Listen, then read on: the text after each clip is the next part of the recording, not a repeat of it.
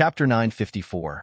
Huang Shi's voice exploded like thunder, causing the hearts of everyone before the mausoleum's walls to shudder violently. They then saw the saints from Shihua Sacred Mountain being clapped hard and crashing to the ground, spitting blood as they got up. Saint Shi, who had wanted to have a closer look, halted his steps altogether, keeping his eyes forward.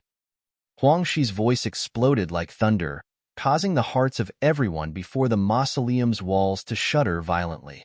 They then saw the saints from Shihua Sacred Mountain being clapped hard and crashing to the ground, spitting blood as they got up.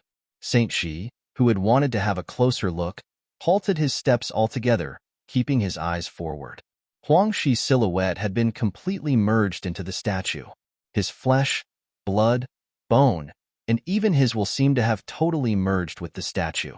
It was as if he had returned as his ancestor Renhuang.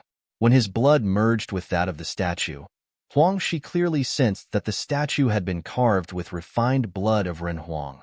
That thing left behind by his ancestor resonated with his blood and activated the will contained within. He clearly felt the connection between them, and furthermore, despite being of the same bloodline, the blood of the statue never dried and degraded. Such was the might of his ancestor. Even a statue left behind since ancient times was more than able to stun the saints. The sovereign family had truly been the descendants of Renhuang. Huang Shi had no regrets about his life, as he was now able to feel the might of his ancestor. As for Jioga and Futian, everything depended on their luck. At the very least, he would guard the place, not letting any of the saints get inside. He and Futian had taken a look at the Imperial Mausoleum map and knew it was truly at the center of the ruins. He wished that his ancestors would watch over Jioga.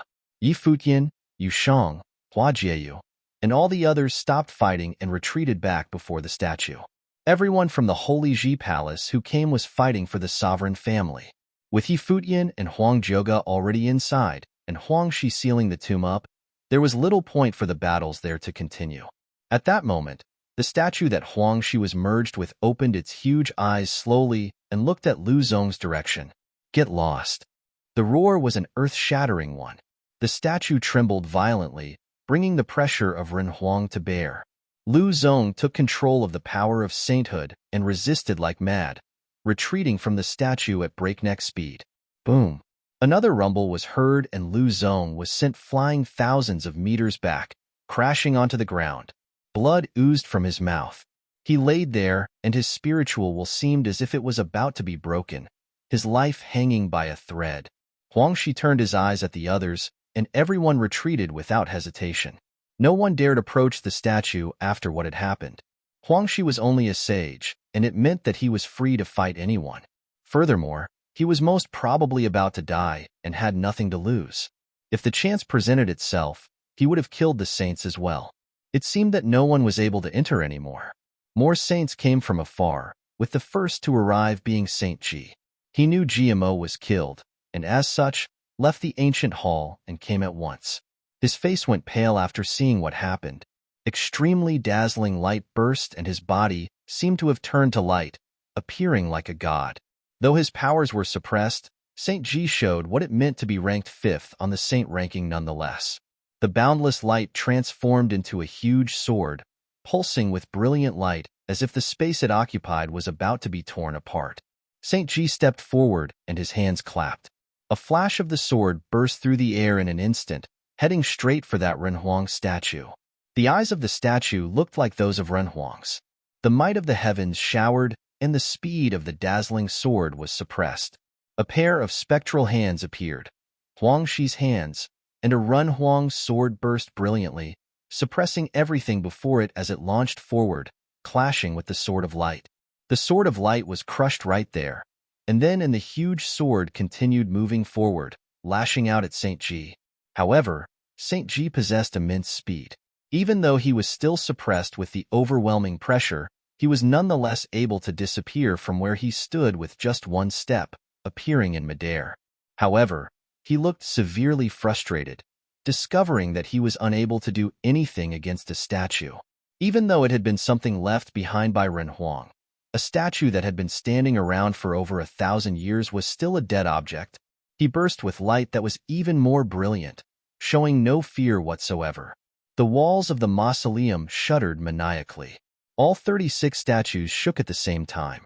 True might of the heavens descended from above, raining down on St. G's body. He frowned as he found that those objects actually attempted to suppress his saintly powers. Many figures before the walls quickly retreated and did not dare to approach any further in order to keep from getting caught in the crossfire. Huangshi's expression was incredibly solemn. An imposing imperial pressure seemed to have manifested before the statue. A huge shadow appeared as if Renhuang himself had been revived. Voom! A Renhuang sword materialized yet again. It was the life spirit of Huang Shi, yet at that moment, the sword seemed to have become a true Renhuang sword. It continued to grow in size, and a terrifying storm whipped up in the air around them. The place they stood turned very deadly. The sword shot high above the sky, coming to the very top of the sealed space. The vast area seemed to have been put under lockdown. Devastating storms rained down from above. St. G's expression looked pained as he finally felt the pressure. Huang Shi of the sovereign family shall borrow a sword from the ancestors. Huang Shi roared, and a Renhuang shadow seemed to have appeared in midair, holding the holy Renhuang sword. Its hands pressed down on the blade, and in an instant, the sword came down as if Renhuang had been wielding it, bringing terrible might to bear. The sword of his ancestor was borrowed. St. G resisted like mad as the sword came down. Devastating storms of the great path whipped up in the air around them. His clothes were torn, and his body retreated in a frenzy. The sword seemed to be inescapable as it pressed down onto the area below. With a loud boom, everyone saw St. G, who was ranked 5th on the saint ranking, being thrown away as well, crashing down with a whimper. His internal organs felt they were about to tear apart. Killing intent filled Huang Shi's eyes as he continued to borrow the might of Renhuang. Yet, at that very moment, a figure came and went like a flash of lightning, taking St. Ji away and retreating far away. That figure was none other than Jia.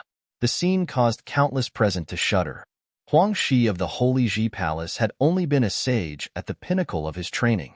Yet, on that very day, he had borrowed the Renhuang sword of his ancestors and almost ended up killing St. Ji, the St. Ji who was ranked 5th on the saint ranking of the 9 states. The ones from the Holy Ji Palace watched Huang Shi solemnly. They were all naturally able to tell that the battle would be Huang Shi's last. However, it was a battle that he could be proud of. Saints continued to come from afar, but none were able to do anything against Huang Shi. Yi Futian and Huang Jiaoge stepped inside the tomb. It was an empty world and did not look like a tomb at all. The place was filled with holiness. They were able to see incredibly far away inside. They looked up and cast their gaze forward.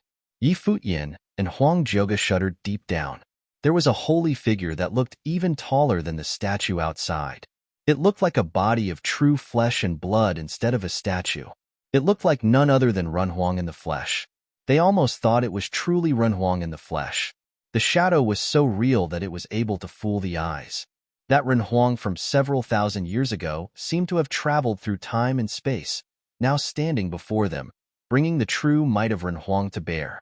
Yi Futian was unable to help but recall the statue of Emperor Yi Qing. Back then, Emperor Yi Qing's last sliver of will was imbued within that statue in Qingzhou City, which was awakened due to Yi Futian.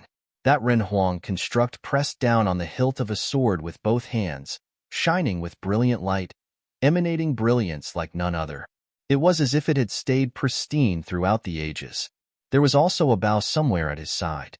The bow simply sat there without emanating anything. However, it was nonetheless something left behind by Renhuang, and they wondered what kind of ritual implement it was. The glass saint had gambled everything just to get inside the mausoleum, for none other than a chance. Saint Shihua and the Zhou sacred king had allied through a marriage alliance. Saint Ji had declared that he would join the sacred war as well, seemingly to work against Yi Futian. The glass saint might have looked unperturbed, but no one else knew what was going through her mind. She knew then that between her and the Zhou sacred king, only one of them would be able to emerge alive from the sacred war. As such, before the sacred war truly broke out and the sacred king had yet to move against the lapis lazuli holy temple, she had already sent Yuechan to investigate the Holy Ji Palace. Zhang Yuechan had been staying at Zhongzhou City, the place where the Holy Ji Palace was, all that while.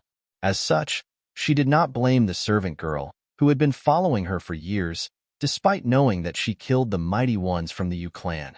Jiang Yuechan was her servant girl as well as her student and sister. She knew that everything Yuechan did was for her sake. At that moment, Yi Futian looked below the statue and saw two figures in their own corners, aura ebbing around them. Those two were none other than the Glass Saint and the Zhou Sacred King, who had stepped into the tomb before everyone else. They both seemed to have been severely injured. Both of them had dealt severe damage to each other. The Glass Saint's love destroyer had even penetrated the Sacred King's body. Even saints could not simply ignore damages dealt by people of the same plane. As such, they had been fighting each other while sustaining injuries. Both of them naturally continued to fight, seeing what lied before them after crashing into the tomb. For that brief moment, both figures seemed to have fought a terrifying battle with their lives on the line. However, at that moment, both of them simply sat quietly. Yi Futian saw the two figures and walked towards them slowly. Despite sensing that both of them had sustained heavy injuries, he dared not let his guard down. They were both saints after all. There were huge, irreconcilable differences in power between saints and sages. Even though they had borrowed the power of the Great Path from the statues, they remained incapable of resisting Saint Shihua's attacks. Such was the difference between them. Renhuang Ruins is right before your eyes. Why aren't any of you taking it? Yi Futian said as he saw both of them. Are you hurt, Sister Glass Saint? He sounded rather cold when he said that, apparently very displeased with what she did before. When she had seen Jiang Yuechan and sensed her aura, Yi Futian already had some speculations, and what happened afterward confirmed them. It was too bad he had let his guard down. However, at that moment, he had to ally with the Glass Saint, as she was the only one at their side who was capable of resisting both Saint Shihua and the Sacred King. It did not help that Saint Ji was also waiting to pounce. The Glass Saint turned her eyes and looked at Yi Futian. In that very instant, Yi Futian saw her very beautiful eyes look rather devilish, as if they had been tainted with terrible red light, looking very eerie. Chapter 955. Chapter 955. Who is more brutal? Chapter 955. Who is more brutal? Yi Futian was puzzled. Both the Glass Saint and the Sacred King did not move at all. They simply sat where they were sitting. The Glass Saint turned her eyes away and no longer looked at Yi Futian. She was working hard at maintaining her mind, as if she was being put under serious pressure. The eerie scene made Yi Futian frown. He stepped forward slowly, and Huang Zhuge followed suit. They were moving at a very slow speed with their auras engaged, being on guard against those two saints. At that time, pulsing pressure fell onto them, which grew increasingly heavy as they continued to move forward. Yi Futian and Huang Zhuge looked up at that very tall and imposing Renhuang shadow far away. In an instant, the figure became imprinted in their minds directly, making them struggle to breath. That Renhuang figure far away seemed to be right before their eyes.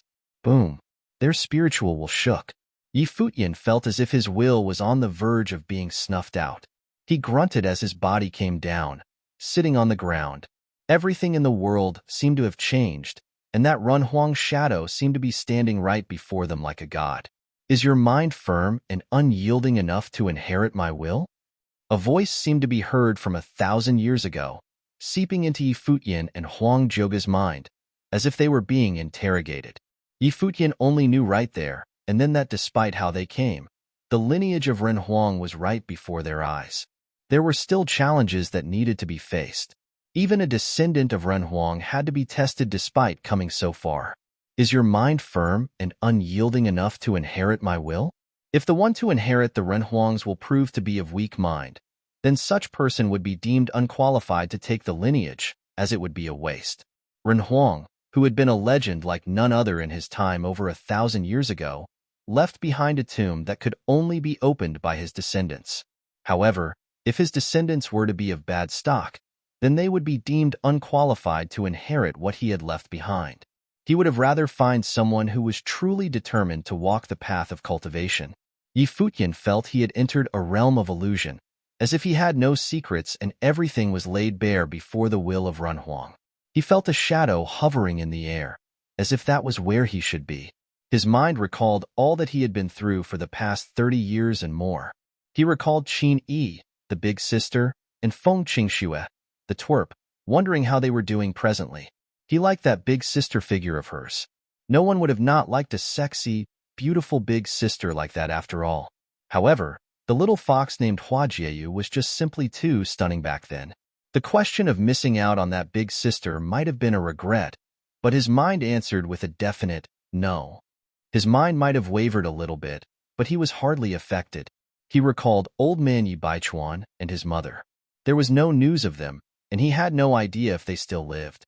It was something that affected his mind, but his will remained firm. He recalled Emperor Yi Qing and the crying Snow Ape King, as well as the Nandu clan's advent, the empire being muddled with just one song. It was only then that Yi Futian's heart began to ache. It felt like a terrible pressure fell onto him, as if a catastrophe of the great path had struck his mind. It was painful. He grunted as his face turned pale. It was apparently something that stayed deep within his mind still, and he still had trouble letting go. So you're trying to make me review my life, eh? A sarcastic smirk was seen on his face. His eyes were determined as he glared at the shadow of Ren Huang that seemed to be right before him.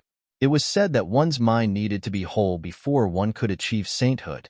So, you're testing my mind out right now then? While his heart ached, the old man dying in battle was not something that would sway him from his path. He stood up slowly and walked forward. His white garb and long hair billowed in the wind. Flashes continued to appear in his mind. In the cottage of the eastern barren territory of Kangyi Kingdom, his brothers and sisters treated him like family. The battle at the Heaven Mountains brought an end to everything. The reason as to why that old man was taken away remained a thorn in his side, but he remained diligent in his training in order to someday meet that princess of the divine prefecture that he had only seen twice, to talk to her about the Snow Ape King and that old man. The battles fought at the Crouching Dragon Mountain, Taihang Mountain, and the Holy Ji Palace flashed in his mind. He had never been perfect and had done a lot of wrong, being haughty and inflexible, just like how he was before Xia Qingyuan. If he would have simply lowered his head and followed Xia Qingyuan, many things would have turned out better, maybe even turning out to be the results he sought. But even if he had been missing out on things, his mind remained firm. The answer to the question of whether or not his mind had been firm and unyielding was a natural yes. He did not dare to claim that his mind was whole and flawless, but at the very least, his beliefs were firm and nigh indestructible. Boom. His took one step forward, which sounded like a step on the path he sought. Cracks were hard, and the shadow of Ren Huang, that had been weighing on his mind, disappeared altogether. One step, and he was gone. Formless power flowed with the wind around him. His will seemed to have been strengthened somewhat. Even within that sealed space, he was still able to sense a stronger willpower. With one step, he came to Archmage Plain. His white garb billowed without wind. Yi Futian cast his gaze at the shadow of Ren Huang far away, as if nothing had changed. He turned to look at Huang Jioge beside him. Huang Jioge was steeped in all that as well, and there seemed to be tears at the corner of his eyes. His body shuddered a bit, as if he was locked in a struggle. Yi Futian was able to relate to Huang Jioge's struggle. Huang Shi, the leader of the sovereign family, and Huang Jioge's father blocked the gates by putting his life on the line. That stage alone had been enough to make Huang Jioge's mind waver. Hopefully, he will be able to get over it. Yi Futian could have simply gone up to the shadow of Ren Huang right there and then. He would have been able to acquire the lineage so long as he was willing. However, he did not, as that was something left behind for Huang Jioge, and he was in no position to take it. Not doing was risky, as both the Glass Saint and the Sacred King were still around, but he was determined to keep his belief, as that was his way. He would have never been able to face Huang Shi and the sovereign family, who fought by his side, again if he were to take the lineage for himself. He stepped forward and walked to where the two saints were. The Glass Saint turned her eyes to look at Yi Futian again. Zhou Jiming sustained severe injuries, and his mind is being interrogated. This is your chance. The Glass Saint's eyes shone with a red glow. It was apparent that her situation was not any better compared to the Sacred King's. Yi Futian simply looked at her without saying anything. Zhou Jiming massacred my clan, all 3,000 of them. I'm determined to avenge my family, and I'm after the Runhuang lineage just so that I can kill him. Futian, you call me sister. Other than what happened outside, have I ever acted against you with ill intentions? The glass saint continued. Should I trust you, sister glass saint, or should I not? Yi Futian looked at the glass saint and asked, the death of those of the Yu clan was your doing, no? Indeed. The glass saint did not deny it. If Yuechan had killed them, it was as if she was the one doing it. There were no differences, and she owned up to it. The Yu clan wanted to forge a marriage alliance with you because they saw your potential. The deaths of those from the Yu clan would have undoubtedly aroused the Yu clan's suspicion, and it was not someone from Shihua Sacred Mountain or the Great Zhou Sacred Dynasty doing the deed. But if they had wanted in on this, they knew what they had to do, and things indeed turned out that way. Would all of that have been in yours and the Holy Ji Palace's favor or against it? Aren't you afraid of dragging the Lapis Lazuli Holy Temple to hell with you for what you have done? Yi Futian asked. If the Yu clan was involved, then I shall be on your side. The Yu clan could come settle their scores with me, just so long as the Great Zhou Sacred Dynasty falls. The glass saint then added, regardless of how you look at things, at this very moment, will you be going against me or against Zhou Jiming? The sacred king remained sitting where he was, unbudging. He apparently knew his priorities and what he needed to do at the moment. He needed to restore his powers and break through Runhuang's pressure. Yi Futian admitted that what the glass saint said made sense. To him, the sacred king was obviously the true enemy. You're willing to leave the lineage to the sovereign family, and I definitely won't lay a finger on it so long as Zhou Jiming ends up dead. You can ask anything of me to make it up to you, the glass saint continued. Yi Futian turned his eyes at the sacred king, and his eyes were filled with murderous intent. It was not because he was convinced by the glass saint, but because there was no way he and the sacred king could coexist. He had that thought as soon as he entered. He was simply thinking if he should have taken the risk. It was an opportunity like none other after all. The polearm of divine destruction appeared in his hand, and the powers within Yi Futian's body gushed into the ritual implement. Terrifying pressure manifested. There was no doubt that the sacred king had sustained severe injuries. Furthermore, he had to endure the pressure of the great path. It was a chance that he felt reluctant to miss. Boom. He stepped forward and brought the divine implement in his hand down. His surroundings felt like they were about to collapse in that very instant. Boundless shadow of the staff fell from the heavens, heading straight for the sacred king. The sacred king, who had stayed silent all the while, looked up at Yi Futian all of a sudden. A bright, dazzling light burst from his body, and the phoenix shot forth with lethal intent. It was apparently his life spirit, heading straight for Yi Futian. The polearm of divine destruction clashed with the divine bird with a boom, and Yi Futian felt as if his body was about to be penetrated. The terrifying power stunned him and sent him flying. Bones all over his body seemed to have cracked, but at that very moment, a dazzling sword flashed by, heading straight for the sacred king's head. The sacred king slapped at the ground and retreated backwards.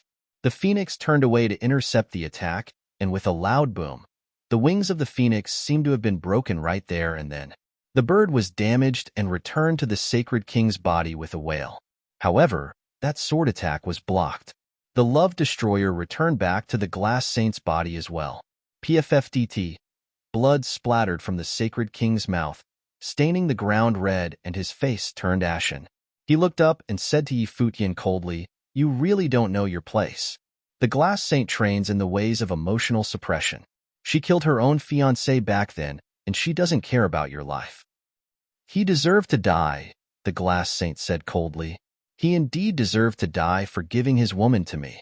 But please, you and I had been only one step away from becoming husband and wife. Why do you need to do this? The sacred king added. Shut up, Zhou Jiming. Coldness emanated from the glass saint.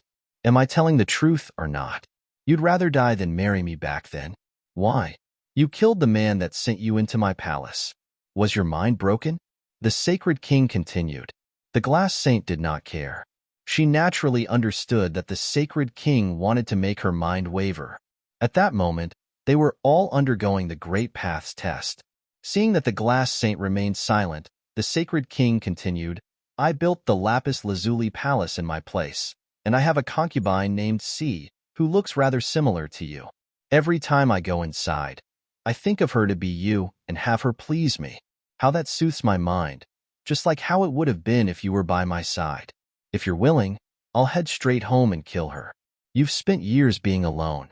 Why do you need to do so? The way of emotional suppression kills your humanity. How could it be able to compare to the joy of training with me? Zhou Jiming.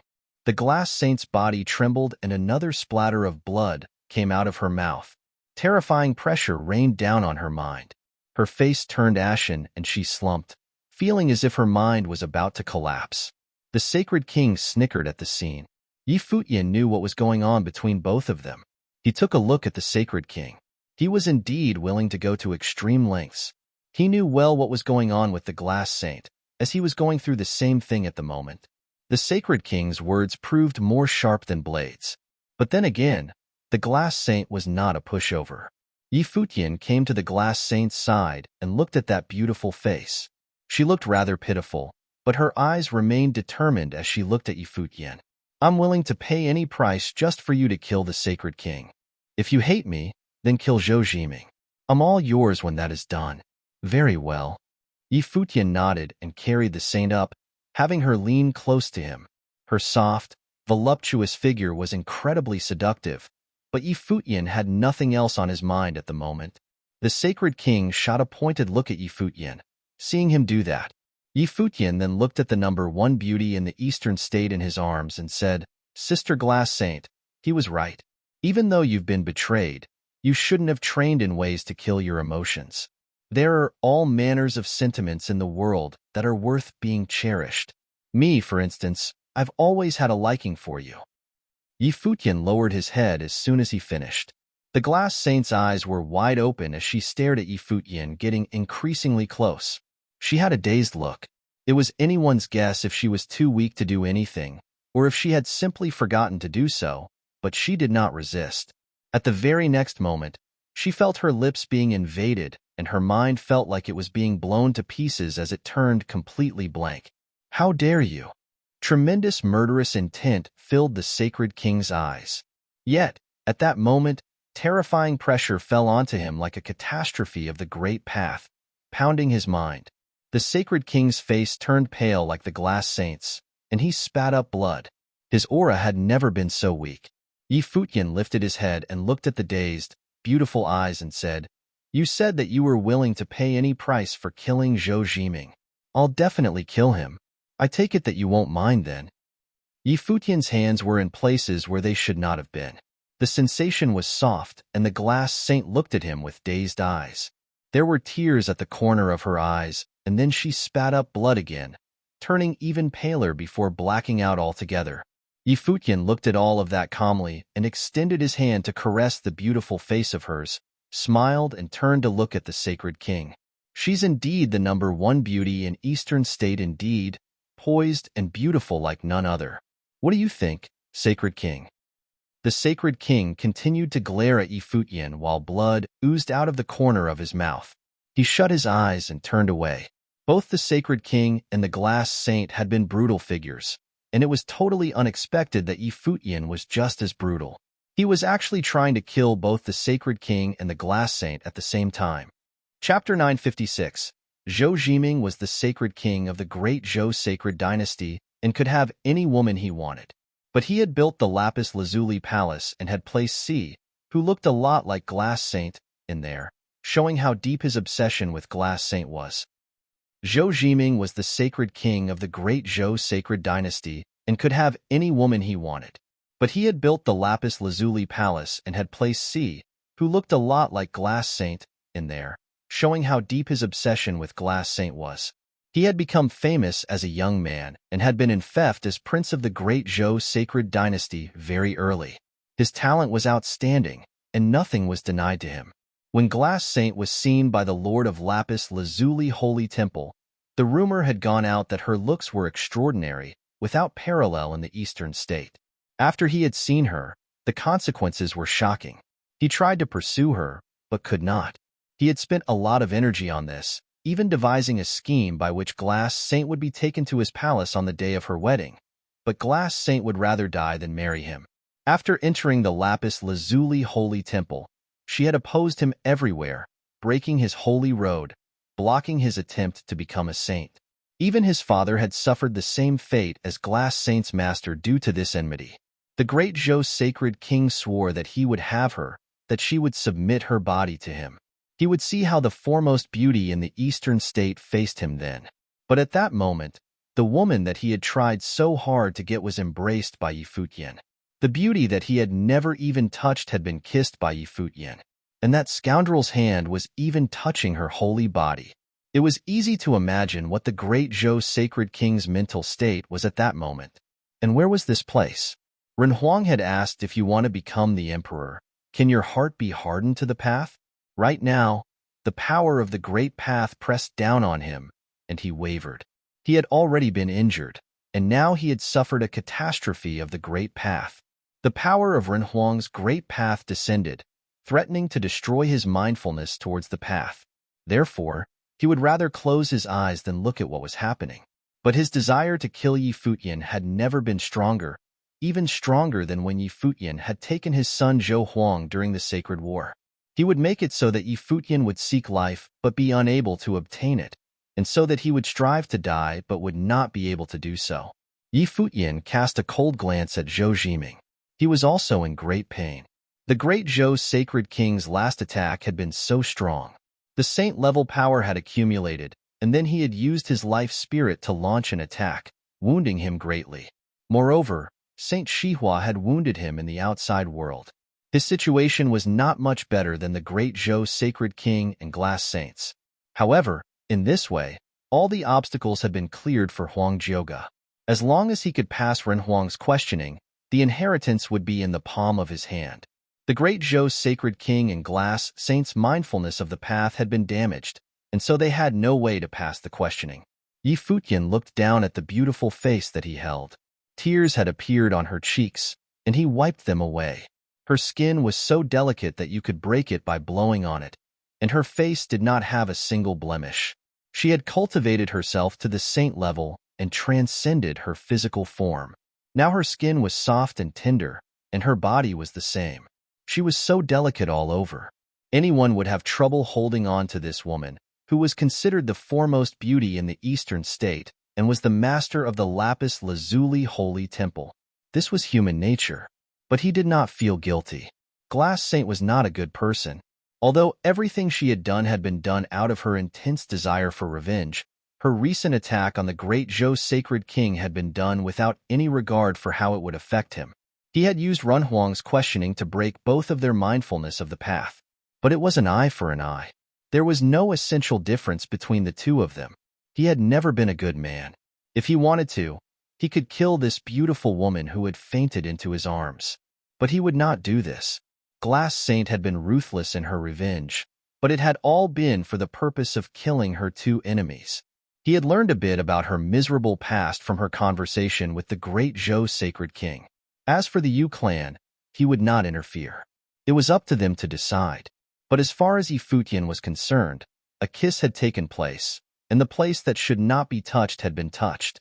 His fury had catalyzed in an instant, but he had stayed his hand. He was ruthless, but not that ruthless. Perhaps he was just not resolute enough. He looked at the great Zhou sacred king and saw him begin to cultivate once again. He held Glass Saint in front of him. He pulled out a ritual implement and tied it around her waist just in case. He did not want to become part of her plan again if she woke up. Even though she had been wounded, since she was a saint, he could take no chances. A rustling sound rang out in the life palace as the world tree swayed. Emerald green light shone, flooding the palace and rushing towards every part of his body. It repaired his injuries as quickly as possible. The three of them had all been injured, and Glass Saint had fainted. He had an advantage over the great Zhou sacred king in terms of recovery, as in addition to recovering, the great Zhou sacred king also had to resist Ren Huang's power, so he would not recover very quickly. Now the two of them were at the end of their strength and were no better off than their opponent. They did not dare to make a move. Futian had learned his lesson. Great Zhou sacred king, Glass Saint and I have now touched. When she wakes up, she will enter my harem and become my woman. "Why don't you demolish the lapis lazuli pavilion?" said Yi Futian as he was recuperating. He saw the great Zhou's sacred king's arms were shaking, but his eyes were closed as if he had not heard him. "Her hands and skin are so soft.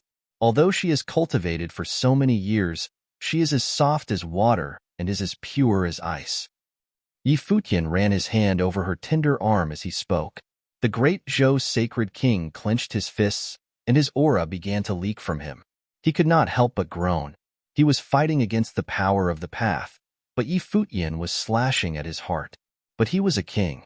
His eyes remained closed, and he did not move at all. His heart was as strong as iron. Yi Futian stopped stroking her arm. He did not continue provoking the great Zhou's sacred king, and instead focused on recovering. Time passed in silence. Yi Futian's wounds healed quickly. He kept his eyes open, staring at the great Zhou's sacred king. He wondered if he could put an end to him if he struck now. But would the great Zhou's sacred king be the same as before? Would he recover all his energy for one strike? Would he heal as much as possible so he could kill him? Just as Yi Futian was hesitating, a sound rang out. He turned and saw Huang Jiuge walking forward. He had obviously defeated himself. He succeeded. Yi Futian sighed with relief. Huang Jiuge had received his inheritance. This trip had been completely successful. Xiaqing Yuan had promised that if they could get it, it was theirs.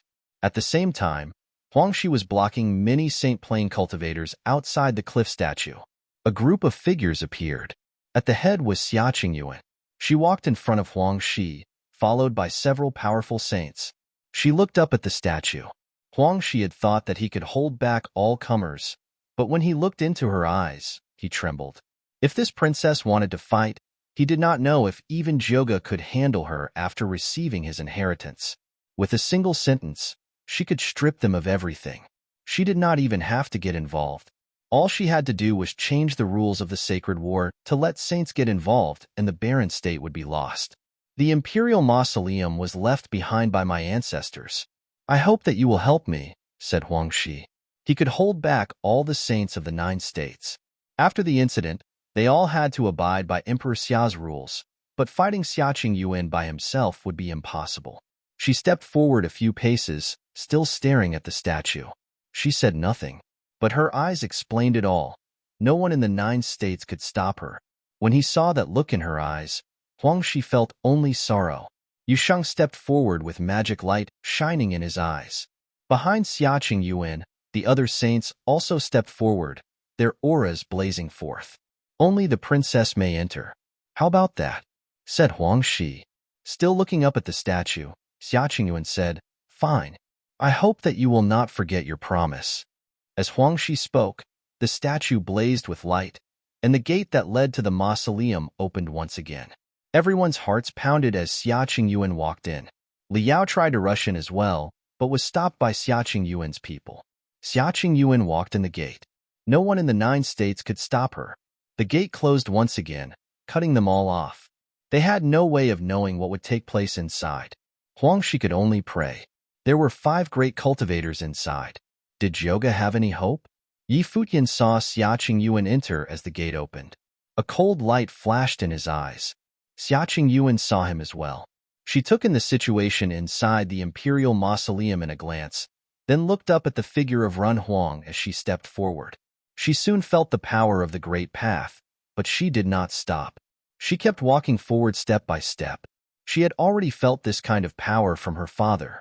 Her mindfulness of the path was firm and could not be shaken. Yi Futian put down Glass Saint and stood up, blocking Xiaqing Yuan. The imperial mausoleum was left behind by the Huang clan ancestors and should be inherited by their descendants. "You promised that if I could take it, it would be mine. It should be the same for the other members of my palace," he said. "Yes," said Xiaqing Yuan. Then she looked at Huang Jiuge and said, "That's assuming he can take it." On saying this, she continued forward, passing by Yi Futian. Yi Futian's figure flashed, and he appeared in a space not far from Run Huang. His back was to the statue of Run Huang, and he faced Xiaqing Yuan. "You think you can stop me?" Xiaqing Yuan glanced at Yi Futian, and suddenly a sage-level aura bloomed. Yi Futian felt the fierce wind. This terrible aura was coming forth from the body of this delicate beauty in men's clothing. It seemed that everything in the world would be forced to crawl at her feet. Yi Futian's white robes flapped in the wind. He fixed his gaze on Xia Qingyuan. She was the foremost talent of the upper worlds, the favorite daughter of Emperor Xia, and was hailed as a woman whose talent surpassed even her father's.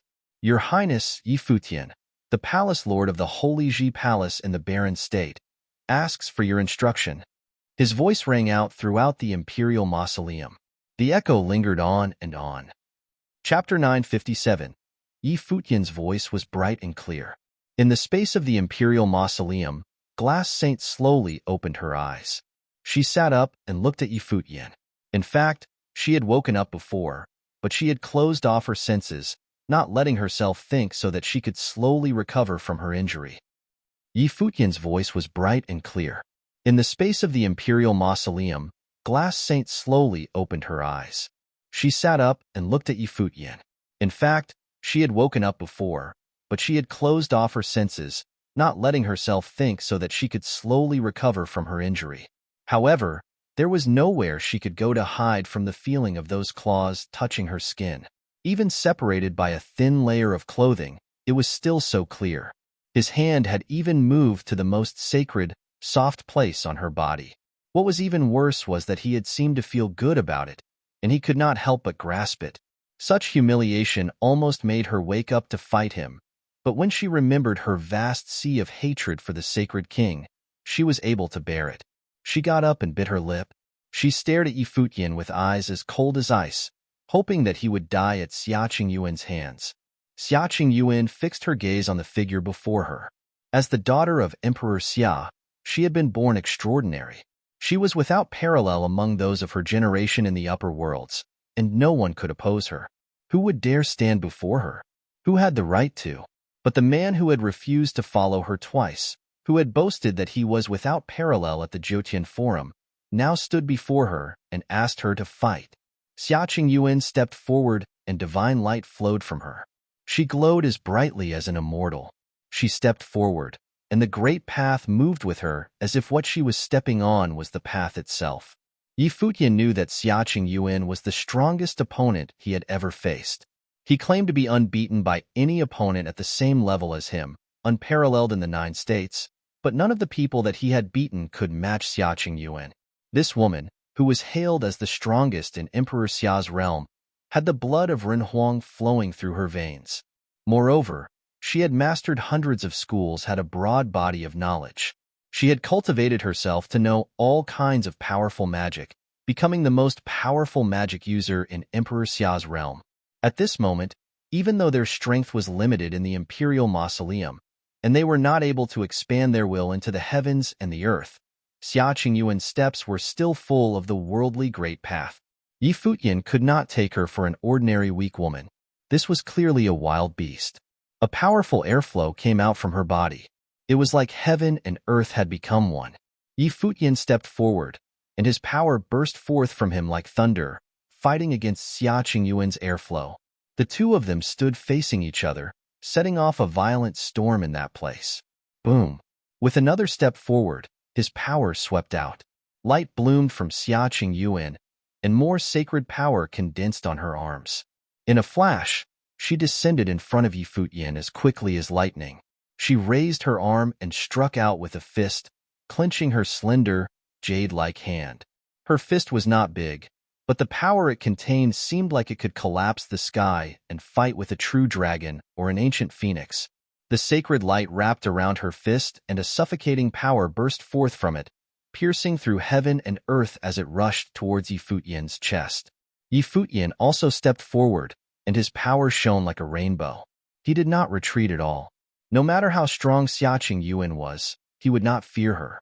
Today, he would look at this princess, who was hailed as the strongest in both worlds, and see how strong she was. A rhythm started as he lifted his hand. It was completely natural and fit into the worldly great path. An imperial fist will gathered and flowed on his arms, and radiant particles flowed from him. As he plunged his arm down, it all gathered together into a fist and smashed down like a star towards his opponent's fist. He used a fist to fight a fist. Both of their arms went to the same point, and finally, their fists collided together. Their skin did not touch, only their fist wills did. But a loud sound like a clap of thunder rang out. The space around them trembled fiercely, and two brilliant rays of light shot out from where their fists collided. Xiaqing Yuan was shocked and retreated. A strange look flashed in her eyes. Her fist style contained imperial power. It melded with the worldly great path and could put forth an extreme amount of rule power. And Yi Futian had defeated it, showing how strong he was. Yi Futian had refined his body and had washed his body in the medicine pool. He had melded the rule of particles and rule power into his fist, making it extremely strong. Anyone on the same level of him in the 9 states would have been wounded by that one attack. Of course, Xiaqing Yuan was also slightly different in that moment. The Huangding fist will had 33 layers. It resonated with the worldly great path, and each layer was stronger than the last. If Yi Futian could not crack even the first layer, how could he call himself unparalleled in the 9 states? Her mighty power gathered together once again, and she flashed toward Yi Futian. The second layer of her fist will burst forth, even stronger than before. Yi Futian stepped forward again, and his power gathered together even more strongly than before. He struck out with his fist without hesitation, matching Xiaqing Yuan attack for attack. This kind of attack was an incredible tempering for his body. He would never find an opponent like this in the 9 states. As the two of them collided wildly and loud sounds rang out continuously, the wind raged as an extremely strong and domineering atmosphere burst forth. A terrible storm raged between the two of them, like a tornado that swallowed everything. Glass Saint watched the battle. She was a saint-level cultivator, but this battle between two sages was still thrilling. Their power was amazing. That shameless disciple was still extremely strong. After striking 11 times, Xiaqing Yuan's fist will seem to be completely transformed. As her heavy fists slammed forth, heaven and earth cracked. Yi Futian also felt that his arms would crack. If a fist entered his body, it would crush him from within. It was extremely oppressive. If his body had not been strong, he would already have been destroyed. Yi Futian was forced back with a loud noise. But Xiaqing Yuan followed him like a shadow and attacked again. She was wrapped in an incomparably powerful fist will that destroyed everything. Rays of brilliant light burst forth from Yi Futian's body as he opened the 7-star acupoints. Suddenly, his aura surged more powerfully. He could feel that Xiaqing Yuan was growing stronger and stronger. Her martial arts were extremely advanced and could even be compared to the 9 heavenly attacks in some places. Boom! Yi Futian stepped into the air, and his body became like a dragon. He raised his hand and pressed it against the sky. Xiaqing Yuan shot towards him, her fist will piercing through the stars towards Yi Futian. The two of them continued to fight fiercely, shaking the heavens and the earth. But it seemed that neither could crush the other. Finally, after 20 attacks, Xiaqing Yuan could not continue. It was said that when one cultivated up to the Huangding fist will's 33rd attack, one could pierce the heavens and the earth, and could break the world with a single punch. She was still far off from this, and there were only a dozen or so layers that she truly comprehended. She glanced at Huang Zhege and saw him still standing before Renhuang. Light fell on his body, and he seemed to have already received the inheritance. The whole tomb started to shake as sunlight fell. She looked back at Yi Futian, and the pressure on her grew more intense. She stepped into the air like a goddess. Her pale face was so beautiful it was suffocating. A sword will extended continuously from her finger, seeming to want to cut through the space in the imperial mausoleum. Even though her power was restricted, the sword will that she released at this moment was still astonishing. Yi Futian's face grew solemn as he gazed at Xiaqing Yuan.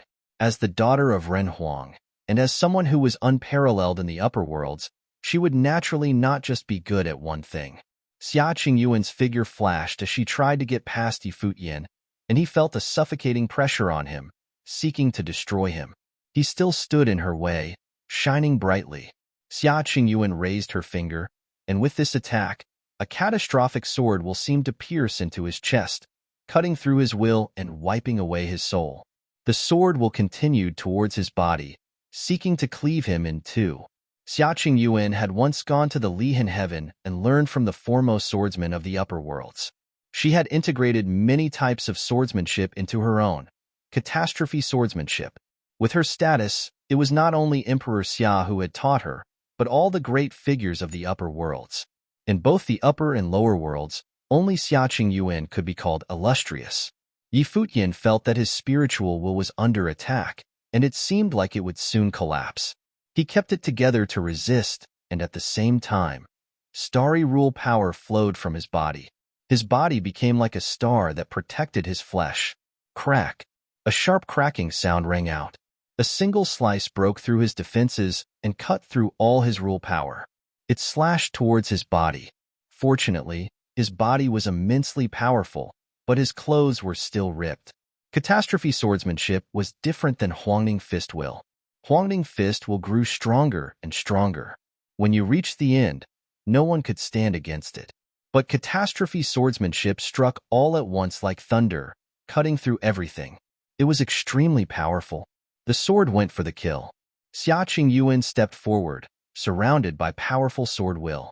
She was like a goddess of death approaching. She could truly be described as ultimately powerful. She stepped on the sword and flew directly towards Runhuang. An incomparably brilliant light shone around Yi Futian. Powerful rule power flowed from him and gathered together into a halberd. He stepped forward and transformed into a beam of light. A sword appeared in Xia Qingyuan's hand, and it whistled through the air as she slashed it. Yi Futian raised his long halberd to strike, and the brilliant light flashed. It pierced through the air and cut through the sword. He stepped through the air and descended in front of Xia Qingyuan. He struck with his long halberd. Suddenly, a terrible vortex appeared, and everything in the area seemed like it would be completely destroyed. The sword will collapsed. Xia Qingyuan frowned and pressed her finger forward. Suddenly, her mighty sword will all gathered together and crossed through the air and collided with the halberd. In a flash, a destructive power raged wildly. The halberd smashed through space and pierced downwards. Xia Qingyuan's sword chi blocked it. As the power in front of her was blocked, she was thrown flying backward. Yi Futian stood there with his halberd staring at her. He said, "Why don't you take this a little bit more seriously, princess?" Chapter 958. Xia Qingyuan was blocked once again. She gazed at Yi Futian. It seemed that there was indeed someone in the 9 states of the same level as her who could stop her. She had just felt an incredibly strong space rule power from the halberd, and it had the ability to break through space. Its attack power was incredible. Xia Qingyuan was blocked once again. She gazed at Yi Futian. It seemed that there was indeed someone in the 9 states of the same level as her who could stop her. She had just felt an incredibly strong space rule power from the halberd, and it had the ability to break through space. Its attack power was incredible. At that moment, Huang Zhouge had already received Ren Huang's inheritance, and brilliant light shone all around. The mausoleum shook as the beautiful light fell upon the 2 people fighting, adding a bit of sacred color to the scene. Outside the mausoleum, everyone felt the cliff shaking. They all sensed that the inheritance had reappeared in the world. But who had gotten it? This situation had occurred not long after the princess had entered, so it was extremely likely that she was the one who had gotten it. However, there was nothing strange about that. Although there were 2 saint-level figures inside, how could they dare to compete with Xia Qingyuan? As for Yi Futian and Huang Zhouge, even if they wanted to fight, would they be able to? All of the 9 states were under Emperor Xia's command. Even though the imperial mausoleum had been left behind by the Huang clan ancestors, it still belonged to Emperor Xia. If Xia Qingyuan wanted it, it would be hers without a doubt. They all thought of the extremely arrogant Yi Futian. With his personality, he had previously dared to trick the princess. He might actually fight her. They didn't know if he would be able to leave the tomb. As they expected, Yi Futian was indeed fighting. But he was not fighting for himself, but for Huang Shi and Huang Zhouge. If Xia Qingyuan used Emperor Xia to suppress him, he would give up. If Huang Zhouge got the inheritance and then died, Xia Qingyuan would have no remorse over the promise that she made in public. Therefore, he had nothing to worry about. What was the orthodoxy that Emperor Xia had founded in the 9 states? Why had Xia Qingyuan sought out the heavenly chosen ones? The 9 states were Emperor Xia's, including the Holy Ji Palace. Thus, when he had challenged Xia Qingyuan, He had called himself a vassal of Emperor Xia. He had not said this casually. He was reminding Xia Qingyuan that he was her father's subject. Emperor Xia naturally hoped that there would be talented figures among his subjects that could assist him in the future. Although Emperor Xia's realm was in the upper worlds, it was only one of the realms of the divine prefecture. Hua Jieyu had told him that she had taken them to many upper worlds. Thus, he could fight as hard as he could in this battle. With Emperor Xia's status, he didn't need to fear him coming to settle accounts. With his halberd in hand, brilliant light flowed over Futian. He pointed it at Xia Qingyuan, and his will of battle surged. It seemed like while he was there, Xia Qingyuan would not be able to pass him. An even stronger sword will flowed from Xia Qingyuan, much different from the ones that Futian had seen before. This was the first time he had felt catastrophe swordsmanship. The sword gave birth to catastrophes and had terrible destructive power. He felt the sword will, and it felt like his spiritual will would be destroyed. If he was hit, he couldn't imagine how much damage it would do. The sword will grew stronger, and an ear-piercing shriek rang out through the air. Even if all the power in the Imperial Mausoleum was bound up together, the aura coming from Xia Qingyuan would still be stronger. The sword will flowed towards all the heavens. It seemed to be everywhere, and there was an invisible sword in it. Xia Qingyuan stepped forward, and it felt like a terrible catastrophe sword was piercing Futian's spiritual will. It was like a catastrophe of the great path was cutting through his spiritual willpower. He had naturally taken precautions against this, and so he was unmoved. At that same time, a sword fell from the heavens like a bolt of lightning. Boom! There was a loud noise as a starry curtain appeared around Futian. Although he could not communicate with the power of the Imperial Mausoleum, he was still able to form a powerful force field around himself. It was like time had stopped in that space. Everything slowed down, except for the overbearing sword, which cut through his rule power force field and pierced the body of one of the stars, causing it to crack. Xia Qingyuan continued forward. If anyone had been standing around her, they would have been suffocated. Her sword will was too strong. She gripped her sword and brought it down again, as quickly and forcefully as possible. There was another loud noise as more cracks appeared in the star, breaking down Futian's defenses. More swords began to descend wildly, one following another. Each sword was extremely forceful. The star had already cracked to its edges, but Futian's life spirit bloomed, and the divine ape roared as he transformed into his Buddha pure body and melded into it. Bang! The stars cracked, the sword descended, and the divine ape roared. He struck out with a fist will and destroyed the oncoming sword. The violent momentum was earth-shattering. However, Xia Qingyuan seemed to not even see it. There was no change in her cold eyes. More and more swords appeared, and the space where Futian was in seemed to collapse. There were 3,000 swords. Without using a divine implement, how could anyone below the Saint Plane in the 9 states withstand this? The divine ape attacked wildly, and it roared into the sky. Every attack made the air tremble. Heaven and earth seemed like they would shatter under the divine ape's attacks, but they could not destroy the light of the catastrophe swords.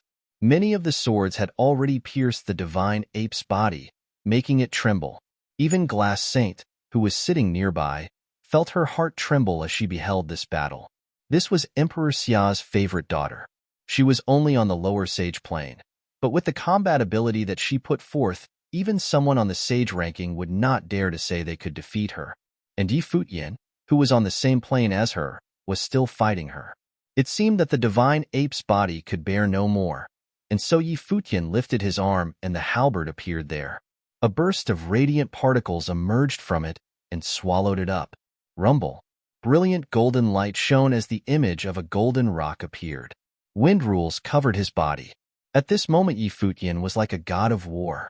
A powerful wind blew, and Futian instantly disappeared from where he had been as he moved towards Xia Qingyuan pointed forward without any hesitation. A sword burst forth and destroyed everything as it raced towards Futian. Smash! Futian stabbed straight out with his halberd, smashing it into the catastrophe sword, causing cracks to appear in it. Under his brilliant wings, he crossed through the air and continued to get closer to his opponent. His power was rising. After cultivating his skill with a halberd in the Lost Ruins, He had spent a period of time cultivating in the endless sea. He trained with it every day in every part of the endless sea. The billowing ocean waves helped him understand how to wield it. Now his attacks grew fiercer and fiercer, just like the ocean waves. But now more catastrophe swords descended. They seemed to be endless. Brilliant light bloomed from him, and his golden wings shrieked past. He thrust his halberd forward once again, and as he did, many halberds of light appeared beside it. They crashed wildly into the catastrophe swords. Yi Futian's body seemed to be buried in the devastating storm it caused. Xiaqing Yuan was as unmoving as a mountain. 3,000 catastrophe swords wrapped around her like a storm. Her expression was as sharp as one of her swords. She continued to walk closer to Yi Futian, as if there was nothing for her to fear. No matter how strong she was, her state of mind was not affected. The storm of catastrophe swords shrieked like the light of the catastrophe of the great path. It descended towards Yi Futian. He could not avoid it. If he was not strong enough to withstand it, he could only die. This forceful attack was enough to kill any enemy. Her swords covered the sky. Yi Futian did not dodge. The divine ape roared, and he opened the 7-star acupoints. Beams of golden light pierced through his body, and the golden rock shot forward with invincible speed towards the onrushing swords, as if it was going to enter into that endless abyss. His body trembled. Suddenly, a bunch of residual images appeared around him. Each one seemed to carry a halberd until they eventually all merged into one. They faced forward in a straight line. A devastating vortex appeared on the halberd that seemed like it would really tear space apart. The 3,000 catastrophe swords pierced towards him, but a broken hole appeared in the middle of them. A halberd pierced through space and fell towards Xiaqing Yuan, who was at the center of the swords. At that moment, Yi Futian swayed violently. Xiaqing Yuan was sent flying once again. The destructive storm still raged. Yi Futian's Buddha pure body had been destroyed, and his life spirit had been damaged. He felt a sweetness in his throat as if there was blood that he needed to spit out, but he swallowed it back. Xiaqing Yuan was not in good shape either.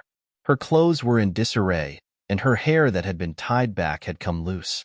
As the wind danced, she even looked to be a bit more feminine. Looking at her now, she was even more incredible.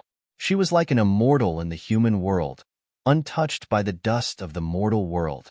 Xiaqing Yuan had apparently not thought that Yi Futian would force her into such a difficult situation. She did not even care that much about Renhuang's inheritance anymore. She just watched Yi Futian. She was not only hailed as unparalleled in Emperor Xia's realm. When she was young, her father had brought her to another one of Renhuang's realms to let her experience the world and understand the worldly great path. Even though she was extremely young, she had still gone to many places and met many powerful figures. Even in these other realms, she had never met someone who could be a true opponent to her who was of the same generation as her. Now, in the 9 states in the lower world, she seemed to have met one. "Can you fight harder?" Xiaqing Yuan asked unexpectedly. Yi Futian was stunned, then said, "If you can, so can I." Beside them, Glass Saint was speechless. They could still fight harder? How hard would these 2 lower-level sages fight? The great Zhou's sacred king had now also opened his eyes to watch the battle. As he watched, his desire to kill Yi Futian only grew stronger. He could not rest easy until Yi Futian died. "Then let me see," said Xiaqing Yuan slowly. Her life spirit bloomed behind her, and in a flash, a divine light covered the whole area. An incomparably beautiful golden lotus bloomed. It was rumored that there was a female Buddha beneath the golden lotus. Xiaqing Yuan stepped onto the golden lotus and bathed in the divine light. She truly seemed like an immortal. The shaking of the imperial mausoleum grew stronger and stronger, but Xiaqing Yuan did not care. At that moment, Yi Futian was far more interesting than Renhuang's inheritance. Chapter 959. Yi Futian fixed his gaze on the woman, who now looked as holy as an immortal. Xiaqing Yuan stood on the golden lotus. The lotus's 6 petals continued to open, causing it to look like there were endless images of more lotuses around her. The lotus gave rise to all things and gave rise to the great path. Yi Futian fixed his gaze on the woman, who now looked as holy as an immortal. Xiaqing Yuan stood on the golden lotus. The lotus's 6 petals continued to open, causing it to look like there were endless images of more lotuses around her. The lotus gave rise to all things and gave rise to the great path. Futian had once read ancient records in the library of 9 State Academy that said that once you had cultivated up to the supreme level, you could forge the path. The path gave rise to the soul, and your life spirit would develop along with it.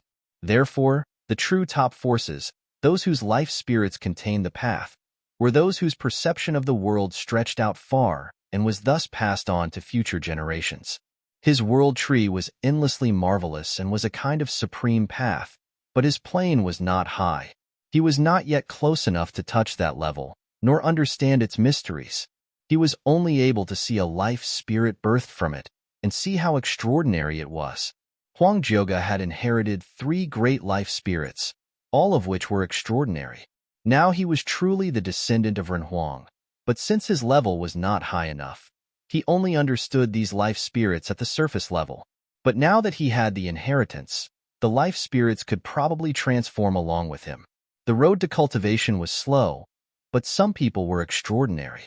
Their life spirits could get stronger and stronger along with the things that they had cultivated themselves to be good at. Others still relied on their own perception, constantly reinventing their life spirits with their own power from weak to strong, causing it to constantly evolve. Either way, life spirits followed the process of the cultivator growing stronger. Xiaqing Yuan's forefather was Ren Huang, and her father had cultivated beside him. Her own life spirit was magnificent and could be said to be abundant in natural gifts. At that moment, her life spirit lotus was unleashed, and her whole aura grew stronger, and her perception of law power grew deeper as well. Her prestigious name was well-deserved, that of the greatest talent in Emperor Xia's realm. In Futian's life palace, the world tree swayed with a rustling sound. He sucked in his breath, and a terrible storm blossomed from within him. The life spirit of the divine ape appeared once again, forming the Buddha pure body.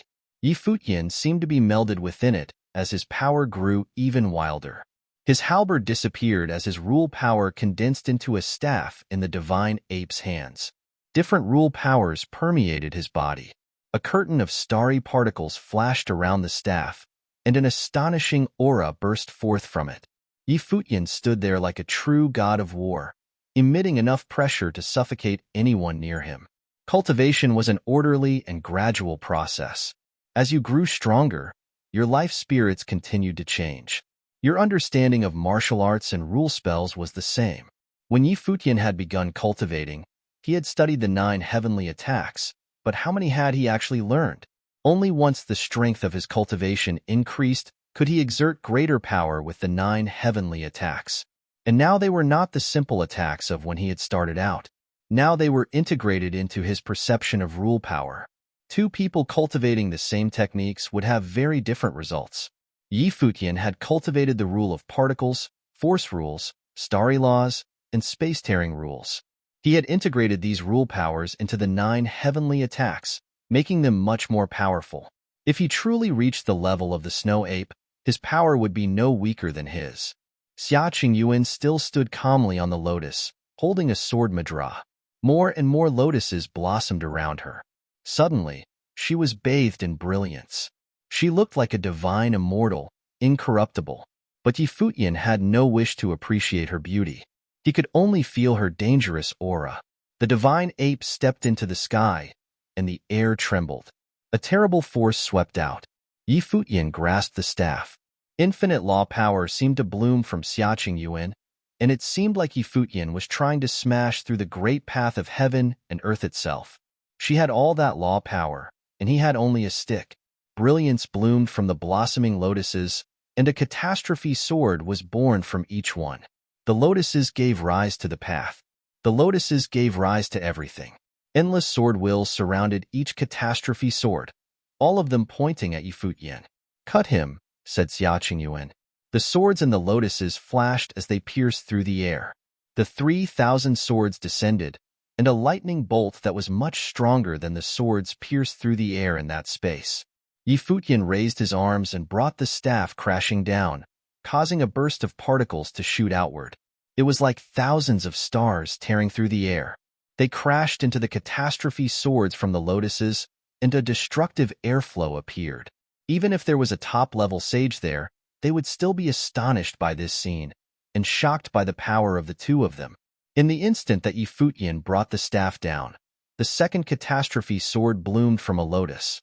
It flashed towards him, even stronger than the one before it. The power of Futian's staff was not diminished. It continued to sweep out and destroy things, but the arm that was holding it felt a tremendous force. The starry particles began to crack. He could see how strong his opponent's sword was. The third sword, the fourth sword, the 11th sword. The swords were inexhaustible, and the sword will was not extinguished. Futian was wrapped up in sword chi, and an endless amount of swords flew around him, cutting through the air. If he let down his guard even a little, he would be beyond saving. But it seemed like he did not feel threatened at all. He walked forward, each step shaking the ground. The divine ape roared, and a storm appeared all around him that seemed powerful enough to smash the heavens. Futian had cultivated for more than 10 years and experienced many battles.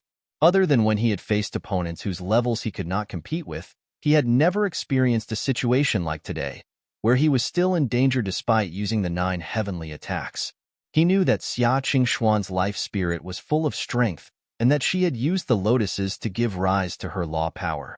She had integrated her Huangding fist will into the catastrophe swords, making each one stronger than the last.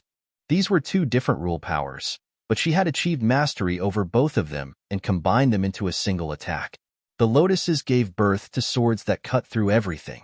But his staff technique was completely different, and his accumulated power was more than that of his opponent's catastrophe swords. At this moment, his staff resonated with heaven and earth. This meant that if 2 people were fighting outside the imperial mausoleum and sought to seize the power of heaven and earth for themselves, they would unleash a terrible storm. Xia Qingyuan stared at him as she stood firm. 9 lotuses flew all around her, with sacred light blooming from them. Powerful catastrophe swords were hidden in each lotus. The 9 catastrophes were linked together. When the swords were born, everything would wither. She pointed forward and the 9 swords shot out. Futian had already struck 6 times, and at that moment a powerful storm appeared around him. He stepped forward again, but did not strike a 7th time. The swords reached him. A destructive sound rang out as the air was torn and the stars were shattered. The swords came at him one by one, slicing towards his chest and destroying his will. But Futian seemed to not even see them. He continued forward. The terrible storm of swords seemed to swallow him up, but his momentum grew even stronger. It seemed that he was the only person in the world at that moment. The divine ape's body bore the sword strikes, and it seemed to be riddled with holes. However, at that moment, it grew bigger as if the true divine ape had finally arrived. It gave a loud roar that shook the heavens. Futian lifted his arm and struck forward with it. Bang! Bang! Bang! Loud noises rang out as the swords collided with the staff. The sounds were like thunder, and the sky trembled at them. The swords of the Great Path all seemed to be annihilated. All that was left was the staff. It broke through all the swords and slammed through the air towards Xia Qingyuan. The lotuses bloomed majestically, forming a barrier around Xia Qingyuan's body. She watched what was happening calmly. There was a loud noise as the lotuses broke and their petals were sent flying. Xia Qingyuan was also sent flying. There was a loud crash as she hit the cliff wall, and blood flowed from her mouth, staining her white clothes. The immortal was bleeding, which was truly astonishing. The destructive storm still raged, but then it gradually dissipated. Futian stood there calmly like a god. The divine ape and his life spirit disappeared, and the staff had also been annihilated by the swords. But his deep black eyes were still firm as they stared at Xia Qingyuan. She was the princess of Emperor Xia's realm, the foremost talent of the upper worlds. She had 3,000 swords and lotuses that gave birth to matter, and all he had was a stick. The imperial mausoleum trembled more fiercely. Xia Qingyuan shook as she stepped forward. She stood in front of Futian, gazing at the one person of the same generation as her who had ever defeated her. Glass Saint and the great Zhou Sacred King watched this battle and trembled. Futian had defeated the descendant of Renhuang. Xia Qingyuan, the proud daughter of heaven. Xia Qingyuan wiped the blood away from her mouth. She looked at Yi Futian, and there seemed to still be an unyielding arrogance in her beautiful eyes. If we continue to fight, I still have tricks up my sleeve, she said. You will lose. But since you managed to knock me back, I will not fight for the inheritance anymore. She had said that if Yi Futian could get it, he could take it. Of course, Yi Futian had not taken it himself, but had given it to Huang Zhoga and now stood blocking her way. But it was all the same. However, she was confident that if she used her trump card, Yi Futian would have no way to resist her. But she did not intend to do so. Thank you very much, princess. Yi Futian smiled at Xia Qingyuan and said, in all the time I've been cultivating, I've never encountered anyone at the same level as me who could fight with me to this extent. You are very strong, but if we must talk about tricks up our sleeves, you are not the only one who has them. Xia Qingyuan narrowed her eyes as she stared at him. This guy truly was extremely arrogant. Did he mean that she should be proud of having lost to him? Also, he said that he had a trick up his sleeve as well. Did he mean that if they kept fighting he could continue to defeat her? I accidentally hurt you in the battle. I hope you won't hold it against me? Yi Futian asked her. Xia Qingyuan regarded him coldly. Who did this bastard think he was? Did he think that just because he had knocked her back she wouldn't send someone to kill him? Why shouldn't she? I did not originally mean to hold it against you, but after listening to you talk, I want to cut you now, said Xia Qingyuan coldly. If you can hit me with your sword, I will die without complaints, he answered her with a smile. This shameless ruffian, hearing the conversation between the two of them, Glass Saint also wished she could stab Yi Futian. Not long ago, he had been flirting with her, and now he even dared to do so with the princess. Chapter 960. Xia Qingyuan seemed to have been accustomed to Yi Futian's daring antics. Even before, there did not appear to be anything that Yi Futian dared not do in front of her. Xia Qingyuan seemed to have been accustomed to Yi Futian's daring antics. Even before, there did not appear to be anything that Yi Futian dared not do in front of her. However, at this time, Yi Futian seemed to be even more arrogant. But still she did not seem to mind it. She used to think that Yi Futian's daring was unwarranted arrogance, but now Yi Futian had proven his strength that could even defeat her. Naturally, he had the right to be proud. This battle had demonstrated that Yi Futian's talent was hard to match among the upper and lower worlds. Even if she thought that she could still beat Yi Futian with her full strength, it did not mean that others could achieve it in the same situation. When such a person appeared in the land of 9 states, even if he was arrogant in speech, she could still tolerate it. Otherwise, what if any other useless person would dare to pull such a stunt in front of her? She would probably execute them with a wave of her hand. Of course, this did not mean that Xia Qingyuan, the precious princess, had a good impression of Yi Futian. She acknowledged the talent of Yi Futian, but it affirmed her feeling that Yi Futian was arrogant and unreasonable, disrespectful. Princess, this guy is arrogant and disrespectful to the princess. I am willing to serve the princess. At this time, Great Zhou's sacred king stood up with a cold look. The eyes that regarded at Yi Futian were full of murder. At this moment, Huang Zhoga was receiving the inheritance. The great hall madly trembled, causing the power of Ren Huang to disappear. He and the Glass Saint no longer felt that pressure, and their injuries started to recover considerably. No matter how outstanding Yi Futian's talent was, he would surely die in the face of Saint Plain. Yi Futian frowned, and his eyes drifted to Xia Qingyuan. Xia Qingyuan was here, but there were also the rules of Emperor Xia. Great Zhou's sacred king had no way to take his revenge on him. But Great Zhou's sacred king actually thought of using Xia Qingyuan to get rid of him. As long as Xia Qingyuan gave her consent, the Great Zhou sacred king would have no more concerns. Xia Qingyuan did not respond to the words of Great Zhou's sacred king, but merely cast a cold glance at Yi Futian. Yi Futian saw that Xia Qingyuan's eyes conveyed a faint sense of threat, and thought to himself that might this woman take this opportunity to deliberately exact revenge because she was beaten by him.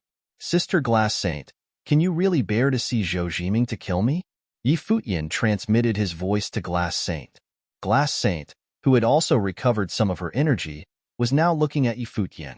In this moment, Yi Futian could clearly feel the murderous sense in those beautiful eyes, and he could not help but shuddered a little. Sister Glass Saint, Even if you don't care about what happened between us, if I die, who do you think will be Zhou Jiming's next target? Yi Futian continued to transmit his voice. Glass Saint clenched the love destroyer in her hand even harder, strands of her hair flying in the air. How she wished she could slay this shameless hoodlum before the great Zhou sacred king. But she still got up, walked in front of great Zhou sacred king casually, her body releasing a coldness, with love destroyer in hand, blocking Zhou Jiming. Although she wanted nothing more than to end Yi Futian with her sword, she understood the current situation. If Yi Futian died, the Holy Ji Palace would fall apart, and the alliance of the Yu clan and the Holy Ji Palace would fall through. Once the Holy Ji Palace had been destroyed, who would be the next target for Saint Shihua and the Great Zhou Sacred King? Great Zhou Sacred King had said before, he already built the lapis lazuli holy temple within his palace, waiting for her to move in. No matter what a bastard Yi Futian was, it was also true that her plot against him in the first place had resulted in his deliberate retaliation, causing her and Great Zhou Sacred King to be grievously injured under the pressure of Renhuang. This grudge was not as deep as the sea of bloody debts between her and Great Zhou Sacred King. When Yi Futian saw what the Glass Saint did, he knew that she was, after all, a person of the Saint Plane. She would not wish him to die in the heat of the moment. After Zhou Jiming is dead, I swear I'll kill you with my sword. Glass Saint threatened Yi Futian in a voice cold as ice. Sister Glass Saint, we have already been intimate. You wouldn't really be so unfeeling, would you? Yi Futian responded with voice transmission. Had she tried to threaten him? Before, when the Glass Saint had used him, he remembered it in his heart. The Glass Saint bit down on her lips. Her face was frosty and looked as if she could kill, but it gave her another kind of beauty. For the first beauty of Eastern State, no matter her expression, she would always be lovely to behold. She did not threaten Yi Futian again. At this moment, she clearly knew that this extraordinary man who had just defeated Xia Qingyuan was in fact a shameless boor. Xia Qingyuan clearly saw the actions of Glass Saint, but what she was not clear on was what had happened between the three of them. After all, she'd arrived later. Inheritance has been made known to the world, and all holy lands of the 9 states can go for it amongst themselves as they wish. However, the rules of the sacred war are still in effect. Violators will be executed. At this time, Xia Qingyuan said that coldly, which meant that the great Zhou Sacred King's thoughts about killing Yi Futian could not be a reality. Besides, Xia Qingyuan had just acknowledged the fact that Huang Zhouge was the recipient of the inheritance. 9 states could fight, but they still need to follow the rules of the sacred war. When Yi Futian heard Xia Qingyuan's authoritative words, he stole a look at her. He couldn't help but feel better about her when he looked at her. He thought that this little princess who preferred to dress like a man was actually quite pretty. Maybe he could consider her after all? He had just formed this thought when he felt a cold gaze, and it was none other than the eyes of Xia Qingyuan. He shuddered and gave up the idea, which could prove to be too dangerous. Xia Qingyuan obvious did not know the fleeting thought that had passed in Yi Futian's mind. Otherwise, she might really have let Great Zhou Sacred King end Yi Futian right then and there. She was only thinking that, with Yi Futian's strength as demonstrated in the battle with her, under the rules of sacred war, it would not be that easy to die. Whether one could hold on to the inheritance after receiving it would depend on one's own skills. The rule was set by her father, and naturally it was not her place to interfere. The inheritance of Emperor Xia appeared in the land of 9 states. If anyone else other than her had received the inheritance, it was probably not a good thing.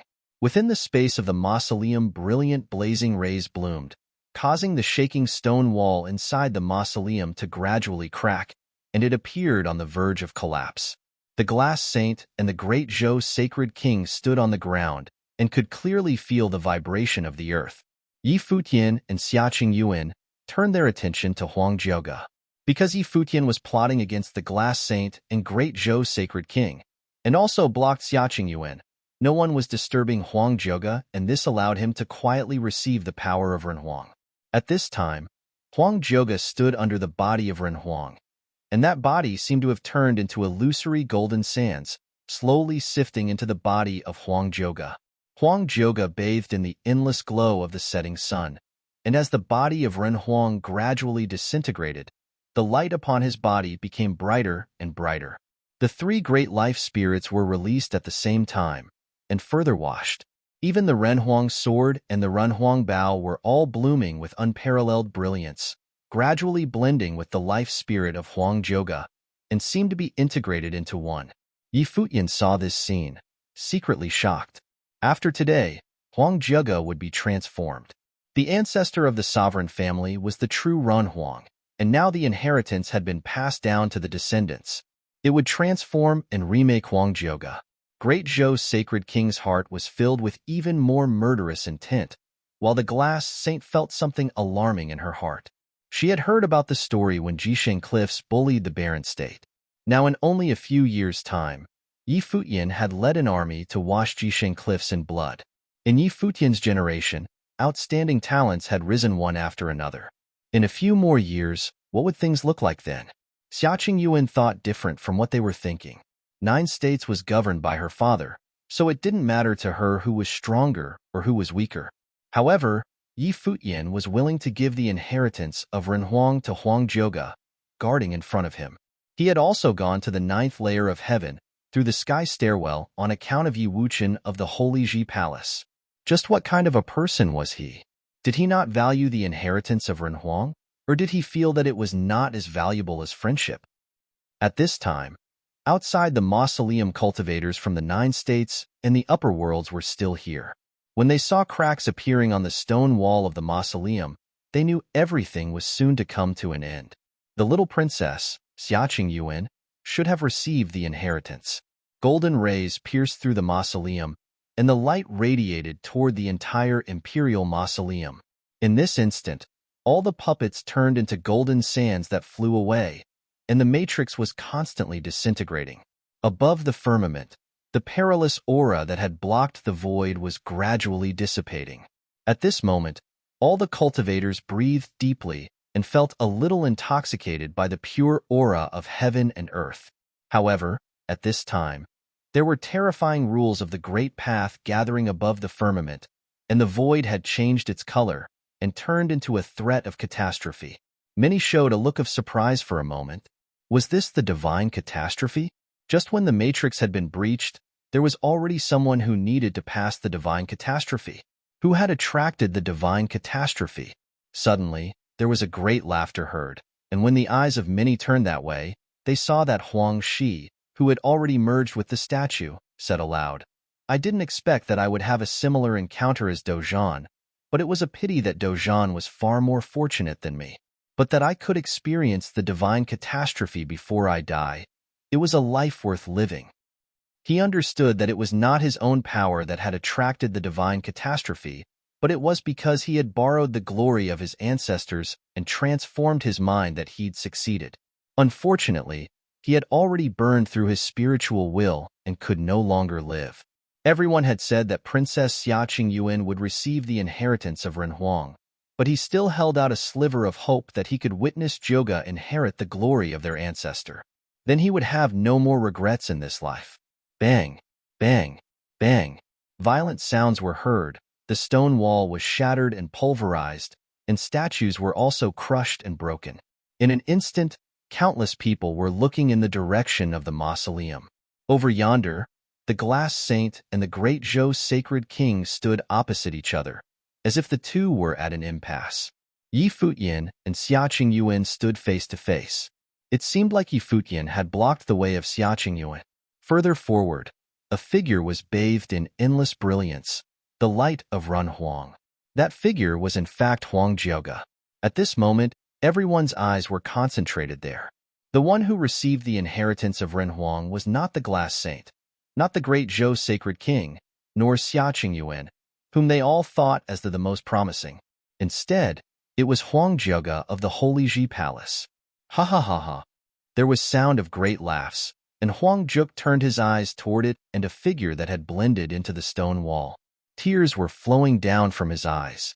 However, at this time, Huang Shi was also in tears, just as if the statue was crying. I, Huang Shi, had a perfect life. Huang Shi looked up at the divine catastrophe in the firmament, and seeing it descend, he said clearly, "Palace Lord, please take care of Zhuge for me."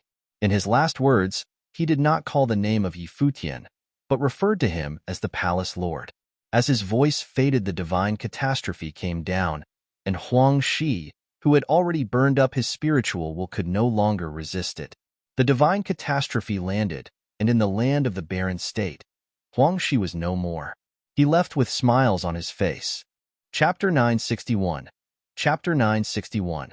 Who will take the inheritance? Chapter 961. Who will take the inheritance? The statue was shattered under the divine catastrophe and turned to dust. Huang Shi, who had exhausted everything like an oil lamp run dry, integrated into the statue and could no longer bear the authority of the divine catastrophe. Just one blow, and he had completely disappeared from the world. Only his voice was still reverberating. Take 9 states as a whole, and Huang Shi was really just a minor character, but it was he who blocked all the saints of the 9 states. His death made Huang Shi a memorable name in the 9 states. At this time, everyone from the barren state arrived. Sword Demon, Zhuge Qingfeng, Yu Qi, Su Shang, and the others stared at the disappearing shadow of Huang Shi, and they sighed in their hearts. In the past, on the barren sky ranking, Huang Shi ranked 5th, Zhuge Qingfeng 6th, Dozhan 7th, Yu Qi 8th, and Su Shang 9th. Now, all of those old-timers had come together and cultivated in the Holy Ji Palace. Dozhan had already stepped into Saint Plain and fulfilled his dream, and now Huang Shi had finally ushered in his own divine catastrophe, but he had gone with it instead. They could feel that Huang Shi went very calmly, knowing that he was indeed a descendant of Ren Huang, and that his own descendant had received the inheritance of Ren Huang, and he had a chance to experience the divine path. It was true that he had no more regrets. Furthermore, as a sage, he had prevented the saints from coming forwards and even seriously injured Saint Ji, who ranked 5th on the sage and saint ranking of the 9 states. It was also a notable record. From this day forward in barren state, the name of Huang Shi as the master of the Huang clan would surely resound throughout the barren state. "Old man, be at peace," they said in their hearts. Looking at the direction of Futian and Huang Zhuge, they felt gratified, but at the same time a touch of sadness. These young people had finally caught up with them, and would replace them soon, and old guys such as themselves may end up like Huang Shi. If there was such a day one day, would they leave this world as calmly as Huang Shi? The imperial mausoleum collapsed, the heavens and the earth returned its clarity, and a gentle breeze was blowing. Shadows came out of the sky, and it was the saints who marched toward Huang Zhuge. The cultivator who came with the princess was the first to be at her side, and his eyes glanced at Futian coldly. They didn't know what had happened, but this guy had dared to confront the princess. Was it he who blocked the princess's way to receive the inheritance?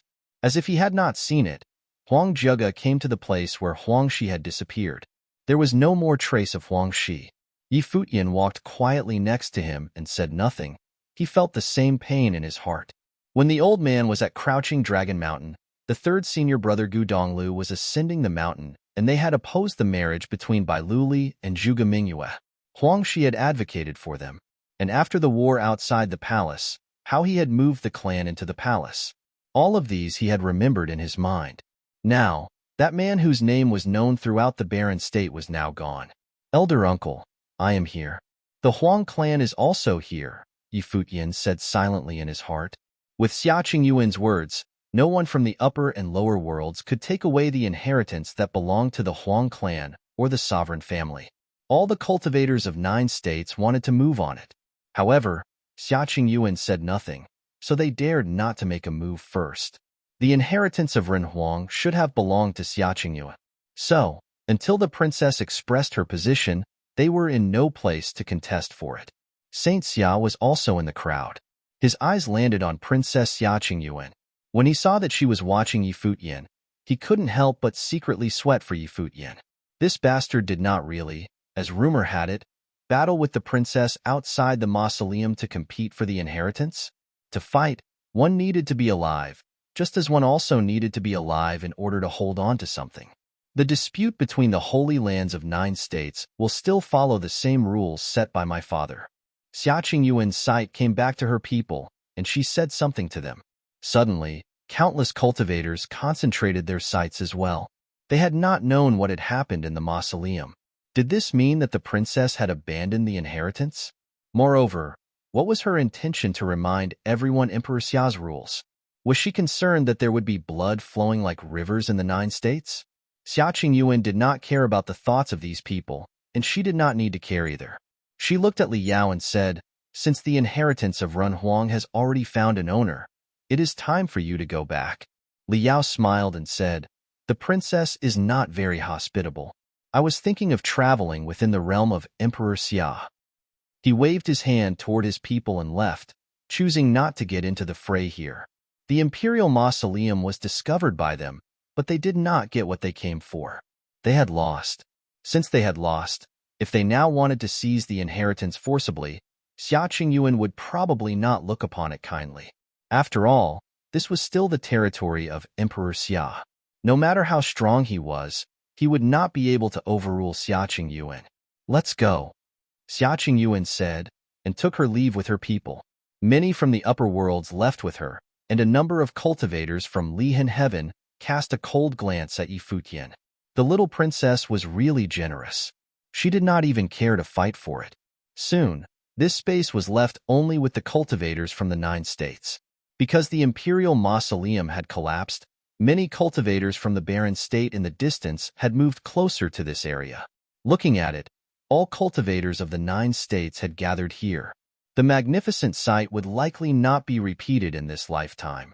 Although Xia Qingyuan had left, the atmosphere of this space was even more oppressed. Although no one spoke, everyone could feel the subtlety in the air. The abandonment of Xia Qingyuan meant that the real chaos was yet to come. Holy lands of the 9 states could all now fight for it. For Yi Futian to attempt to keep the inheritance, everyone at the Holy Ji Palace might die without a burial place. Which holy land could withstand the anger of all the holy lands of the 9 states? Huangshi had previously offended many people, and Huang Zhouge actually wanted to be able to keep the inheritance. "Great Zhou Sacred King, you missed?" Saint Shihua looked at Zhou Jiming. The Great Zhou Sacred King and Glass Saint were the first 2 people who entered the mausoleum, but in the end, the inheritance was obtained by Huang Zhouge. Saint Shihu was rather puzzled. Great Zhou's Sacred King revealed a strong murderous intent, his eyes sweeping toward Yi Futian. As for what happened in the mausoleum, he did not say, and for what Yi Futian did to the Glass Saint, he was too ashamed to tell. As for Yi Futian's defeat of Xia Qingyuan, he would not divulge, because 1, he was leery of Xia Qingyuan's position, and 2nd, he did not want the people of 9 states to know that Yi Futian was so outstanding. Because once they knew, inevitably some would want to start hedging their bets, much like the Yu clan. Now that Huang Zhouge had received the inheritance, if Yi Futian wanted to keep it, then he was destined to be enemies with all of 9 states. No matter how strong he was, there was only death in his future. With Yi Futian's temperament, he would never surrender the inheritance. So, this would be a dead end, and he wanted to see just how would Yi Futian resolve this. The princess's words have already been made very clear. No matter how you fight, if the rules set by the Emperor Xia were not followed, don't complain when I discipline you. Saint Xia suddenly spoke and surprised everyone. This leader of the 9 states had always been a gentle old man who did not fight for much of anything. He himself already stood at the top of 9 states. What was the meaning behind what he said? But at least it indicated that Saint Xia himself had given up the competition for the inheritance, which was a good thing. Blessings and disasters often depend on each other. Don't fight for it. Saintly of the 9-state college said to those of the college. The disciples of the 9-state college all nodded and came next to Saintly to observe the scene unfolding. The inheritance of Ren Huang, no matter who took possession of it, would be too hot to handle. Since the 2 top-most figures in 9 states had withdrawn, among the people present, Saint Ji was the strongest. Saint Ji suffered serious injury previously to Huang Shi. He couldn't take it out on Huang Shi now, so for sure Saint Ji would not let Huang Zhouge off the hook. What was more, he had not avenged the death of GMO with the people of Holy Ji Palace. At this time, Saint Ji stood in the void. His eyes looked around at the crowd and pointed to Huang Zhouge, saying, "There is only one of him. How would you fight for it?" Saint Ji spoke as if he did not regard Huang Zhouge as a person, but an item who deserved this because he had received the inheritance of Ren Huang. Everyone understood what Saint Ji was saying. Even someone as strong as Saint Ji dared not say that he would directly swallow Huangjouge. No principality here could afford to make enemies with the forces of the 9 states. The instant when Xiaqing Yuan gave it up, it was destined to be a complicated situation. "What advice does Saint Ji have?" said the clan chief of the Yi clan, not caring at all about his position, and of course caring even less how the people of the Holy Ji Palace in Barren State would view him. Right now, in this situation, how many from the Holy Ji Palace could leave alive? Even if Yi Futian surrendered Huangjouge, Saint Ji would not so easily let go of the power that killed GMO. With the tendency of the Lord of the Hall of Holy Light to protect the bully, and with sworn enemies such as Shihua Sacred Mountain and the Great Zhou Sacred Dynasty, how could the Holy Ji Palace survive? And should they fasten their hopes on the Yu clan, who was also of the Summer State? Under such circumstances, it was difficult to say if the Yu clan had the courage to intervene. Or, with the temptation of the inheritance of Renhuang, could the Yu clan not be seduced themselves? Those holy lands that are interested to fight for it, send one man in. Whoever killed him may claim him. How is that? Saint Ji pointed to Huangjouge and continued, using Huangjouge's life as a bet. Whosoever killed Huangjouge may claim his dead body. He has the inheritance of Renhuang. Saint Ji would really be willing to kill him? The clan chief of Yi clan asked casually. Many agreed that at the moment, they were somewhat reluctant to kill Huangjouge because they wanted him alive. Then how about him? Saint Ji changed the direction of his finger slowly, and it landed in the direction of Yi Futian. The one who killed Yi Futian would get Huangjouge. Everyone from the Holy Lands were silent, considering whether it was any merit in what Saint Ji had just said. First of all, this rule favored Saint Ji. Everyone knew Jia, who ranked second on the sage list, was present here. If all the cultivators of Holy Lands were to make a move at the same time, it would be easiest for Jia to kill Yi Futian. What was more, even if someone was really about to get rid of Yi Futian, would other Holy Lands really be willing to give up Huangjouge? In this game, Yi Futian and his people were in the center of the vortex, but everyone also had a stake in it. At this time, below in the crowd, Yi Futian looked up calmly at Saint Ji, who was floating in the void. Just exactly what did Saint Ji think he and Huangjouge would do? Merely be pawns of their bets? He wanted to see, today, who could come and take the inheritance. Chapter 962. Yi Futian looked down from the sky at the mighty ones from the Holy Lands and said, "I've told you that the Renhuang ruins are left behind by the ancestors of the sovereign family, who studies in the Holy Ji Palace of the Barren State.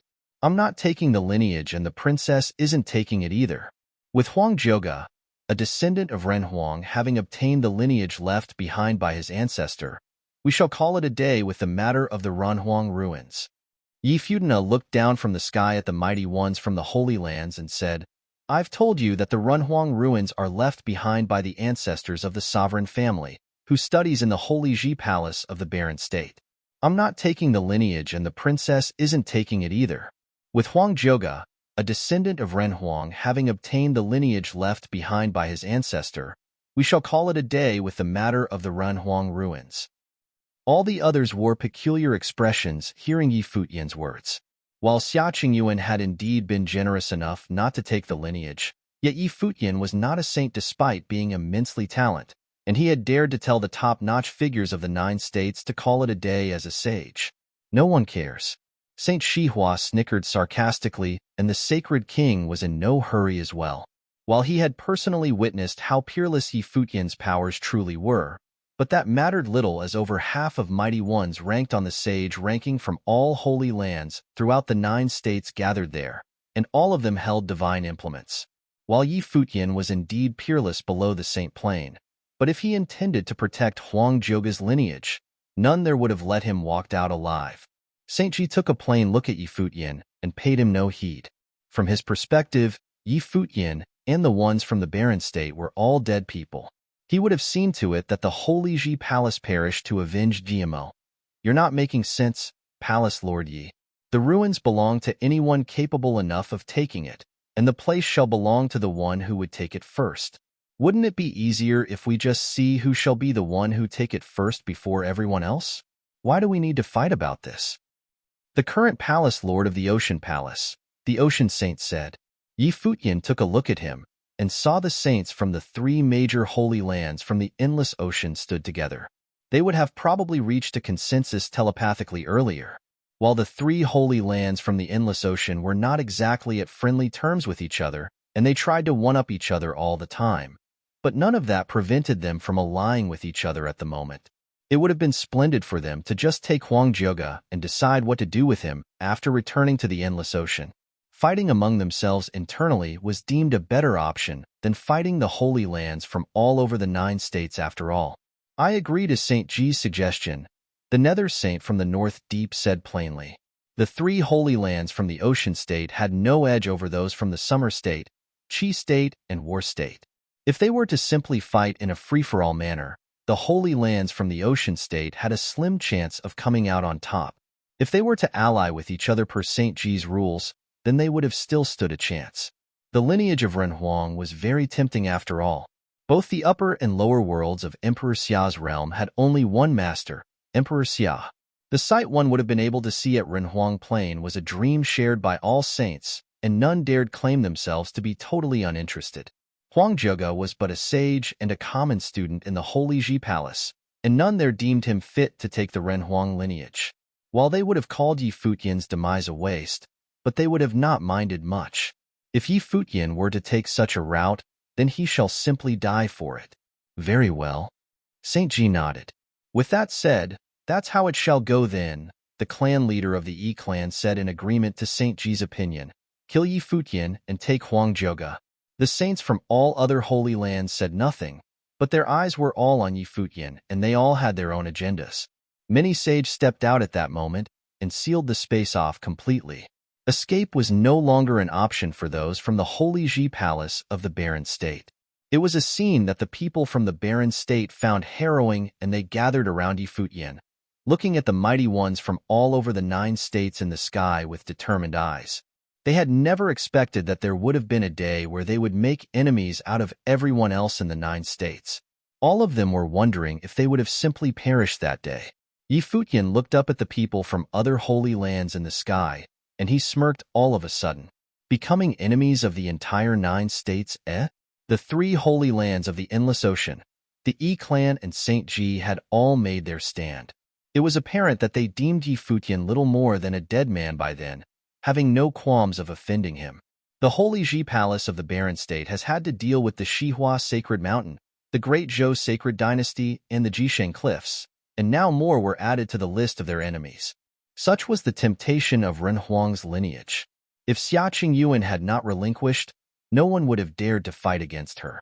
Lineages might have been important, but their lives more so. But since Xia Qingyuan had given up on it, they saw it fit to fight instead. Treasures had ways of messing with the minds of people, and the saints were no exceptions. Students of the Holy Ji Palace of the Barren State, fight alongside me, Yi Futian said. His voice sounded calm yet very solemn. All of those from the Holy Ji Palace stood behind him without making a sound. It was a sight that impressed many. The unity of the Holy Ji Palace of the Barren State was fearsome like no other. They knew they would have died fighting, and they still chose to fight. In the perspective of the Holy Ji Palace of the Barren State, they saw no other choice but to fight at the moment.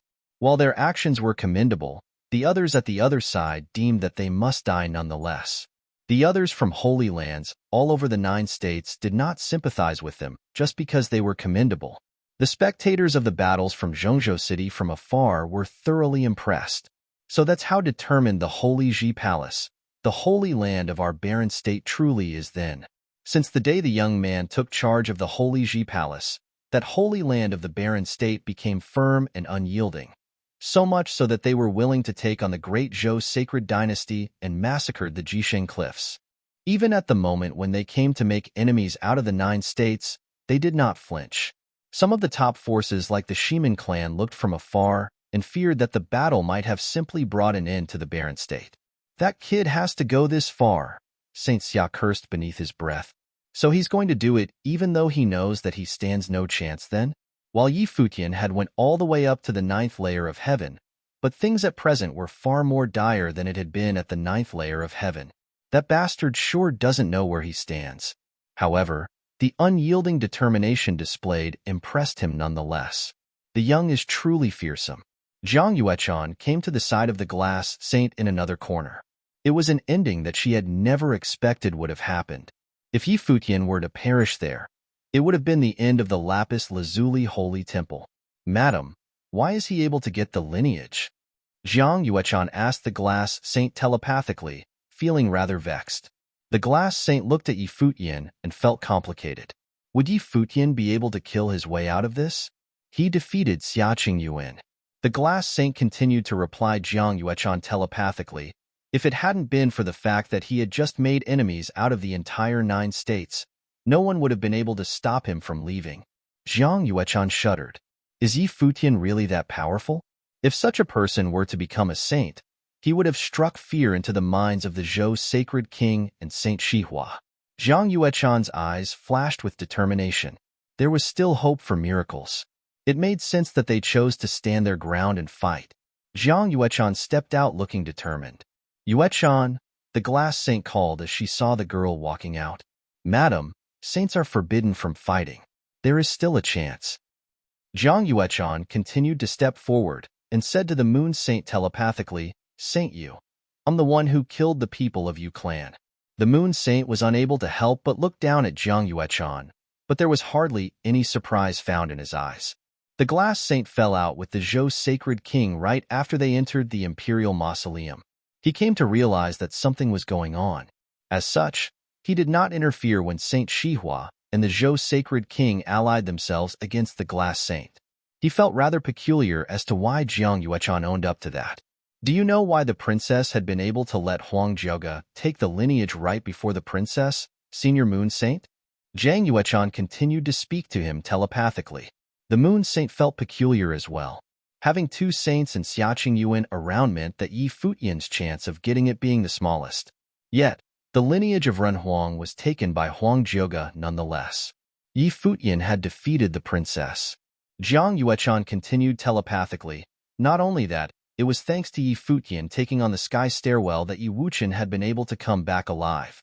He tore through the entire Jutian temple at the upper worlds and made short work of the geniuses up there, taking back Yi Wuchen alive. Didn't you find it odd that Saint Xia, the princess and those from the upper worlds were treating Yi Futian in a rather peculiar manner? The moon saint's eyes became pointed. Jiang Yuechan's words were able to make sense of many things, and everything seemed clear by then. Saint Xia seemed to have been helping Yi Futian one way or another inconspicuously. The princess' attitude towards Yi Futian seemed rather peculiar as well, claiming that there was nothing Yi Futian dared not do. The Yu clan had wanted to form a marriage alliance with Yi Futian almost exclusively due to his potential. With the barren state facing enemies from all sides from the 9 states at present, if the Yu clan is able to provide assistance, it would be a far better option than a marriage alliance. Jiang Yuechan continued, further, despite things looking grim for the barren state at the moment, it is clear that Saint Xia admired Yi Futian immensely, and Saintly of the 9 State College had some relations with him as well. Yi Futian had visited the college several times and had a rather peculiar relationship with Saint Jiang. Furthermore, the Lord of the Vajra region taught Yu Sheng personally as well. If you're to making your stand here, Senior Moon Saint, and the Lapis Lazuli Holy Temple backing him up, things would actually look less severe than they seem at the moment. I believe many holy lands are simply sitting on the fence at the moment.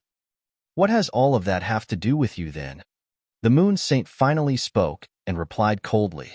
Since Jiang Yuechan had killed people from the Yu clan, there was hardly any way he would have left her alive.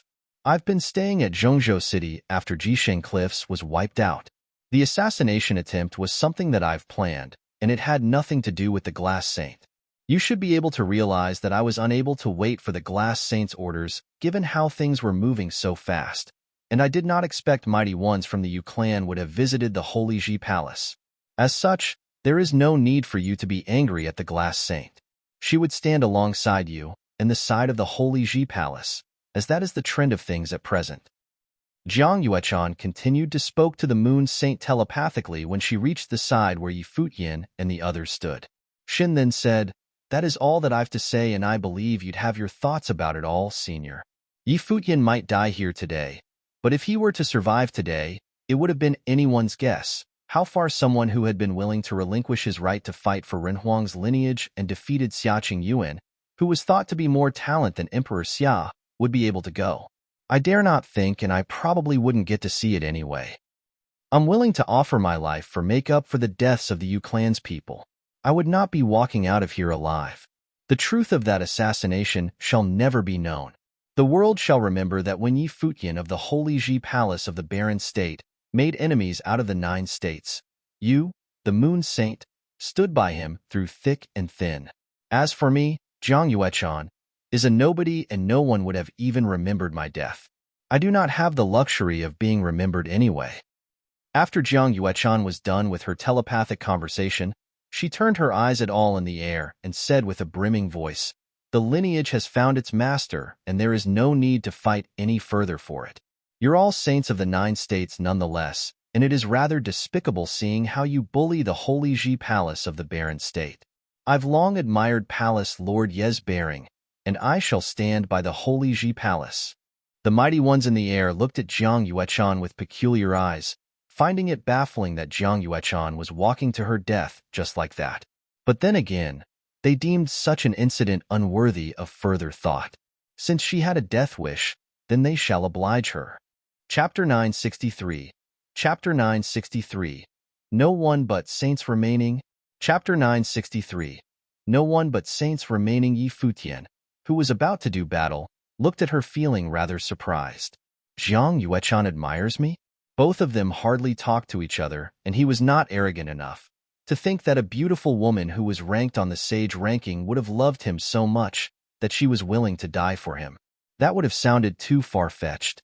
Furthermore, he knew that Jiang Yuechan had her reasons for killing the ones from the Yu clan, and she had probably been doing it for the Glass Saint. He was able to sense the air of a martyr from Jiang Yuechan. He and the people of the Yu clan had investigated the deaths of those mighty ones from the Yu clan, sensing a sliver of aura left behind. The Yu clan probably was able to see something from how the Glass Saint had turned on the Zhou Sacred King after entering the Imperial Mausoleum. If things were indeed like that, Jiang Yuechan was indeed having a death wish. None of those in the air paid any heed to Jiang Yuechan's words. Her status as one ranked in the sage ranking remained unimportant in front of the saints. Furthermore, what was at hand involved acquiring the lineage of Ren Huang, and they would have cared nothing about Jiang Yuechan's wish.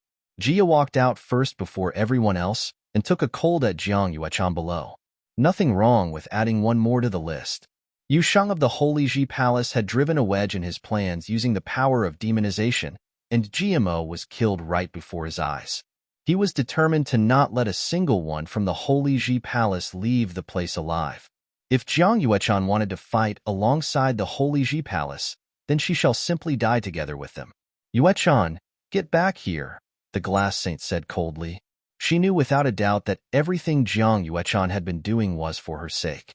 They had been supporting each other while shouldering the vengeance of their clan being obliterated, and came all the way to where they were at present. While Jiang Yuechan's talents were not exceptional, but she had nonetheless made it all the way to become a mighty one ranked on the sage ranking with indomitable belief and will. There was no way the Glass Saint would have simply let Jiang Yuechan send herself to death's door like that. "Madam, I apologize for being unable to take your orders this once." Jiang Yuechan replied the Glass Saint telepathically. "If Yi Futian is able to leave this place alive today, you can further the relations with Yi Futian. Please take good care of yourself after I'm gone.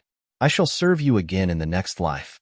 She took a look at the Moon Saint's direction after she was done talking and took one step towards him. She knew that she had to die one way or another. A life for a life. She owned up to her actions and knew that day would have came when she acted against those mighty ones from the Yu clan. However, she had no regrets. The truth paled in comparison to getting the Yu clan to side with Yi Futian. No one would have cared about the truth when she died. Yi Futian did not get in Jiang Yuechan's way. It was her own choice. Her fate was sealed when she decided to assassinate the Yu clan's people. Even if there was not such a scuffle taking place at present, there was no way the mighty ones of the Yu clan would have spared her. "Kill her," Saint Ji said plainly without any sign of emotion. Seeing how Jiang Yuechan continued walking, several mighty ones ranked on the sage ranking made their move. Kong Yao of Jisheng Cliffs moved. His divine elephant brought immense pressure to their surroundings. Jiang Yuechan shuddered, but remained staying in the air and continued moving. Zhongkue of the Shihua Sacred Mountain walked. Sounds of the bell rang in their surroundings, and Jiang Yuechan's speed slowed. Li Daoqiu extended his arm and grabbed at the air, seemingly about to freeze the space.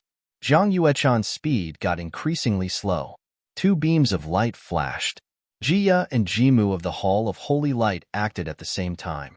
The swords of holy light flashed in their hands, and they drew a dazzling arc. Jiang Yuechan's body was pierced and blinding light emerged from her body. She was torn to blinding shreds at the very next moment, reduced to nothing right there and then. 5 mighty ones ranked on the sage ranking attacked her at the same time, and one of them had been Jia, ranked 2nd, and Kong Yao, ranked 9th.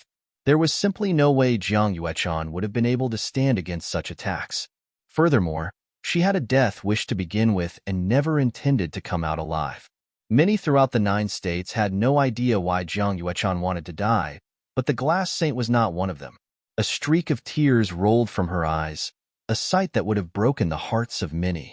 While she was trained in the ways of cutting off emotions, there was no way she would have been able to rid herself of all emotions nonetheless. The woman who had been following her and calling her madam since young left her for good right there and then, and that woman died for her. She recalled her younger days when a servant girl stood behind her and helped her with makeup, looking at the mirror saying, "Madam, your looks is such that even I as a girl would have fallen for you. I wonder who would be the lucky man to become your husband. He would definitely be the happiest man in the world." Jiang Yuechan was unable to see that day realized. She only saw her master being betrayed and sold out by the man who was to be her master's husband, her clan obliterated, and she lived a hard life ever since. The glass saint put all her time and effort into her training in order to avenge her clan's destruction, and Jiang Yuechan herself became a mighty one ranked on the sage ranking. Beautiful women were doombringers, and she was indeed a doombringer. Her clan was killed because of her, and she ended her fiancé's family personally. She had even brought doom to her teacher and, at present, to Yuechan. It was something that would have probably ended only when she died. However, it was not her time to die yet, because Zhou Jiming still lived. Despite telling Yuechan to return to her, but she knew without doubt that there was no way Yuechan would have been able to come out of this alive. As such, she never tried to earnestly get in the Jiang Yuechan's way, making a pathetic and selfish woman. She did not wipe her tears, and whatever tears she shed quickly dried.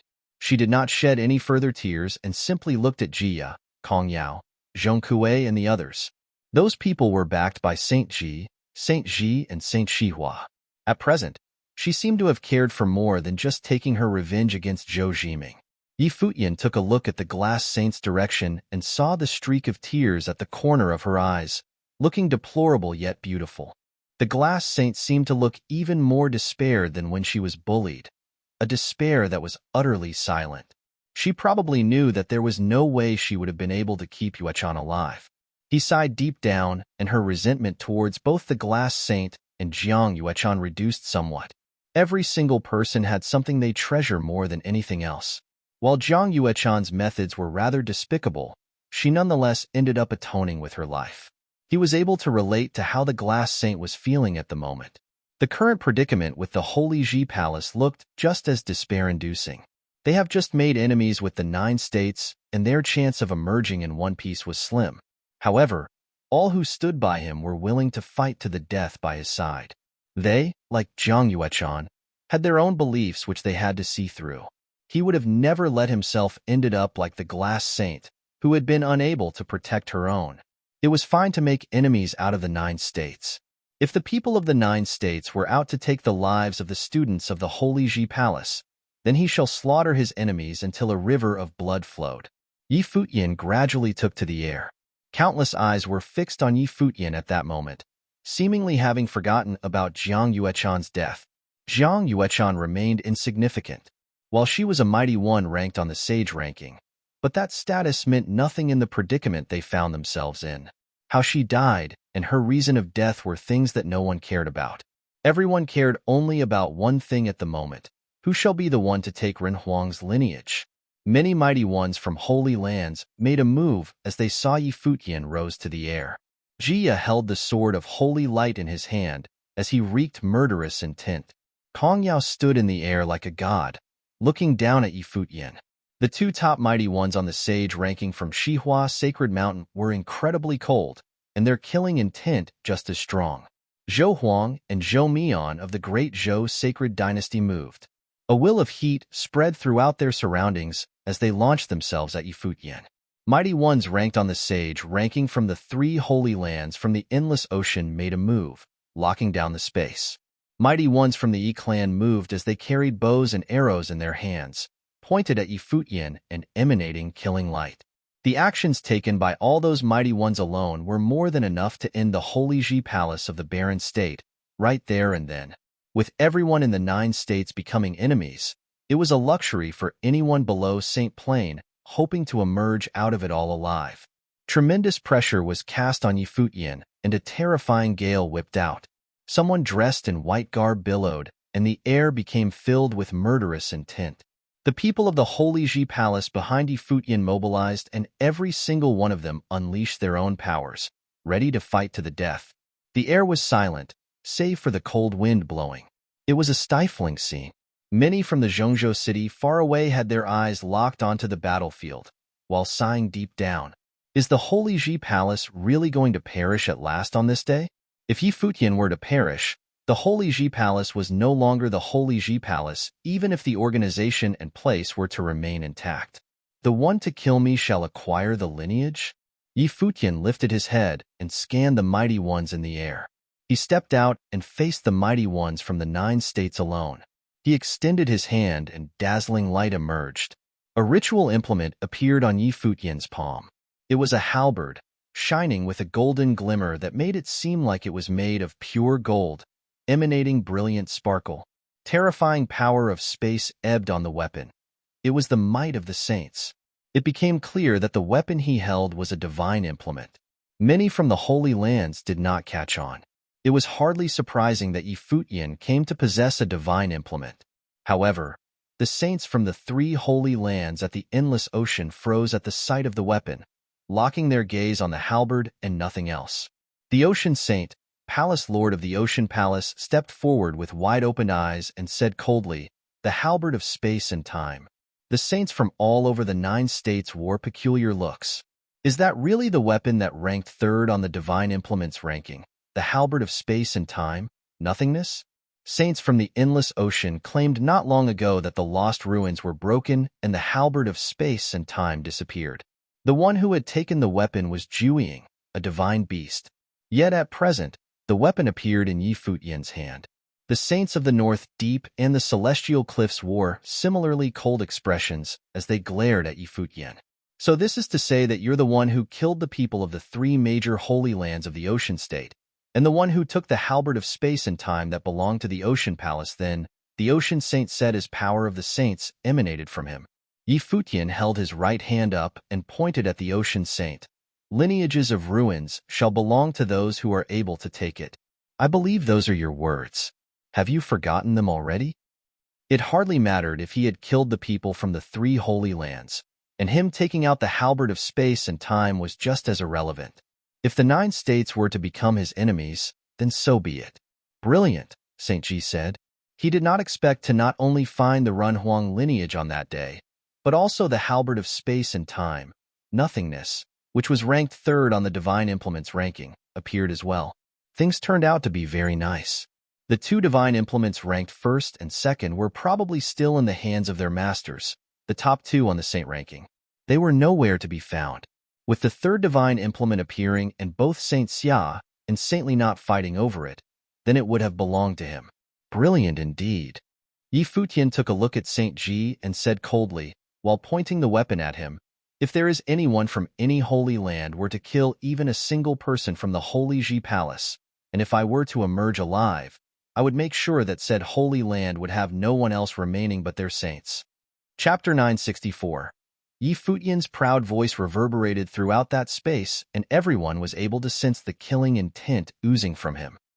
Yi Futian's proud voice reverberated throughout that space, and everyone was able to sense the killing intent oozing from him. They were unable to fathom how someone who was about to die was able to be so unrestrained with his words. Not going to die? How is Yi Futian not going to die facing off so many from the other states? Boom. Futian took one step in the air, walking out to see who dare stands in his way. The ones from the barren state stepped out together with Futian. All of them brought their auras to bear. Qinzhuang and the other 8 took their stations, forming the matrix. Huang Jioga emanated with dazzling light. His life spirit burst from behind him, the Run Huang Bao, a weapon which corresponded to Ran Huang level ritual implements. The aura emanating from the Ran Huang Bao was not any weaker compared to the halberd of time and space. In that very instant, the saint's greed grew. That was a Run Huang level ritual implement after all. The Run Huang Bao pointed to the air, and the aura bursting from Huang Jioga grew extremely intense. "Let's go," Futian said. He stepped out in the air and had full intentions to leave the place just like that. Anyone who dared to stand in their way shall be cut down. Boom. A raging pressure fell from above. Kong Yao, a sage ranked 9th of the sage and saint rankings, stood in the air. He was surrounded by divine elephants out to trample everything in their path as he glared at Futian and the others. "You intend to leave? Let's see where you'd end up in then." An extremely raging aura burst from Futian and golden sparkling light burst.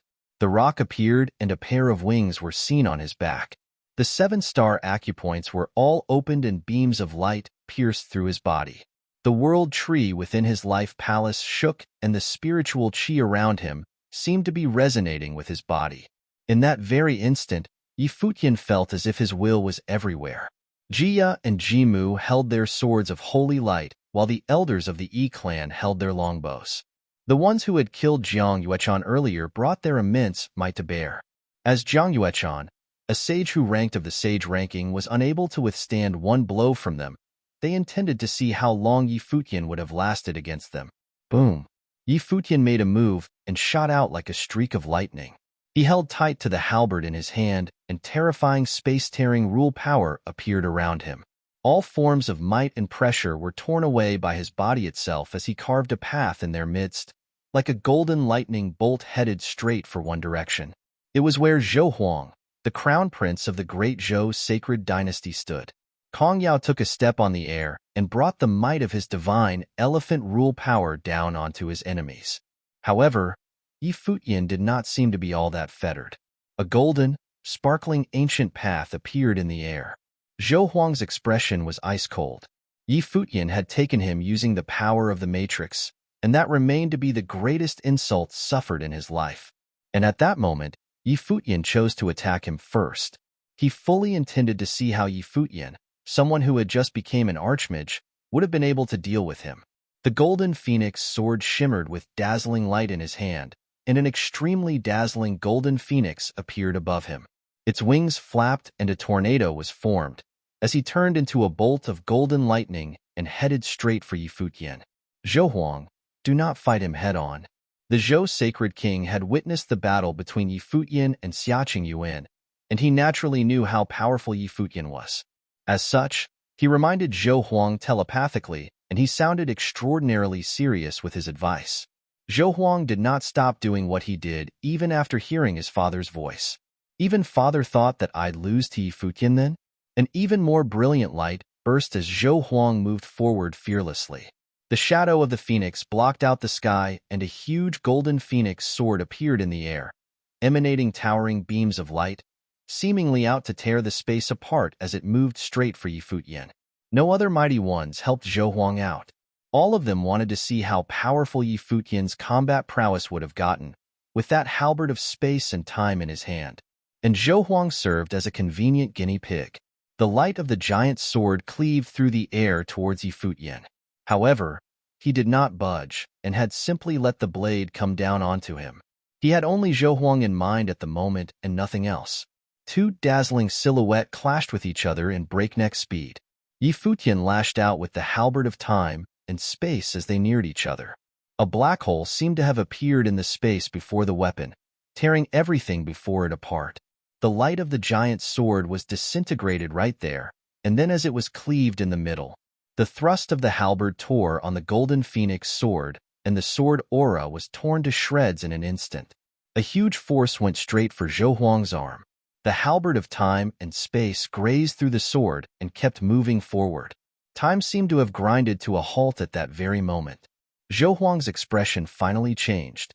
The storm that tore through everything before it seemed to be the most terrifying vortex to have existed in the world, capable of devouring everything in existence, including his life.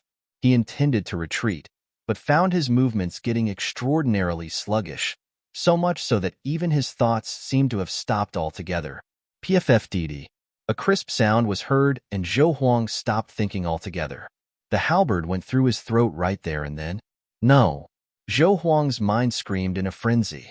His appearance turned increasingly ethereal, and under the gaze of countless, his brain exploded to bits and reduced to nothing. The space around them seemed to have stopped and turned completely silent. Many even stopped thinking altogether. The eldest son of the Zhou sacred king, a sage ranked on the sage ranking, was killed with a single thrust from the halberd. Such was the prowess of Yi Futian, who claimed to be peerless in all of the 9 states. The ones from the barren state looked at that figure clad in white while their minds trembled. That figure was none other than their palace lord of the Holy Ji Palace of the barren state. There had been rumors throughout the 9 states saying that Yi Futian lost to Lu Zong of the Xihua Sacred Mountain and ran. However, at that very day, Yi Futian faced off against the mighty ones of the other states, and it took him one thrust with the halberd to kill a mighty one ranked on the sage and saint rankings, Zhou Huang. None other in the 9 states could have claimed to be peerless. None other in the 9 states, but Yi Futian of the barren state. At that very moment, everyone recalled the weight of his words back then. If Yi Futian were to come out alive, any from a holy land who dared to kill even one person of the Holy Ji Palace, he would have then rendered said holy land to have no one but their saints remaining. The sacred king flashed and caught Zhou Huang's dropping body. A vast killing intent emanated from him, pointed specifically at Yi Futian. Zhou sacred king, Saint Xia said plainly while sounding rather cold, seemingly to remind the sacred king to not forget the rules. The sacred king rescinded his aura and turned to look at Zhou Huang, who had lost a head. The sacred king felt his heart bleeding. He knew that Zhou Huang would not have been a match to Yi Futian, but he had never expected things to turn out like that. One thrust was all it took to kill his son, Zhou Huang. That insignificant ant of a member of the younger generation that he had once underestimated had not only waged a sacred war against him, but had also, at the moment, ended up killing his heir. Yi Futian did not look at the sacred king. He took the golden phoenix sword and put it away. He looked up and pointed the halberd in his hand at the mighty ones of the other states, saying plainly, "Who dares to fight me?" His hair billowed in the air, and many from the barren state who had watched that battle felt their eyes reddened and about to shed tears. Such was the bearing of the one who claimed to be truly unparalleled. The figure who pointed with his halberd, asking the ones from the other states, "Who dares to fight him?" It would not have mattered if they had enemies all over the 9 states. If none dare fight them, kill one from the Holy Ji Palace, and I shall have reduced his place to have no one but the saints remaining. All from the other states, including even the saints, were shocked by that one thrust of his. One thrust was all it took to kill a mighty one ranked on the sage ranking, and that one thrust came from a sage who had just broke into Archmage Plane. Would anyone throughout the 9 states be able to hold him back? Saint Xia looked at that youth clad in the white in the air.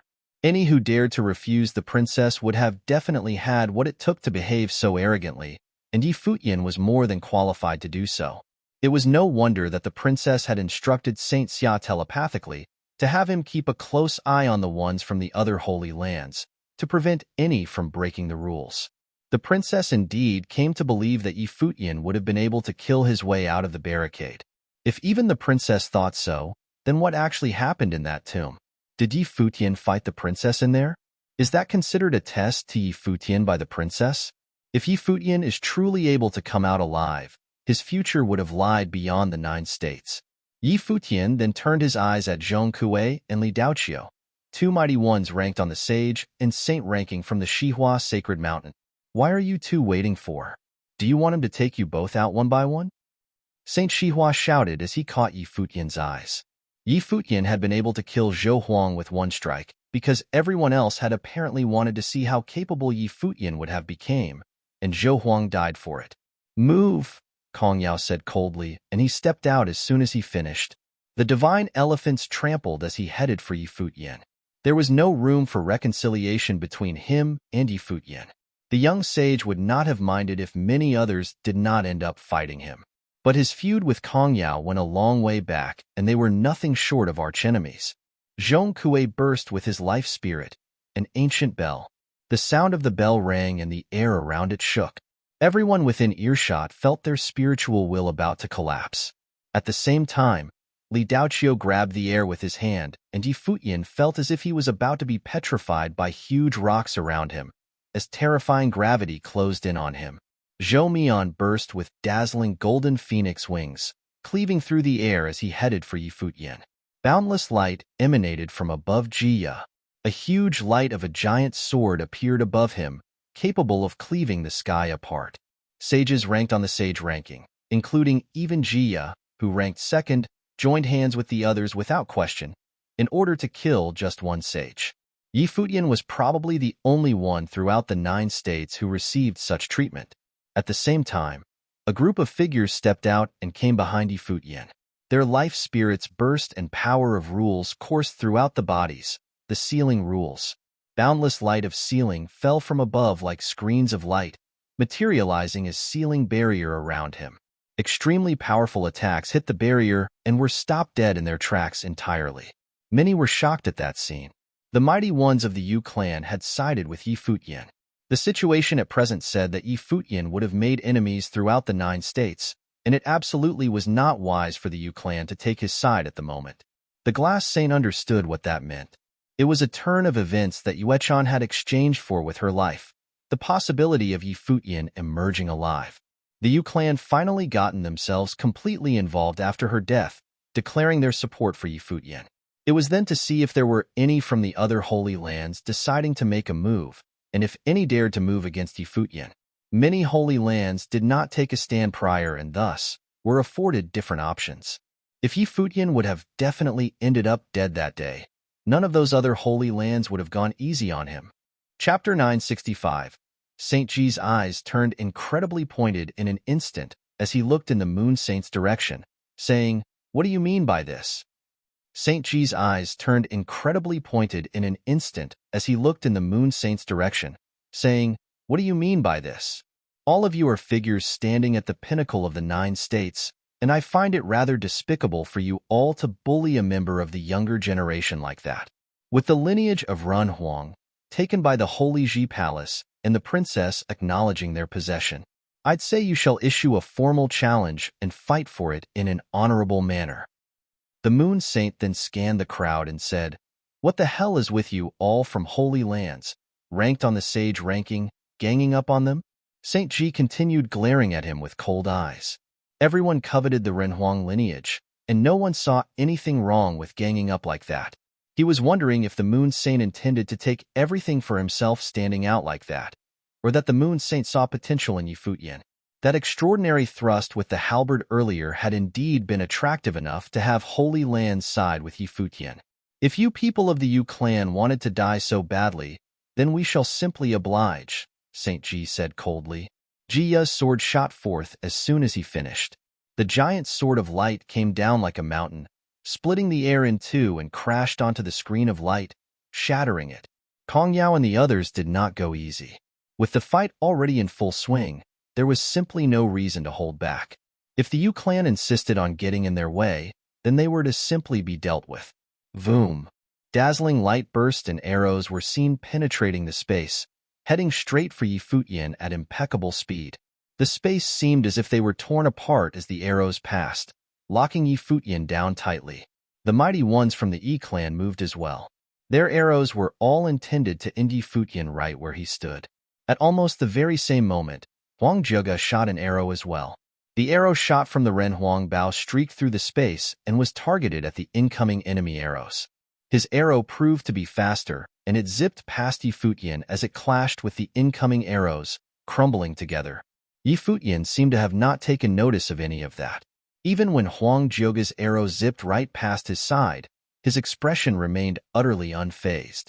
He stepped out and cast his pressure downwards at Zhong Kuei and Li Daoqiu below. The ones from the Shihua Sacred Mountain and the Great Zhou Sacred Dynasty were top on his to-be-killed list. Those two had allied with the Jisheng Cliffs and waged the sacred war against the Holy Ji Palace after all. The rock streaked through the sky and charged forward. Kong Yao stepped forward and brought a huge divine elephant stepping, shrouding the sky and intending to stomp on Yi Futian. Dazzling screens of starlight appeared around Yi Futian, as if a star was wrapped within. The divine elephant crushed the stars with a loud boom and continued to come down on him, crashing onto the rock's humongous body. Yi Futian's speed forward seemed to have been slowed and dropped quite a distance below, but it continued to streak forward, letting Kong Yao's powers drop onto him without a care. The expressions of Zhong Kuei and Li Daoqiu changed somewhat. The ancient bell rang with intentions to overpower everything around it. Sound waves swept forth and crashed onto the rock's body. Li Daoqiu launched attacks that were just as fearsome, as if an ancient mountain had bashed onto Yi Futian's body. The rock seemed to have become his battle form as he continued to charge forward. Rumbles continued to be heard around him. The rock was shattered and the battle form was no more. Yet Yi Futian himself tore right through the mountain, lashing out with the halberd in his hand at the incoming storm of rocks. The light of countless particles shone and zipped out like bolts of lightning, bringing the power to tear everything in the path apart to bear. Dong! A sound of the bell rang with enough magnitude to tear people's souls apart, yet Zhong Kuei himself suffered the recoil. Seeing the figure clad in white descending upon him with the halberd of space and time in his hand like a god of war, the space around him seemingly frozen thoroughly, he finally came to understand how Zhou Huang felt moments before the prince died. The lockdown was absolute and indisputable. The space around him seemed to have grinded to a complete halt. The space that was shrouded by the holy light of the halberd of space and time was completely put under the weapon's control. It was the divine implement ranked third on the divine implement ranking, and Yi Futian himself was adept at wielding space-freezing rule powers. Once he had gotten close, even mighty ones ranked on the sage ranking would have been put under temporarily space-time halt status. And that temporary moments were more than enough to decide their fates. Nothingness, the halberd of space and time, was named for its ability to reduce everything to nothing when it landed on its target. Devastating storms raged, and Zhong Kuei, a mighty one of the Shihua sacred mountain ranked on the sage ranking, exploded to pieces. Like Zhou Huang, he was not given a single moment to struggle. The killing was clean and done in a single blow. Yi Futian's charge did not stop after killing Zhong Kuei, as he headed straight for Li Daoqiu, who was retreating. The halberd transformed into a bolt of golden lightning, piercing through the space before him in an unstoppable manner.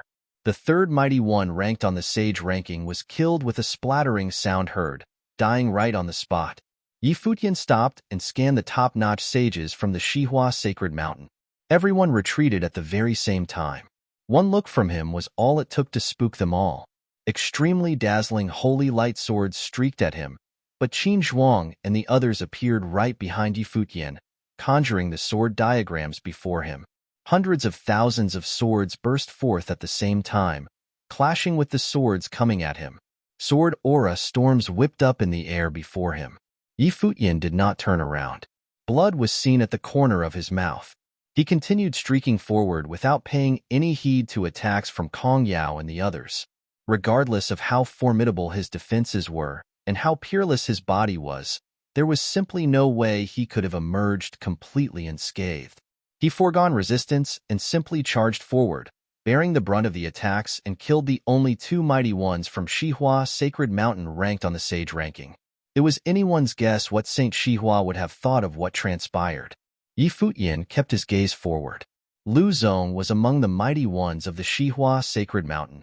He pointed the halberd of time and space forward and said, "Who dares to come and kill me?" The saints murmured in discussion. "The one to kill Yi Futian shall take Huang Jioga." At the moment, it was a wonder who would have emerged to kill Yi Futian. 2 attacks from him ended with 3 deaths of sages ranked on the sage ranking. Other than Jia and Kong Yao, both of whom were ranked at the top 10 of the sage ranking, who perhaps had a chance against him, no one else dared to move against Yi Futian at the moment. "Let's go." Yi Futian continued to step forward in the air. While he might have been peerless in battle, his powers were still limited nonetheless, which meant that there was no way he could have brought down everyone standing against him with his power alone. Furthermore, there were many from the Holy Ji Palace present. Many holy lands were still sitting on the fence at the moment. The feat of killing 3 sages who ranked on the sage ranking was to shock the people of the other holy lands into inaction. The score was to be settled once they returned to the Holy Ji Palace. Think about the consequences if you all were to let the tiger return to the mountain, Kong Yao said coldly. He was alone and had little to lose. The Jisheng Cliffs was almost annihilated by Yi Futian, and he wanted to see how many of the holy lands who had acted against Yi Futian dared to let the palace lord sage leave just like that.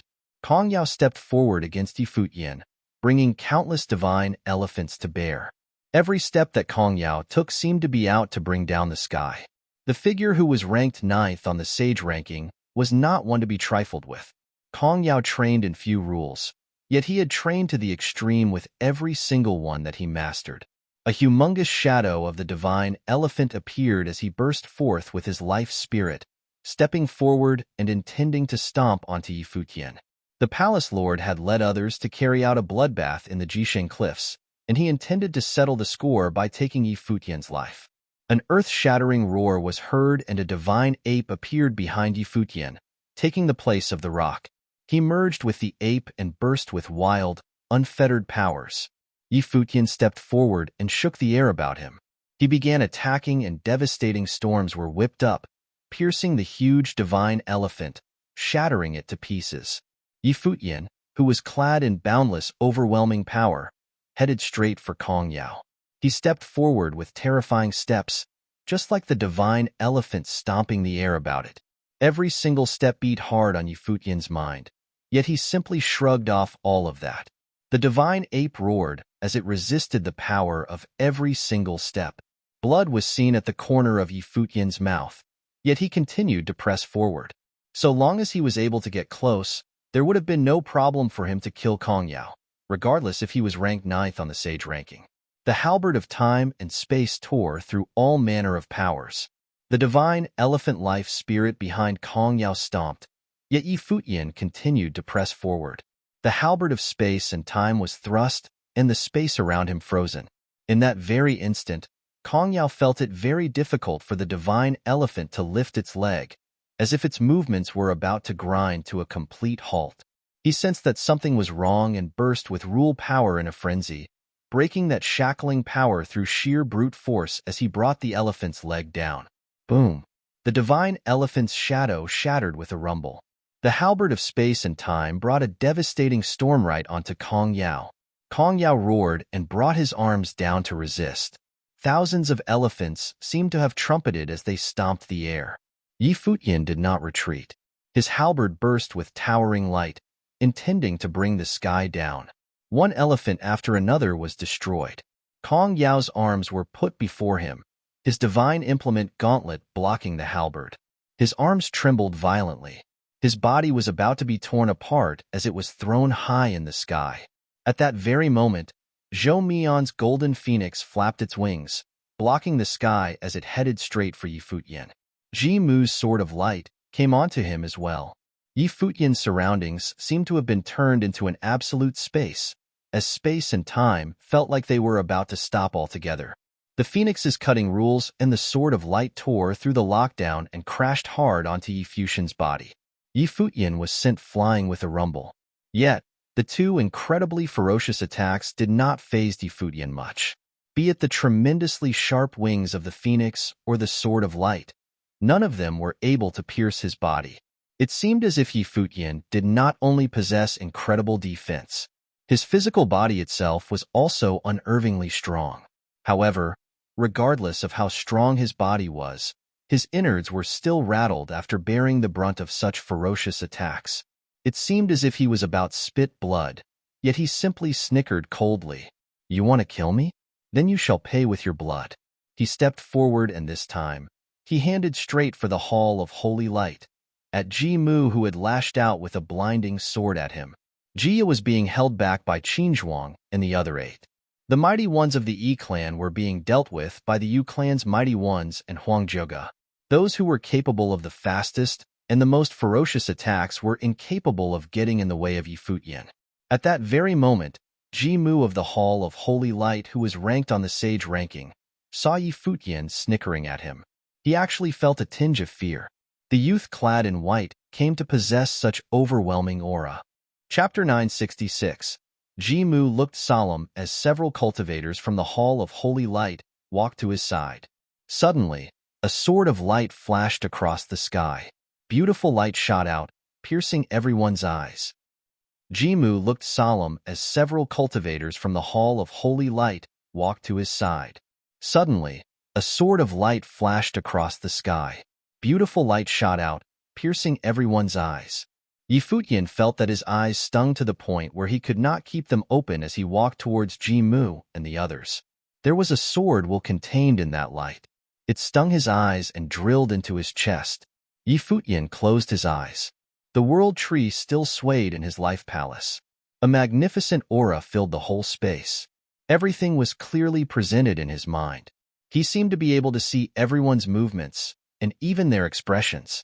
He saw that Qinzhuang and the 9 others had forced Jia, number 2 on the sage ranking, to retreat with their sword matrix, making him unable to participate in the battle. He saw the Yu clan cultivators staring at the people from the Yi clan, guarding against them taking action. Both the Yu clan and the Yi clan were among the top forces of the 9 states. Perhaps there was some enmity between them, but Yi Futian wasn't sure. All he was sure about was who his friends were and who his enemies were. Big Brother stood there with his sword, staring at the cultivators from the 3 great holy lands of the ocean state. Yang Xiao and Yuan Hong stood beside him, and Huang Zhuge's arrows faced them as well. If the cultivators from the 3 holy lands made a move, they would be blocked. Given the current situation, they were at an absolute disadvantage in a direct conflict. There were too few of them, and some of the holy lands had not gotten involved. What they would do today would make Yi Futian kill his opponents without remorse, and the other holy lands had not dared to get involved. Kong Yao was extremely angry. The power of his divine elephant could not suppress Yi Futian. Yi Futian had killed 2 of Saint Shihua's cultivators right in front of him, shocking him and making him hesitate. Moreover, when the 2 of them had collided, he had felt just how threatening Yi Futian really was. It was as if he could restrict the space and time around him and kill him with the halberd. More images of the divine elephant descended from the sky, crushing everything. But with his current strength, Kong Yao did not dare to get closer to Yi Futian. He stepped into the sky, and one of the divine elephants expanded rapidly. It crashed through the heavens, trying to crush Yi Futian under its foot. The ability that Kong Yao had cultivated was extremely forceful. It was a saint-level ability from Jisheng Cliffs. It used the power of heaven and earth to crush anyone who fell under its feet. At the last battle of proving holiness, he had trampled many cultivators to death with it. Go! At almost the same time, Chun Mu and the other cultivators from the Hall of Holy Light got involved. Their light swords shot out towards Yi Futian, but he weaved back and forth through them, letting the attacks hit his body. When the divine ape had stepped into the air, it not only covered his body, but also the bodies of the cultivators from the Hall of Holy Light, combining them all together. Their expressions turned ugly. They were angry at this, but they couldn't deal with Yi Futian coming for them with so much force. They turned into beams of light and disappeared from where they were, shooting directly towards Yi Futian. They were fast, so fast that they merged with the light. Even though Yi Futian's close combat skills were exceptional, they had no fear as they prepared to strike the arrogant scoundrel. Yi Futian's eyes were still closed, but their movements were extremely clear in his mind. He had advanced his space-controlling powers to an astonishing degree. He clutched the halberd of time and space tightly. A divine power spread out from within it. At the instant when the cultivators from the Hall of Holy Light approached him, the space around him fell into absolute stillness. As the divine elephant crashed down, even the cultivators from the Hall of Holy Light were hit. As they were stuck in the frozen space, they could not retreat. The annihilation of light. The cultivators from the Hall of Holy Light slashed out with their swords, and with Ji-mu's at the front, they all resonated together, cutting through space. Endless light shone out, turning the space into nothingness. Everything was annihilated by that extremely beautiful light. Yi Futian thrust the halberd of space and time forward, and the light seemed to change. As he did so, everything seemed to stop, and Jimu and the others seemed to slow down. They saw a terrible black hole storm that swallowed up the light. It was like there were two very different but powerful forces colliding in midair. In the next moment, the two forces crossed over each other, and Yi Futian traded places with Jimu and the others. Yi Futian's clothing was riddled with holes, and he was bleeding. Even his incredibly sturdy body could not bear an attack like that. Poof, poof, poof. There was a series of sounds as Jimu's body cracked and burst, followed by the other cultivators from the Hall of Holy Light turning into dust as they completely disappeared from the world. Boom. There was another loud noise as the divine elephant stepped down, pressing down on Yi Futian, making him spit up a mouthful of blood. His aura fluctuated. At this moment, Yi Futian's white clothes were stained with blood, and his hair flew around his face. Although he had the halberd of time and space with its nearly invincible attack, his defenses could not also be invincible. After all, his level was still a bit lower than theirs. Of course, if he had faced his opponents after just barely reaching the sage plane, he would have been dead many times over. Although his defenses were weaker than the attack, they were still quite extraordinary in the 9 states. For people had already died at Yi Futian's hands, causing many of the others to be frightened of him. Even the saints' hearts trembled fiercely. If Yi Futian's level got any higher, who besides a saint could stop him? If he made it to the top of the saint level, would he sweep through the 9 states with his own power? Saint Ji, the great Zhou sacred king, Saint Shihua, Saint Ji, and the other cultivators looked upon Yi Futian with despair. They saw his blood-stained clothes and the murder in his eyes. They all wanted to personally put an end to him, but they could only endure. What are you waiting for? Saint Ji swept his gaze over the cultivators from the 3 great holy lands of the ocean state. The Hall of Holy Light had suffered heavy losses on this trip to the Imperial Mausoleum. Jimu had died, and GMO had fallen as well. Now, the only one in the Hall of Holy Light who could inherit Saint Ji's position was Jia. But even after the loss of so many cultivators, Yi Futian still stood there. Given the present situation, not killing Yi Futian now would be sowing the seeds for future disasters. The consequences would be unimaginable.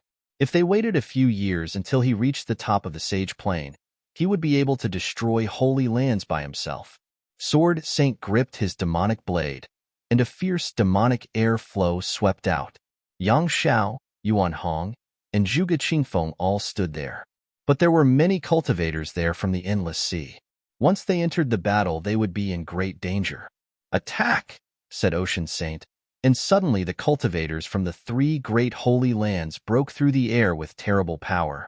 Yi Futian was strong, but at this moment his aura wavered. He must have been wounded terribly.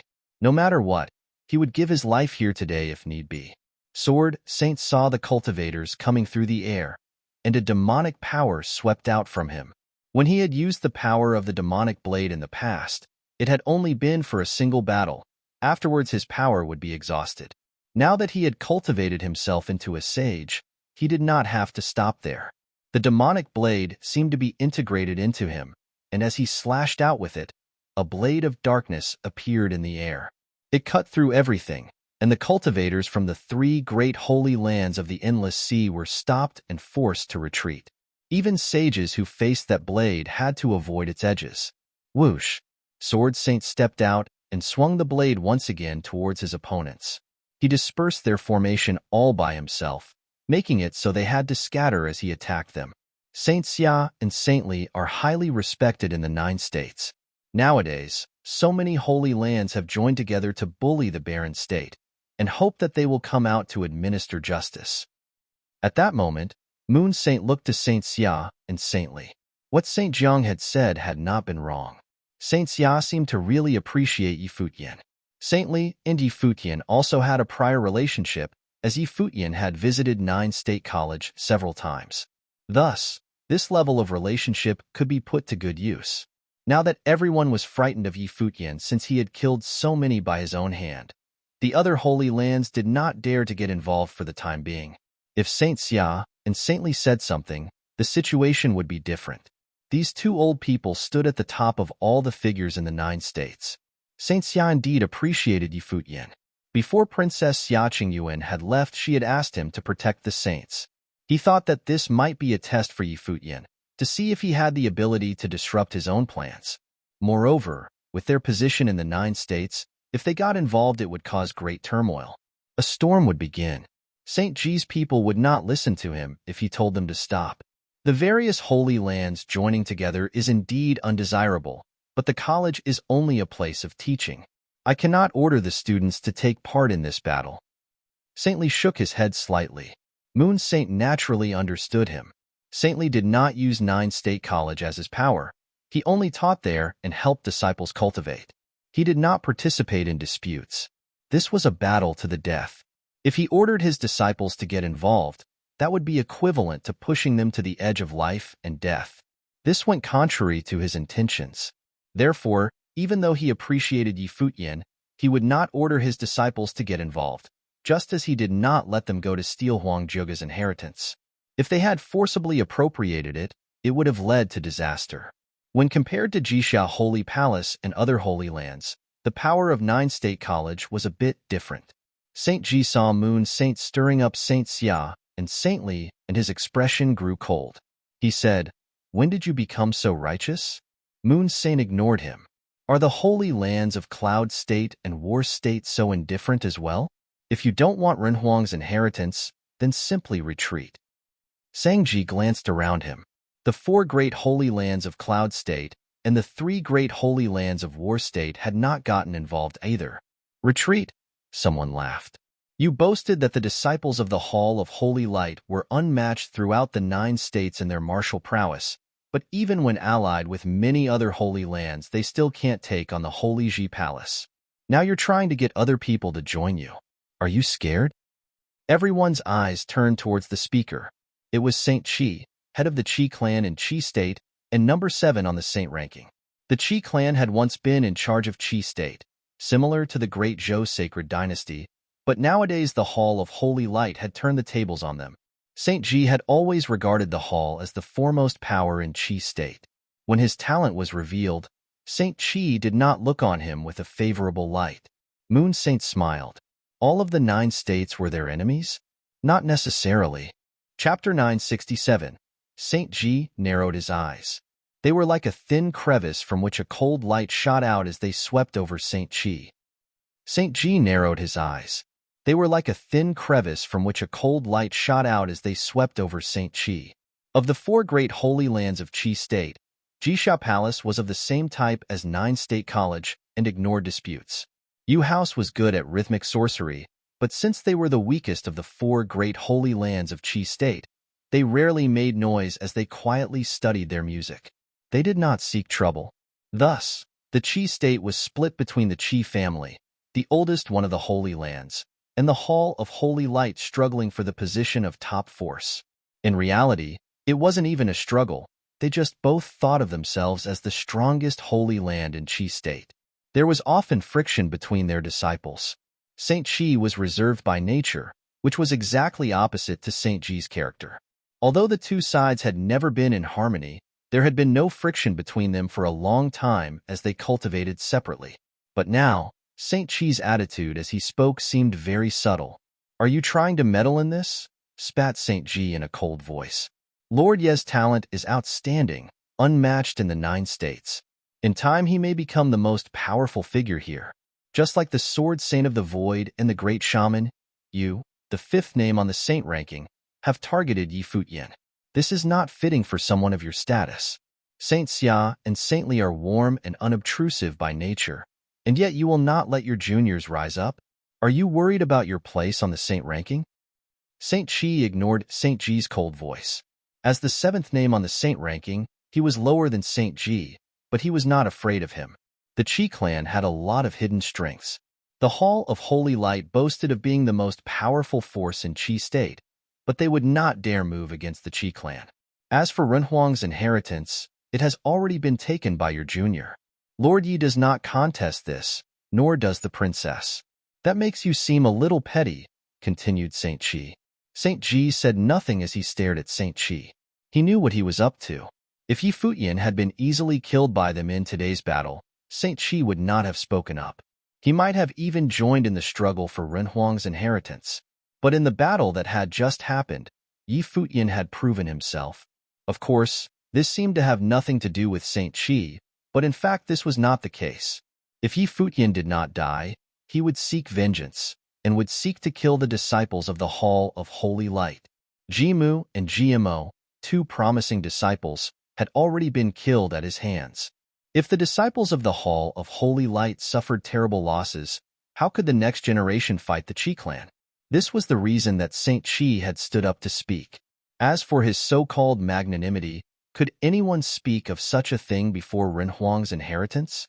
Cultivation of the path meant being tolerant of the heavens and the earth, but it also meant struggling with them. The essence of cultivation was plundering. It was not to never struggle with the world. Thus, why bother to cultivate unless you were someone exceptional? Saint Qi seemed generous, but really he wanted ever so much to fight the Hall of Holy Light. What does everyone think? Saint Qi swept his gaze over the expressionless cultivators from the other holy lands. They had been watching all along. Did they think to collect the spoils of victory without lifting a finger? Of course, he had previously never thought that Yi Futian would become so strong and kill 4 cultivators of the sage ranking. "Let him go," came a voice. Everyone turned to look at the speaker. It was the Vajra region lord. The number 6 and number 7 cultivators on the saint ranking had successively made their declarations. In this way, the cultivators who had stood there watching would not make their moves. Under the current situation, even if they acted, the likelihood of them getting the halberd of time and space and Renhuang's inheritance was very low. Even though Yi Futian had been seriously hurt, with the strength that he had shown, none of them could guarantee that they could kill him in close combat. Obviously, the potential loss outweighed the gains. This situation made it so that the cultivators from the 3 great holy lands of the ocean state were not willing to risk their lives. If they tried to kill anyone from the palace, Yi Futian would stop at nothing to kill them. The power that he had just displayed was quite shocking to anyone on the sage level. Yi Futian was currently facing Kong Yao, Zhou Mian, and Yegai. But if they wanted to kill him, it would be quite difficult. At that moment, a beautiful light bloomed, and Yi Futian shot towards Zhou Mian like a bolt of lightning. Suddenly, the image of the golden phoenix behind Zhou Mian shook as it struck out with its feathers. Zhou Mian pulled back, widening the distance between himself and Yi Futian. Boom! There was a loud noise as Yi Futian disintegrated his attack. He appeared right in front of Zhou Mian and shot him a piercing glance. "Leave," said Yi Futian. Below them, the people from the palace flashed upwards. Sword Saint, Qinzhuang, and the others fought and retreated towards where Yi Futian was. Jia and the cultivators from the ocean state's attacks were not as strong anymore. After a while, the cultivators from the palace gathered together in the air, and no one was able to intercept them. "Thank you all," said Yi Futian. He stepped away as Kong Yao and Jia moved forward with faces held hard. "No need to chase them," said Saint Ji with a gloomy look. Jia stopped with a dark look on his face. They had let Yi Futian get away with his life, and with the inheritance. "There will be time for that later," came a cold voice from far away. It was Yi Futian. Everyone looked at his back as he left, and their hearts were still unsettled. They would probably never forget the battle that had just taken place. He had smashed through sages and killed 4 cultivators of the sage ranking by his own power. Who in the 9 states had such a brilliant record? A huge sword crossed through the sky and fell before Yi Futian. Yi Futian and the others stepped onto it, and suddenly the sword sped away in a winding arc. No one pursued them. All the saints of the 9 states naturally felt a bit of saintly power. It was the village chief of Toonkeeper Village. He had been nearby the whole time, and had taken the people from the barren state away on his huge sword in order to avoid being intercepted. The sword pierced through the sky, and soon reunited with the village chief. Yi Futian stood upon it with the wind blowing wildly upon him, making his hair flow. He coughed and a little blood came out. Facing the attack of so many allied sages would have hurt him even if his body had been stronger. After all, he had just entered the sage plane. He had obviously been seriously wounded. He had just not shown it. "Are you all right?" Yi Futian looked at Hua Jieyu and Yushang behind him. They had fought Jia and Jimu outside the imperial mausoleum. Yu Shang had demonized and used up all his power in a single battle. Hua Jieyu had also received some wounds. This trip to the Imperial Mausoleum had been extremely dangerous. Huang Shi had perished, but he had done so very calmly. He had obviously thought that his death had been worth it. Huang Jioga had received their ancestors' inheritance. We're fine. Everyone nodded. Although they had all suffered different injuries, it was no matter. After we return to the palace, we must immediately prepare for war. Mobilize the matrices as quickly as possible, said Futian. He knew that this war had just begun. Saint Ji, the great Zhou sacred king, and Saint Shihua would definitely not give up. Back at the Imperial Mausoleum, Saint Shihua looked up into the sky. Futian had already disappeared from view. He had never thought the battle would be so fierce. He had thought that after the marriage alliance, they could easily destroy the palace. But first there had been the slaughter at Jisheng Cliffs, and today 2 sages from Shihua Sacred Mountain had been killed, as well as the great Zhou Sacred King's son, Zhou Huang. His figure flashed as he stepped towards Glass Saint. The great Zhou Sacred King looked at her as well, but he heard Moon Saint say, "Are the 2 holy lands of the eastern state still planning to ally together to bully Glass Saint? If so, I'd like to benefit from your instruction as well." Saint Shihua and the great Zhou Sacred King stopped and looked at Moon Saint. Moon Saint was obviously thoroughly involved in this sacred war. He wanted to protect Glass Saint as well. As for the other saints, they bore no grudge towards Glass Saint. Futian had taken the halberd of time and space, and Huang Jioga had taken Renhuang's inheritance, so there was no reason to stay here anymore. Glass Saint was the great Zhou Sacred King's affair. She had nothing to do with them. To put it bluntly, they had only gotten involved in order to steal Renhuang's inheritance. It was not really a joint effort. If one of them had gotten it, they would probably have all turned on him. None of you are returning home to prepare your armies? Are you going to wait a few years until Futian has cultivated to the point where he can come and settle the score? Asked Saint Ji coldly. Leave? Where could he have gone to? Even though Futian had gotten out of there alive, where could he go? He probably did not want to go back to the Holy Ji Palace. Futian had revealed his astonishing martial prowess. He could not keep fighting anymore, but the only people who had come here today were the top figures of their respective holy lands, so the actual number of cultivators was quite small. And once they went back and called together their armies, they would have to see if Futian was alive or dead. Would Moon Saint and Saint Chi participate in the war? If they did, it would not be a small-scale battle like this had been. The great Zhou Sacred King looked at Glass Saint, then turned around, his figure flashing as he left. The cultivators from the great Zhou Sacred Dynasty followed him. Afterwards, Saint Shihua also took his people and left. The storm seemed to have ended, but it also seemed like it had just begun. Perhaps there would be an even greater storm.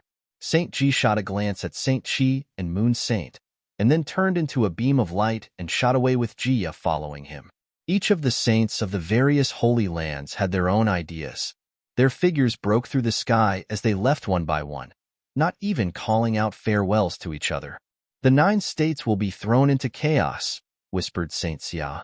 We have been at peace for so many years. It makes sense that we would be thrown into chaos when a figure like Futian appeared, said Saintly. They both looked forward at the beautiful figure who still stood there. It was Glass Saint. She stared forward in a daze. Moon Saint had protected her, but there was no joy in her. She knew why Yuechan had died. Before her death, she must have made contact with Moon Saint. Otherwise, she would not have been able to die so calmly. And it was all for her. Her blue silk swayed in the wind, crossing over her beautiful face. She turned and left. There were only a few people left. Saint Xia and Saintly also left together. The wind is rising, said Saint Xia. Yes it is, replied Saintly. The wind blew past. Many people came from around the barren state as they were leaving to see the battlefield. This battle would go down in history. Chapter 968. The Holy Ji Palace was in Zhongzhou City, and with the village chief speed they made it back in there in a short period of time. The Holy Ji Palace was in Zhongzhou City, and with the village chief speed they made it back in there in a short period of time. The huge sword returned and descended towards Holy Sage Pavilion, following which a voice swept out through the palace. All disciples, prepare for war. The voice was solemn, and suddenly everyone throughout the palace felt their hearts tremble. What had happened on the trip to the imperial mausoleum? Yang Xiao and the others' figures flashed as they went to make their arrangements. Soon everyone in the palace knew what had happened, and they were all astonished. Lord Yi Futian had slain 4 sages in one battle, including the great Zhou sacred king Sun Zhou Huang. The halberd of time and space, the number 3 divine implement on the 9 states divine implement ranking, was in his hands. He had helped Huang Jioga obtain his ancestors' inheritance. Huang Shi had died in battle. Each piece of news was just as shocking. At the imperial mausoleum, all of the 9 states had been their enemy, and Yi Futian had led the people of the palace to attack them.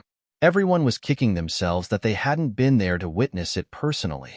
Yi Futian and the other wounded were recovering in Holy Sage Pavilion.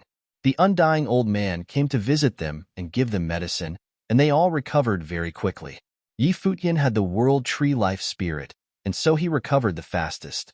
Although his injuries had been severe, he was able to Holy Sage Pavilion very quickly.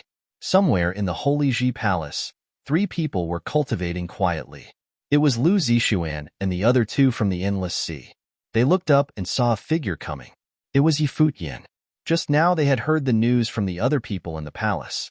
Yi Futian had finally obtained the halberd of time and space. "You can leave," Yi Futian said to them. Lu Zixuan looked at him. Even in the palace she was still an outstanding beauty, but in Cliff State City she had been the most beautiful woman and had been extraordinarily talented, someone whose saints regarded highly. "Can I stay in the palace to cultivate?" She bit her lip as she asked this. Even though they had not been allowed to leave the palace during this time, they found it a much better place for cultivation than Cliff State City. Even Ocean King Palace did not have as good an environment for cultivation. A strange look came over Yi Futian's face. He said, "Right now the palace is facing a dire situation, and it is very possible that we will be destroyed. Are you not afraid of death?" Lu Zixuan shook her head. "Where can a cultivator find an absolutely safe place? I am willing to face this war alongside the palace. But afterwards, I hope that I will no longer be under house arrest, but a part of the palace." Yi Futian looked at Lu Zixuan's exquisite features. She was indeed a very assertive woman.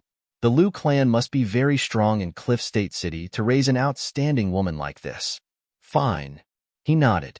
"What about Lu Yu and Lu Han?" "Brother Yi, I will also continue cultivating in the palace." Lu Yu and Yi Futian's relationship was actually quite good, as Yi Futian had taken care of her during the journey to the Lost Ruins.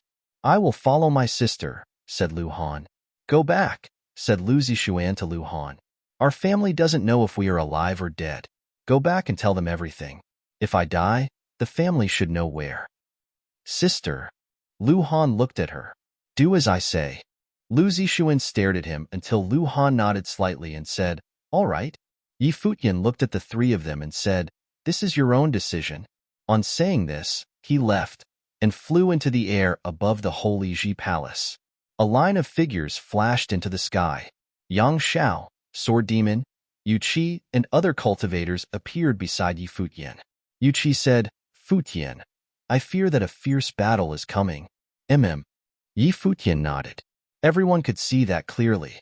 Not long ago in the Imperial Mausoleum, they had forced their opponents to let them go.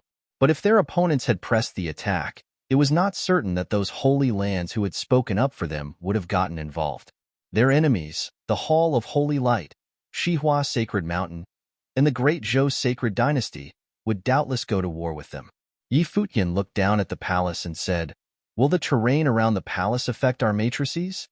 "A little bit." Yang Xiao nodded. "Our matrices will have to bypass some places." Yi Futian nodded slightly, then said, "All disciples of the palace, hear my orders. Everyone stop cultivating immediately and head to the palace." His voice rolled out through the entire Holy Ji Palace. Everyone looked up at him and stopped their cultivation and flashed towards the main palace. "Village chief," shouted Yi Futian in another direction. A sword flashed through the air, and the village chief appeared before Yi Futian. "Once all the disciples are in the main palace, level the rest of it," said Yi Futian. Everyone trembled at these words. Would he really level the rest of the palace? There were many hidden places in the palace, many of them left behind by their ancestors, and there were ruins scattered throughout, many of which were good places for cultivation. And now Futian had ordered for it all to be demolished. All of it would disappear. But no one objected. At this moment, no one could doubt Futian's position within the palace. Previously, he had entered the palace on the basis of nobility, and everyone had assisted him and had high hopes for him. But now he had brought 2 saints to the palace and led them on an attack against the Jisheng cliffs. He now stood at the highest point just below the Saint Plain. Futian had become the symbol of the Holy Ji Palace. He was even symbolic of the whole barren state. Whenever the barren state was mentioned, the first thing that anyone would think of was its palace lord, Futian. A group of figures flashed over as more of the elders arrived. After hearing Futian's decision, they merely sighed to themselves and looked at the palace as if they could not bear to part with it. Not long after, an incomparable storm of sword chi appeared in the palace like a giant sword, flattening the earth. The buildings, mountains, and ruins were crushed into dust. The disciples of the palace looked on from above with unease in their hearts. Before long, everything except for the main palace had been flattened. And of course, Sage Hall was still there. Lord Yang, please lead the disciples to work even harder, Futian said to Yang Shao. He nodded and led some men down to the ground to begin preparations for the matrices. Send this order throughout the barren state. As Palace Lord of the Holy Ji Palace, I call upon all swords in the barren state of the sage level or higher, continued Futian. Do we need so many swords? Asked Yu Qi. He had brought many ritual implements from Alchemy City, as well as many swords. Yes, and Uncle is also forging more swords. Have the people of the palace go out to collect materials. When I activated the sword matrix of the void at Nether Sword Mound, I couldn't control it, but I remembered some things. I can carve out a sword matrix, said Futian. He had studied matrices at Chess Saint Villa and had consolidated his studies at Nether Sword Mound. Now that he had reached the sage level, he could carve out his own sword matrix. Okay, we will do this. Yu Qi nodded. Sword Demon, Su Shang, and some others left to make ready for this. Soon the news spread all around the barren state. Futian was calling all the swords in the barren state. For a time, countless cultivators set out towards the Holy Ji Palace.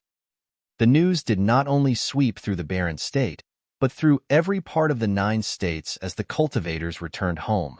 But the places that were shaken the most fiercely were the Hall of Holy Light, Shihua Sacred Mountain, and the Great Zhou Sacred Dynasty. At the Hall of Holy Light, St. Ji sent out an order, summoning the top forces from the area to launch an attack on the barren state. At Shihua Sacred Mountain, the order was given for all forces under their jurisdiction to gather together at the mountain. Obviously, after the events at the Imperial Mausoleum, both the Hall of Holy Light and Shihua Sacred Mountain were paying close attention to the barren state. And they were not simply summoning their forces for an attack, they were convening their holy lands. For a time, there was a terrible storm in Qi State and the Eastern State. It seemed that the Holy Ji Palace would not be able to escape disaster. In the past, who would have thought that sending a punitive expedition against the declining barren state would have required such care? Only a few years before, it had only taken Kong Yao and a few other cultivators to ravage the barren state. In Jisha Palace in Qi State, 2 figures were playing chess. One was wearing white clothes and playing as white, while the other was wearing black and also playing as black. Both of them looked quite extraordinary. Behind the handsome white-robed youth sat a gentle woman quietly watching the game. Brother, your heart doesn't seem to be in the game. The black-robed figure smiled slightly as he moved his piece, then looked up at the white-robed figure. The white-robed youth stared at the board, then smiled as he moved a piece. I've lost 3 games in a row. Is it because of the news from the barren state? The white-robed figure smiled at him and said, If I was a piece in this game, I've already been taken off the board. Why worry about it? Why has this piece been removed? Said the man in black with a smile.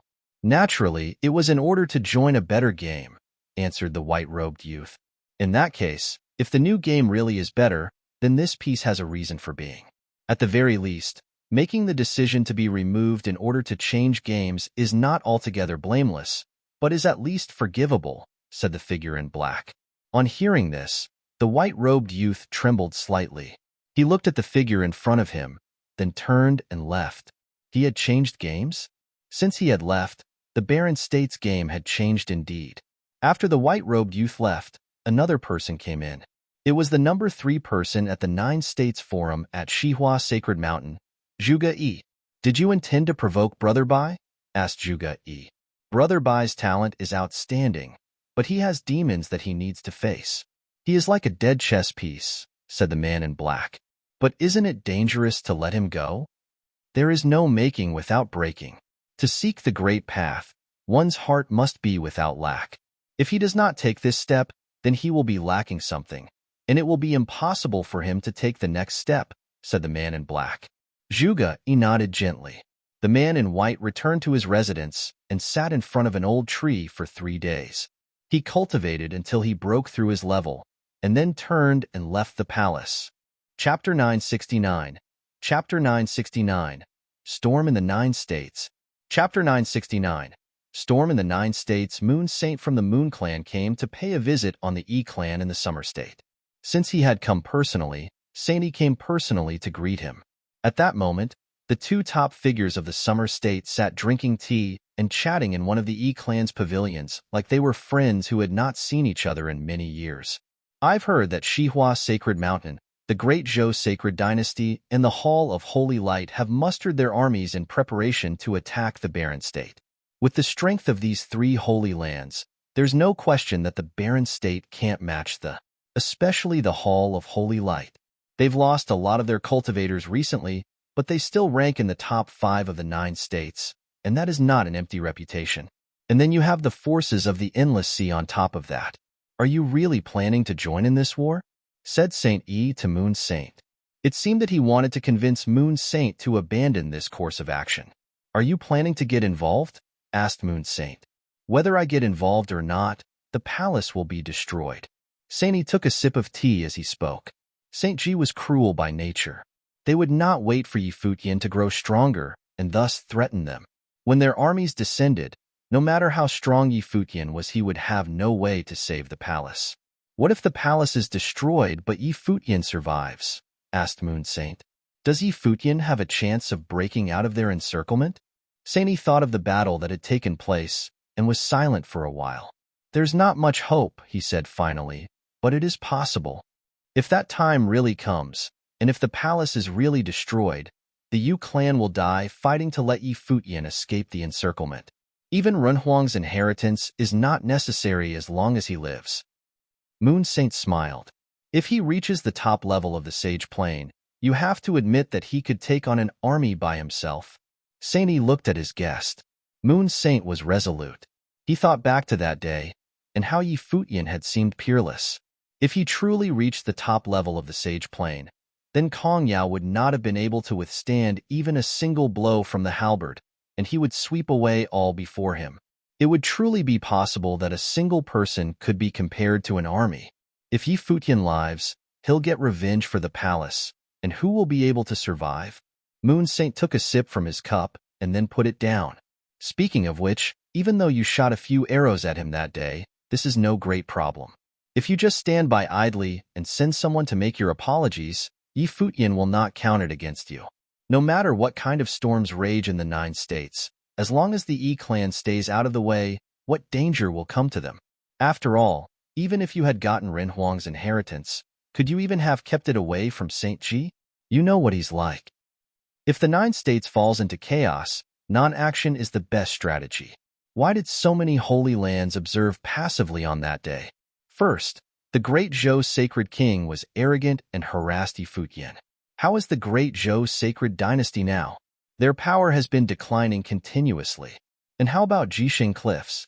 Now that Saint Ji and Saint Shihua have entered the game, can they guarantee that they will force Yi Futian into total retreat?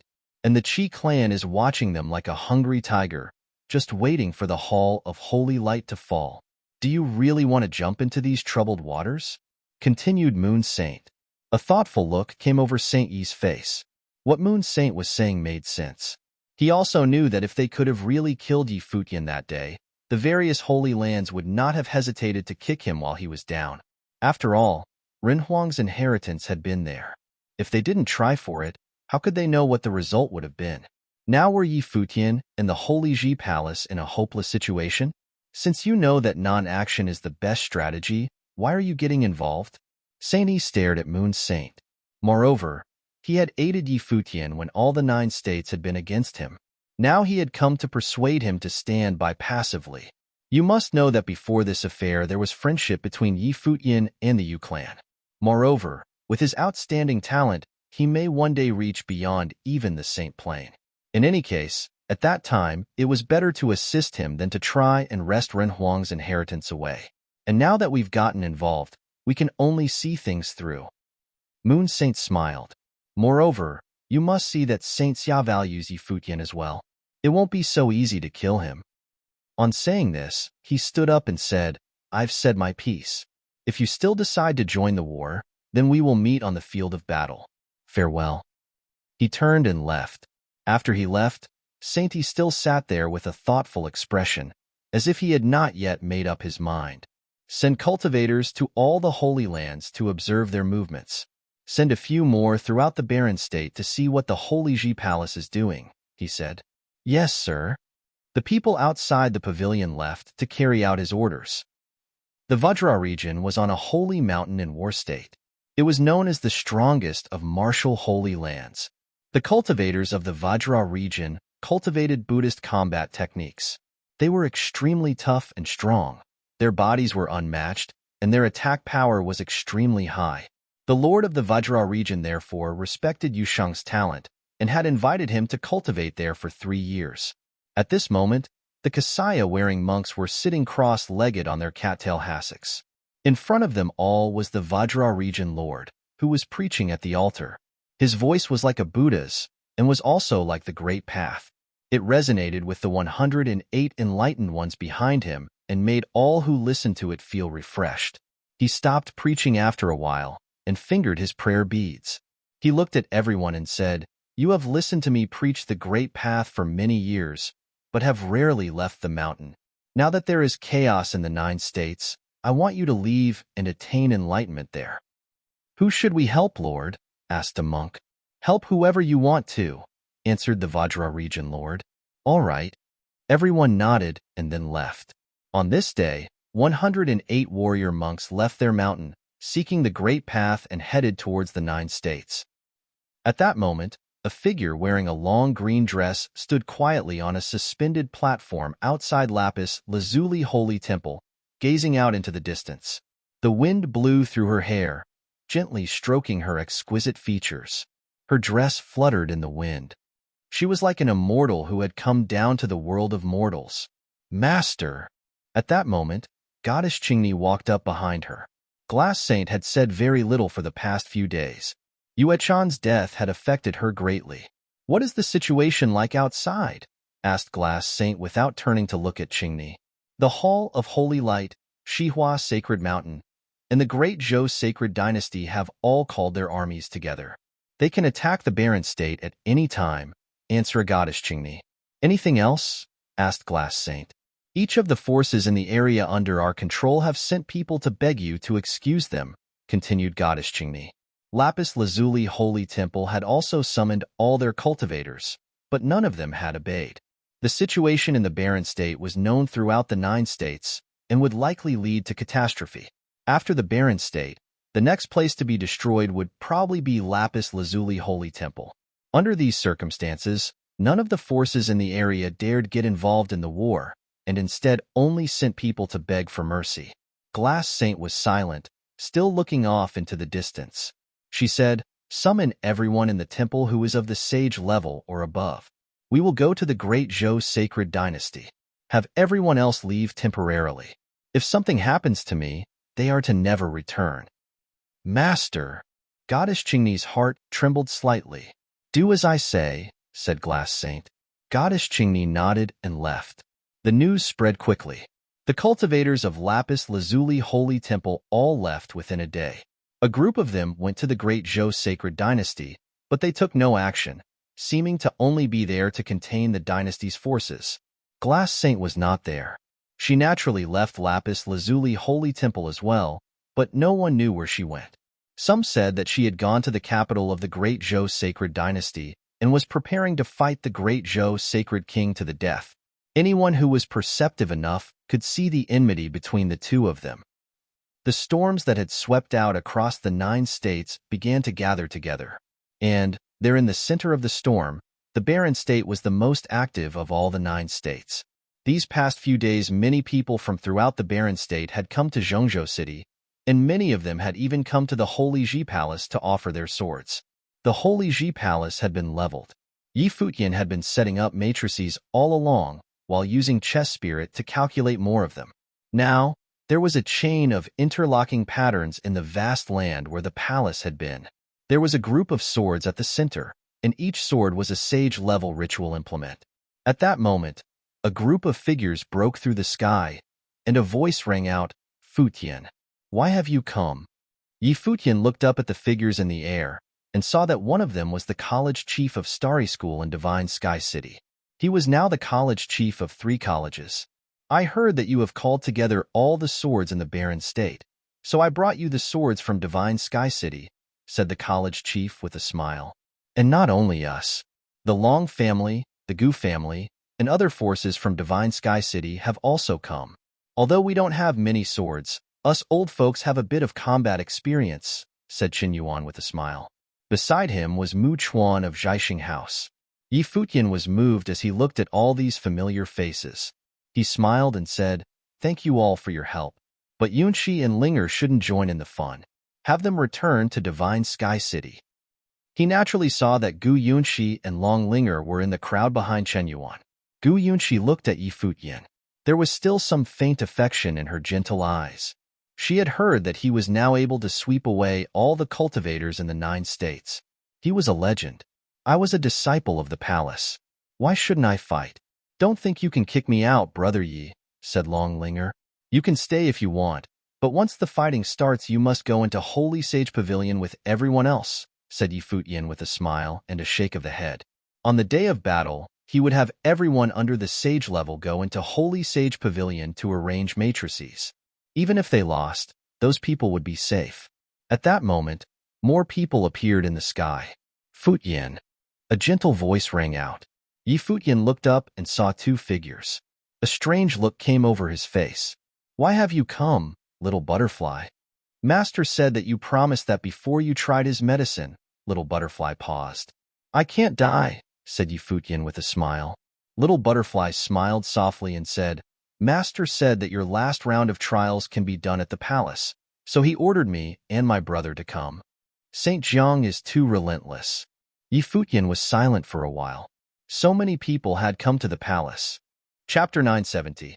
Yi Futian had already experienced 2 rounds of medicinal trials in succession, so he knew that if the testing was successful it would greatly progress his own strength, whether physical or spiritual in will. Yi Futian had already experienced 2 rounds of medicinal trials in succession, so he knew that if the testing was successful it would greatly progress his own strength, whether physical or spiritual in will. In the previous trial process, he had even comprehended the rule of particles. Now that the Holy Ji Palace was facing a great calamity, going to the 9 State College was clearly out of the question for him. So Saint Jiang had sent Little Butterfly to the Holy Ji Palace personally. However, this last round of trial was the most dangerous. At the time, Saint Jiang had reminded him to go to the 9 State College after he was at least a mid-level sage. However, he was still only a lower-level sage, so he wondered whether he could bear it. But under the current circumstances, he had to give it a try no matter what. As long as the trial was successful, his strength would rise to another level so that Kong Yao, who ranked 9th, could be crushed. Yi Futian saw that Su Chehan was behind Little Butterfly, and he offered a faint smile. Su Chehan looked at him indifferently. "I just came by the command of the master." Yi Futian smiled and said nothing. This guy used to guard him like a thief in the herb garden. "Little Butterfly." A laughter was heard, and it was Hua Jieyu coming over. "Jieyu." Little Butterfly also responded with a smile, then walked over to the direction of Hua Jieyu, and the 2 chatted. The 2 of them, fairy-like, standing together, formed a rare but beautiful sight to behold. "Chief and uncles, I will not be entertaining you then. You have seen the situation here at the palace. I can only beg your indulgence. Yi Futian said with a smile, Linger, you are a disciple of Holy Ji Palace, so you are almost a host too. You should take everyone on a walk around.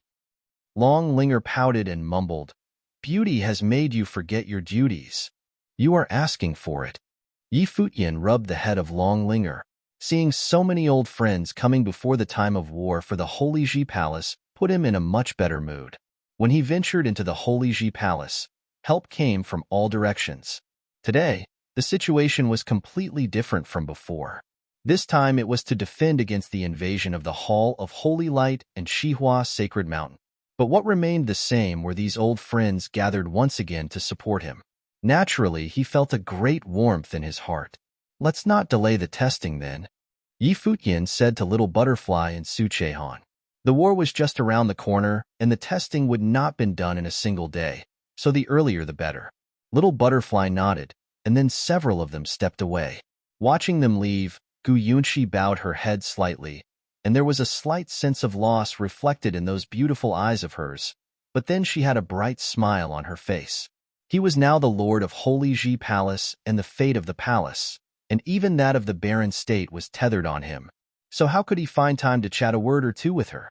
Seeing that he was now getting more excellent by the day, she should be happy for him, and hope that he could sail through this coming calamity. That girl has no filter. Don't hold what she said to heart. The four of them walked, and he caught up with Little Butterfly and Jieyu, with Su Chehan behind. Not at all. Little Butterfly gently shook her head. Hua Jieyu smiled at Yi Futian. But maybe Linger was right. Yi Futian blinked his eyes, and Little Butterfly blushed and said, Jieyu, don't think so much. Little Butterfly, you don't know this guy. He's tempted when he sees pretty girls. Especially you, so you must be careful around him. Hua Jieyu said to Little Butterfly, smiling. Little Butterfly's face was a little redder, and Yi Futian was on the verge of tears. With a wife like this, who needed enemies? Jieyu, if you continue like this, someone behind me will probably poison me. Yi Futian joked. Su Chehan looked at the three who were chatting in front of him and could not quite get the meaning right away. Senior brother wouldn't do that. Little Butterfly said, You didn't know that when I was in the herb garden your senior brother threatened me to watch my step? Yi Futian smiled and responded. Su Chehan's footsteps slowed, and he gave Yi Futian a frosty look. Because of his cultivation, that is the temperament of my senior brother. Don't take it to heart. Little Butterfly did not look at Su Chehan, but just explained it. Yi Futian nodded, then stopped to wait for Su Chehan to catch up. Little Butterfly turned to look at the two men. Jieyu pulled her hand and said, We'll go first. Even if great teacher Su wants to kill me now, I'm afraid it won't be easy. Yi Futian smiled and looked at Su Chehan. Su Chehan's gray pupils looked at Yi Futian, and a faint coldness exuded from him. He had heard of the Battle of Zhengzhou City. In the past few years, his strength had improved greatly, and he had already become a high-level sage not long ago. However, Yi Futian killed 4 great sages in the siege, so defeating him wouldn't be easy. You can try. Su Chehan's voice was still cold. I know that great teacher Su is an expert at poison, but I have already experienced 2 rounds of trials and am resistant to poison. Moreover, great teacher Su is our guest, so why the long face? I will not be inhospitable like great teacher Su. Yi Futian, referring to the time when his visits were rejected. Su Chehan gave Yi Futian a look. If you didn't have a wife, I wouldn't mind if you pursued Little Butterfly. But if you want Little Butterfly to be your concubine, you have another thing coming to you. You are so boring. It is much more fun to be with Little Butterfly. Yi Futian patted his shoulder, and then accelerated to catch up with Hua Jieyu and Little Butterfly in front. Su Chehan stiffened a bit, watching Yi Futian move forward and quickening his steps to catch up to the others. Yi Futian and the others were at the medicinal pool in the Holy Sage Pavilion, and this time it was an enclosed space. When Yi Futian entered the medicinal pool, Little Butterfly and Su Chehan were sweating. Yi Futian and Hua Jieyu went together inside, and there was a terrible storm hovering above the medicinal pool in front of them. There was lightning that was constantly flashing, emitting a suffocating pressure. Yi Futian's heart beat wildly. Was this really a medicinal bath? But how was it that the medicine pool in front felt like a catastrophe that was enough to make one disappear into it? The face of Hua Jieyu had also changed, and she could feel the terrible aura that came from it and permeated the space. Little Butterfly was not as relaxed as she was before. Her beautiful eyes were solemn. Before she deliberately tried to appear relaxed in an attempt to relax herself. But in fact, she clearly knew that the medicinal bath that her master had personally prepared this time was truly terrible. Hua Jieyu's dainty hand that was holding Yi Futian sweated and exerted a little force as if she did not want Yi Futian to try. Before she had just heard about it, but she did not think that the medicinal trial would be so terrifying. The master said that this round of trials should have started when you become a top-level sage, or at the very least a mid-level sage. Considering your current plane, the master has reduced the potency of the medicinal bath. Little Butterfly looked at Yi Futian and said softly, "Got it." Yi Futian nodded and walked forward, but the hand that held the hand of Hua Jieyu did not loosen, still holding on tightly. Turning his head, Yi Futian smiled at Hua Jieyu. It was the same as the two previous trials. I just have to tough it out, and all will be well. Hua Jieyu looked at Little Butterfly, and Little Butterfly squeezed out a smile. It should be fine. It was only then that Hua Jieyu released her hand and helped Yi Futian to take off his coat. Yi Futian looked at Su Chehan. Could great teacher Su step aside? I am not used to being watched by a grown man. Su Chehan gave Yi Futian a cold look and then went away. I will go out too. Little Butterfly whispered. Little Butterfly, stay and help. I am afraid of any unexpected situations. Hua Jiyua said to her, so that Little Butterfly nodded as an agreement. On the body of Yi Futian there was a dazzling brilliance, and there were the sounds of dragons and apes coming out from his body. Even the faint shadow of the rock seemed to have appeared. At the same time, keeping a tight hold to his spiritual will, he stepped into the medicinal pool. In the Great Zhou Sacred Dynasty, Great Zhou Sacred King sat in the Great Hall and listened to a messenger's report. The cultivators of the Lapis Lazuli Holy Temple had appeared in the territory of the Great Zhou Sacred Dynasty. Their whereabouts were unknown, and it seemed they had broken up into cells, and many may have already infiltrated the holy capital. The Great Zhou Sacred Dynasty mobilized many cultivators to search and had made several arrests, but on the same token, some also died. The Lapis Lazuli Holy Temple seemed to have them pegged. It was said that the Glass Saint had disbanded the Lapis Lazuli Holy Temple, and now there was no one left at the temple. Glassy, Great Zhou Sacred King looked indifferently towards the distance and remembered the scene in the Imperial Mausoleum when Yi Futian held the sacred Glass Saint in his arms and had his way with her, and his eyes filled with endless thoughts of murder. Yi Futian treated her thusly, so why would she still help the barren state? I and Zhou Yanwang will embark, leading the Golden Phoenix Army. Other cultivators, stay and guard the palace. Great Zhou Sacred King commanded coldly. He would lead the most powerful army of the Great Zhou Sacred Dynasty to conquer, and the others would be more than enough to defend the Lapis Lazuli Holy Temple. Boom, boom. At this time, there were violent trembling sounds coming from the Great Hall in the rear. Many people looked up over yonder, including the Great Zhou Sacred King, and suddenly there was a dazzling light flashing through his eyes, and he started toward that direction. Boom. A loud noise was heard, and the Great Hall was breached. A beautiful and radiant blade of light went straight into the sky. Immediately afterward, everyone in the palace saw a sword, the divine sword. This divine sword went straight through the air, as if with a life of its own. Great Zhou Sacred King was extremely fast. In an instant, his palms extended, and a terrible golden phoenix appeared between heaven and earth. Its claws smacked down from the sky and grabbed toward the divine sword. However, at this moment the incomparable glory exploded from within the divine sword, and it disappeared right where it was, crossing the void and appearing in the sky above. Great Zhou Sacred King looked extremely bad. Like a divine phoenix, he gave chase and wanted to waylay the divine sword. But that divine sword continued to shuttle through the void. Even the speed of Great Zhou Sacred King could not catch up with it. Very quickly, Great Zhou Sacred King gave up.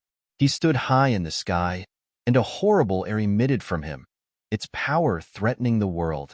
At the time, they used the life of Dozhan in exchange of Zhou Huang, the others, and also this divine sword. Now, the divine sword had taken flight on its own and disappeared. Clearly, he had been had. This divine sword had a spirit and could stay and go on its own. However, who was controlling the divine sword? And where did the divine sword go on this day? In the land of Eastern State. Many who were levitating in the sky saw that above the void there was a sword in flight on its own, continuing to cross the void until it disappeared at the edge of Eastern State. Chapter 971. At the end of the year 10016 of the Divine Prefecture calendar, 9 states did not have the holiday atmosphere of past years.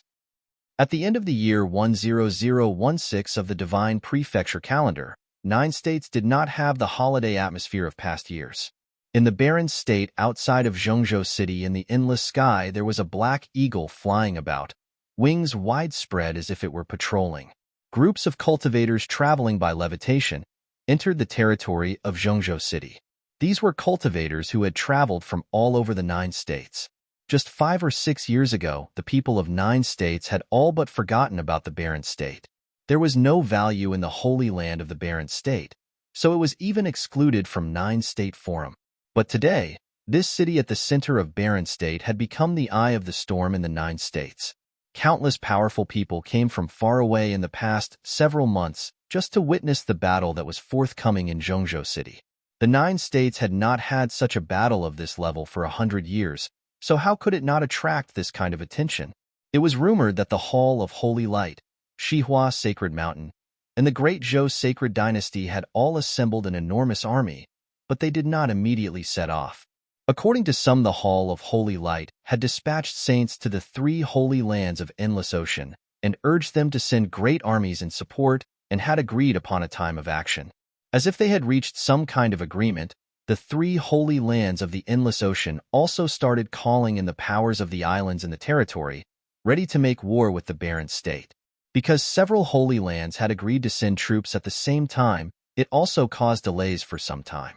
After all, the strength of the Holy Ji Palace at the barren state, along with the backings of the Yu clan and the Lapis Lazuli Holy Temple, made even a principality as strong as the Hall of Holy Light dare not to challenge them alone.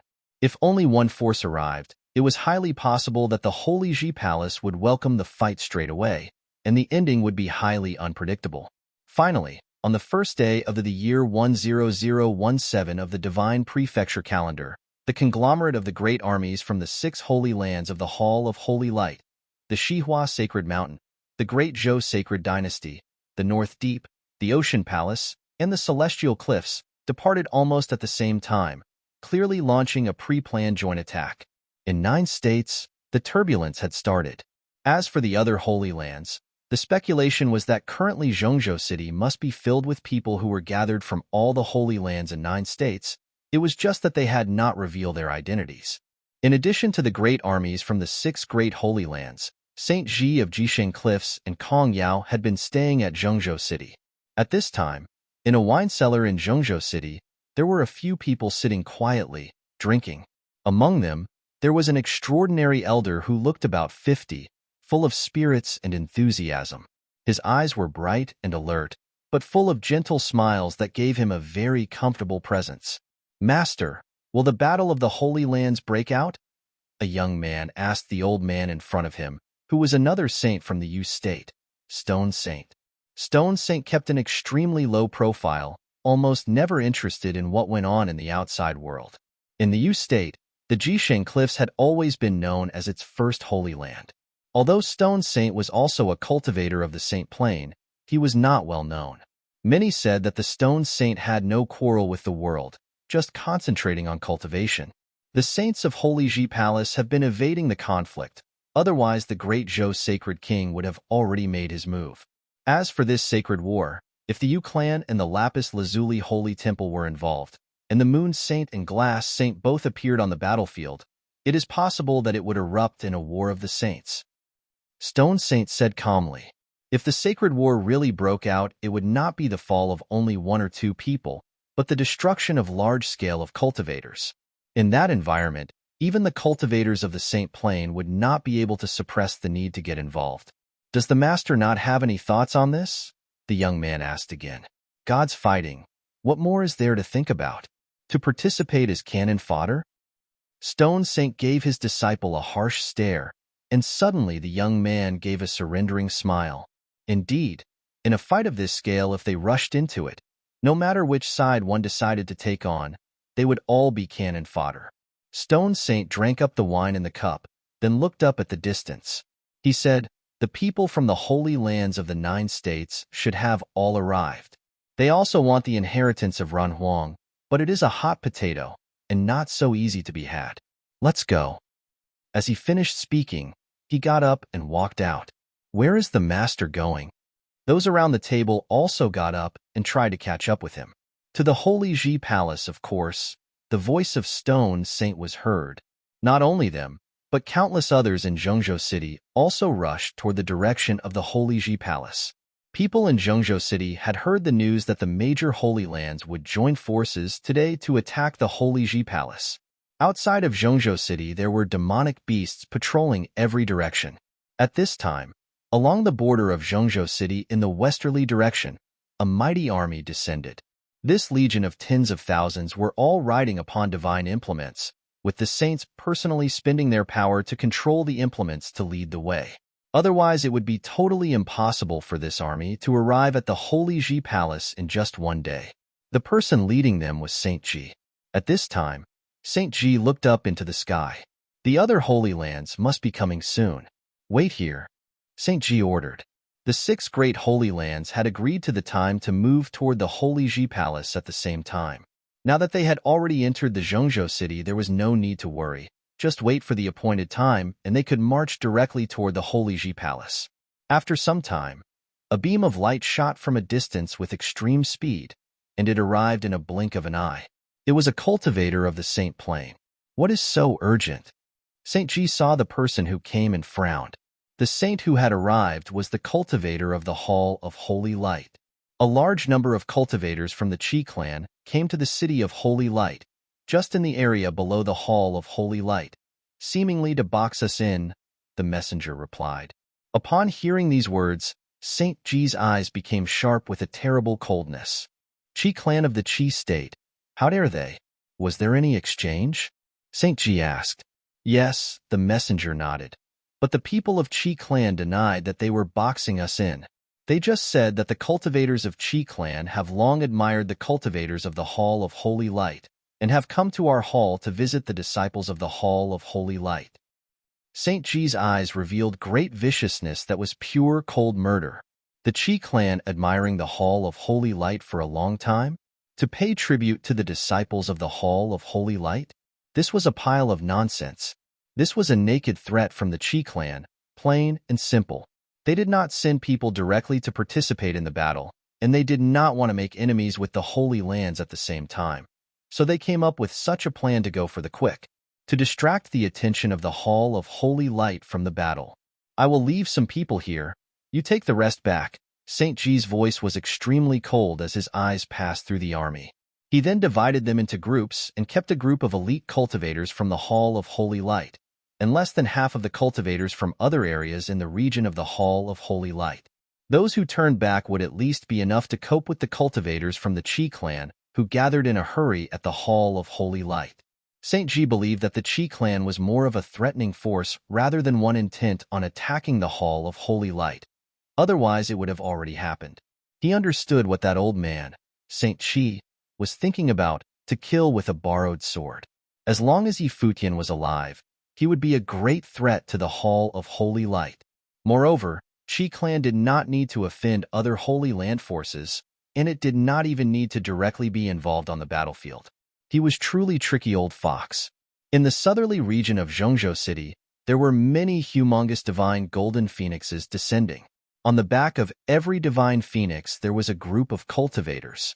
Likewise, the great Zhou sacred king also did not bring all his people, but he brought with him his most elite troop, the Golden Phoenix Army. In the southeastern region, the 3 great holy lands of the Endless Ocean had arrived together. The demonic beasts in the outer area of Zhengzhou City continued to hover and flew toward the sky. When the 6 holy lands had all arrived, They set foot in this central city of the barren state and marched toward the same direction. The cultivators of the Hall of Holy Light continued to move forward. They passed by a Buddhist mountain in Zhongzhou City, and on top of the mountain there was a famous temple. When they passed through, there was a golden glow on the top of mountain, and the light of Buddha was spreading far and wide. Many looked in that direction and saw a shocking scene. There were 108 Buddhists who turned into a giant Buddha, releasing a blazing light of Buddha like a big statue of Buddha. St. Ji glanced at the Buddhist mountain. In the land of the barren state, there was never the presence of such powerful monks. Clearly, those were the people of the Vajra region. It was just 108 people. Even if it was the 108 battling monks of the Vajra region, what could they do? How could they dream to subvert the situation? When the cultivators of the Hall of Holy Light passed by, an even more brilliant light of Buddha shone forth, and then the Buddha stepped into the void like an immense and boundless Buddha walking on top of Zhongzhou City, each step spanning a great distance, following the cultivators of the Hall of Holy Light. This had made many cultivators from the Hall of Holy Light incredibly displeased. What was the meaning of these Vajra region cultivators? To follow them at every step. In different directions, the Sixth Great Army went to the Holy Ji Palace, which led to the complete madness of the people in Zhongzhou City, who gathered and moved toward the direction of the Holy Ji Palace in great terrible manner. In this horrible flow of people, a handsome figure in white followed along. He was a symbolic figure in the barren state, the future palace lord chosen by the Holy Ji Palace. But now he was mixed in the crowd like a common disciple of the barren state, heading for the direction of the Holy Ji Palace. His return today was but for his peace of mind. By the time he left, the two palace lords had died, so he left the Holy Ji Palace in the barren state to separate from the 9 states. He eventually went to the Jixia Holy Palace to cultivate, and then went to the upper worlds with Xia Qingyuan for the trial, and blessed with chance, he was chosen to be allowed to cultivate in the upper worlds.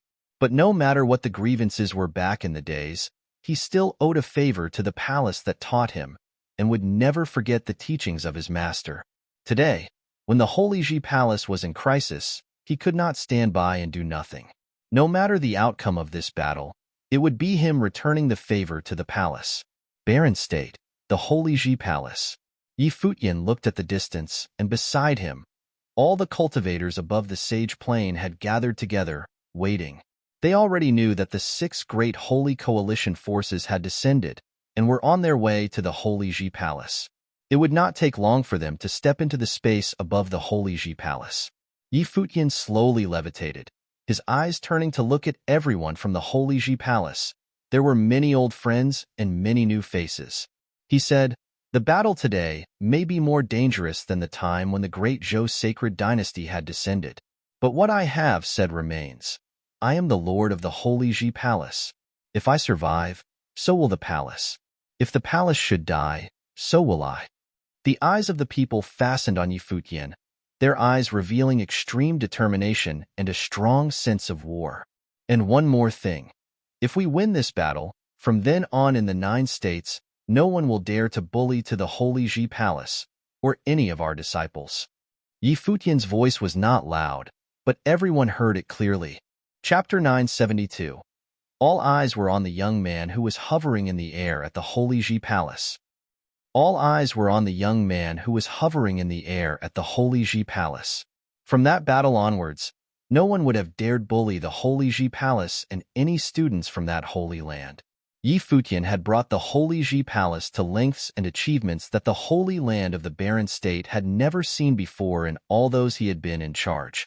Be it the 9-state forum or the skirmish at the Imperial Mausoleum, the barren state had emerged victorious over all other holy lands of the 9 states. He came to possess the halberd of space and time, a divine implement left behind by the Ocean King and ranked 3rd on the divine implements ranking. He had led them to victory against the great Zhou sacred dynasty and had reduced Jisheng Cliffs to a mere shadow of its former form. He had also killed 4 major figures ranked high in the sage ranking all by himself.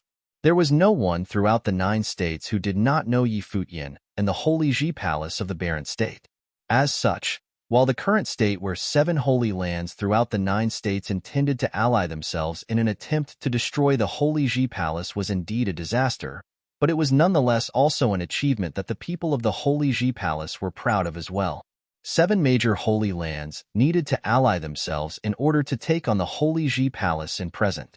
There was simply no holy land that dared challenge the Holy Ji Palace all on their own.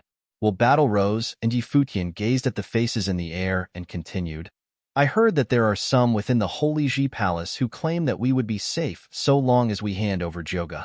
While it is true that the crisis could be averted if we would just hand Joga over, but if someone were to demand Huang Joga from the Holy Ji Palace, then there would be people demanding me to hand over someone else from the Holy Ji Palace in the future. Unless the Holy Ji Palace is fine with being at the bottom end of holy lands throughout the 9 states, any talk would be futile given how we're not even daring enough to fight for what is ours.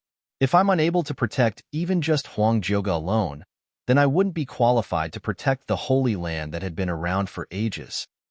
Futian scanned everyone present, and his voice roused his audience to high spirits. I shall be fighting in this matter at the very forefront at any given moment. The battle fought today shall be fought in the Holy Ji Palace's honor. Countless students of the Holy Ji Palace felt their heart burning. For the Holy Ji Palace, the Sword Demon, Lord of the Sword Palace, said in a brimming voice. For the Holy Ji Palace, the Sword Saint said solemnly. For the Holy Ji Palace. Voices were heard here and there. For the Holy Ji Palace, countless voices were heard from the sky. It was the only voice that reverberated throughout the entire Holy Ji Palace. Morale had never been so high. Among the crowd, the sword was seen sitting solemnly, guarding the area all on his own. Yuan Hong led an army garrisoning another area. Qin Zhuang and the other 8 swordsmen sitting on the ground in formation. Hua Jieyu, Yu Shang, Yu Wuchen and the others standing by, as well as the palace lord's brothers and sisters in training. There was also Lu Zixuan, who had just joined the ranks of the Holy Ji Palace. Her eyes were fixed on the silhouette in the air. He knew that the handsome figure was something godlike and worthy of worship in that holy land of the barren state. There were Goddess Dai and great teacher Su from the 9-state college. Even they were inspired due to standing among the crowd and experiencing the heat from all the others around them. Goddess Dai's eyes reddened somewhat and said, It's truly my honor to be able to join this fight. Su Chehan stared at the sky. While it was true that the figure above was a bit of a douche, he was nonetheless very charming at the moment. If it had not been for the fact that he was already married, Little Butterfly would have earned herself a good husband if she were to marry him. It would have at least been better than to have her following Su Chehan. Futian went on with medicine tests throughout the days. While the entire course of 81 days was not completed, but it was nonetheless considered a success for being able to get so far. Little Butterfly's teacher said that if Futian was able to make it through the first day, then they shall help Futian out. As such, even though Su Chehan had no liking for Futian, he would have still joined the fight. But then again, even if his teacher did not give such an order, there was still no way he would have sat by and do nothing if Little Butterfly intended to fight. Demonic beasts circled around in the air, and their eyes looked far away. In the Holy Sage Pavilion, there were matrices protecting those below Sage Plain. However, many in the air gazed at the silhouettes appearing above the Holy Sage Pavilion, and everyone understood that the upcoming battle was one that would have decided the fate of the Holy Ji Palace. If the Holy Ji Palace were to emerge victorious, few would have been able to shake Futian in the future. He was nigh invincible at Sage Plain, and if a saint of the 9 states intended to kill him when he became a saint one day, it would not have been easy as well. The Holy Ji Palace stood as long as Futian stood.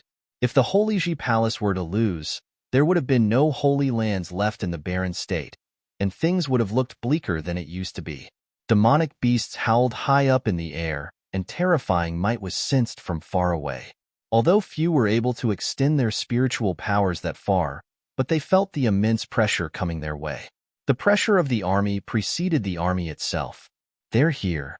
Many quipped deep down, and Futian's eyes looked far away ahead. The deep eyes seemed to be able to penetrate the space, and formless current ebbed in the air, growing increasingly powerful, and the demonic beasts circling in the air continued to howl. They were very restless, and Futian was able to feel what they were feeling clearly. Even demonic beast at the pinnacle of Sage Plain felt so as well. They were about to face a 60,000-strong army, and things would have no longer been like how it was back in the Imperial Mausoleum, where there were only a handful of top-notch figures from a myriad of holy lands. Eventually, brilliant shimmer was seen. Saint Ji and the mighty ones from the Hall of Holy Light reached first before everyone else, stopping outside the Holy Ji Palace and stood high above the air, as if they were a celestial army. The howl of the phoenix was heard as well, and bright flames were seen burning in the sky. The Zhou Sacred King and Zhou Yanwang, both saints, arrived as well as the Golden Phoenix Army. Their numbers were comparatively few, as many mighty ones were held back by the people of the Lapis Lazuli Holy Temple.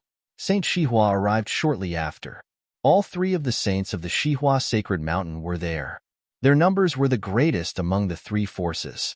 Vast, powerful might was felt in another direction.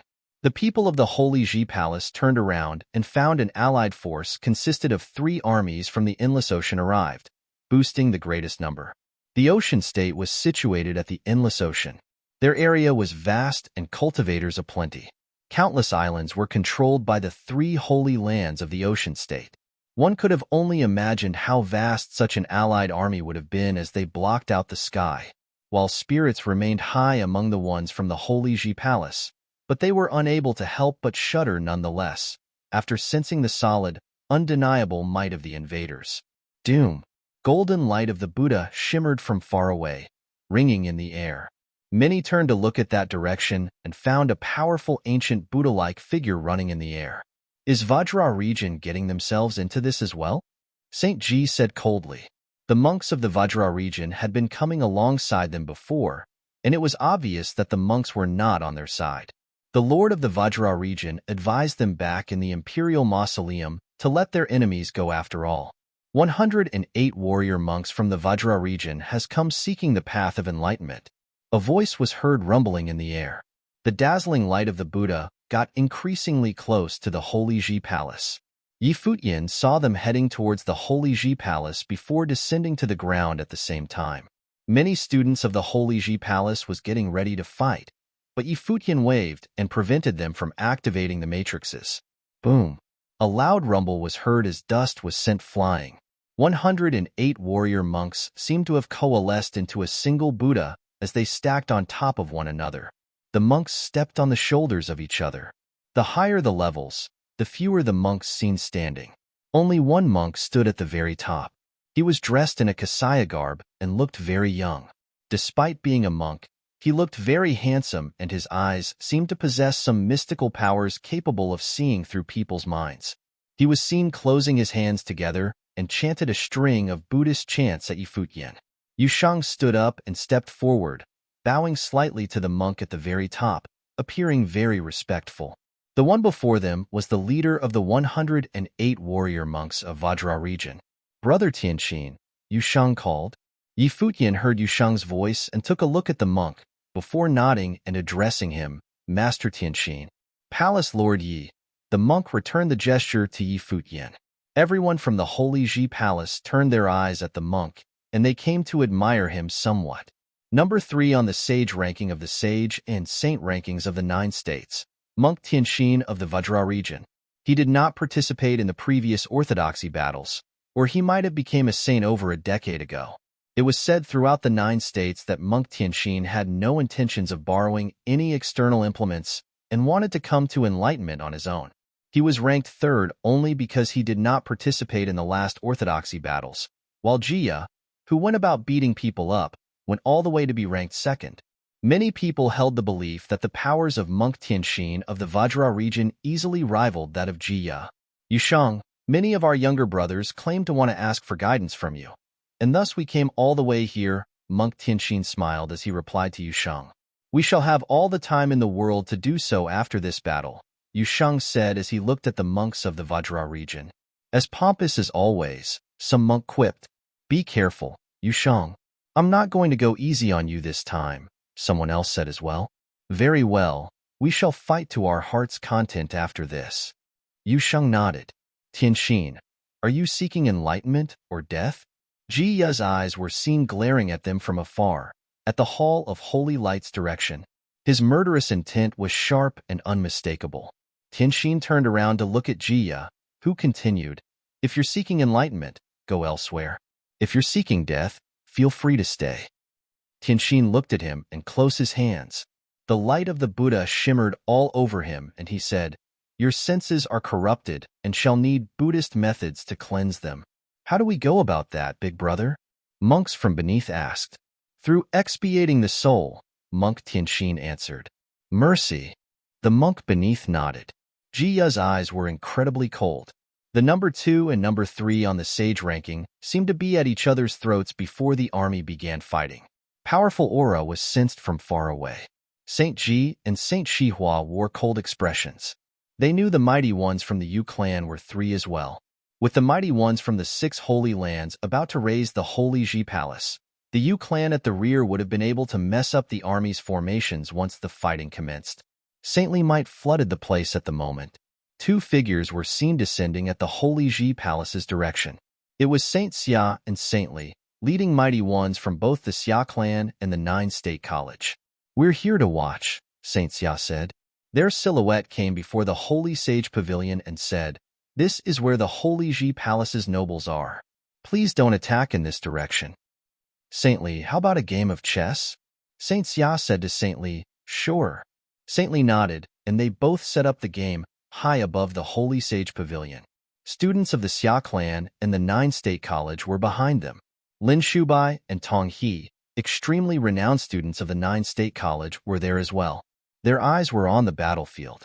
When the battle was over, the sage and saint rankings would have been rearranged. They were not alone. Many throughout the 9 states were standing by to watch the battle from far away, not daring to get too close. A figure dressed in white descended quietly at the Holy Ji Palace's direction from the sky. Many eyes looked at the figure, and even Yi Futian was rather startled to see him. The sword demon, Sage Daozong, Yu Qi, Zhuge Qingfeng, and many others looked at him. They were all very familiar to Bai Luli. Bai Luli simply watched the armies about while saying nothing. "Welcome back to the Holy Ji Palace," Yi Futian looked at him and said. Since Bai Luli was willing to fight for the Holy Ji Palace, Yi Futian had no intentions of being petty with him over what happened in the past. Chapter 973. Saint Ji, Saint Shihua, the Sacred King all took the respective corners at the front of the 3 armies they led. Saint Ji, Saint Shihua, the Sacred King all took the respective corners at the front of the 3 armies they led. They knew that the mighty ones of the Yu clan were at their rear, but they did not care. They took the same attitude with those from the Vajra region. As for Bai Luli, few even paid any heed to him. The power of one individual was utterly insignificant in a sacred war at such a scale. Only the likes of Yi Futian would have been able to somehow affect the battles. However, if the power difference was too great, he still would not have been able to change anything. The battle that time was to be the true sacred war. Furthermore, one that had 10 holy lands involved just from the surface alone. The scale was simply terrifying. In such sacred wars, the power of one was insignificant unless said one was a saint. "Get into formation," Saint Ji said. The armies of the Shihua Sacred Mountain and the Great Zhou Sacred Dynasty had all gotten into formation, and there were a lot of battle matrices used. The Hall of Holy Light and the Shihua Sacred Mountain were not the only forces available within their state after all. There were also other top forces within their territory. The allied forces of the 3 holy lands of the Ocean State had gotten into formation after all. At that very instant, the Holy Ji Palace of the Barren State felt as if they were going to be drowned. The stifling pressure made the place difficult to draw breath. The battle matrices of the 6 major holy lands moved in the Holy Ji Palace's direction. While they had blind confidence of being able to come out on top in that battle, they dared not underestimate their opponents nonetheless. All holy lands were on their guard, as it was a battle with one's life on the line. Any mistake could have easily cost them huge casualties. They intended to win with little to no casualties after all. What they set out to do was to wipe out the Holy Ji Palace with the least cost incurred. "Activate the matrix," Yang Xiao said loudly. Mighty ones activated the matrices in all different directions as soon as he gave the order. Brilliant light burst from the ground of the Holy Ji Palace in an instant. Boundless patterns appeared, devouring the spiritual chi around in a frenzy and converting them into power of rules, merging with the matrix diagram. The mighty ones from the Holy Ji Palace took the upcoming fight with utmost seriousness. The stifling pressure grew increasingly strong. The ones from the 6 major Holy Lands came above the Holy Ji Palace. One battle matrix after another lit up.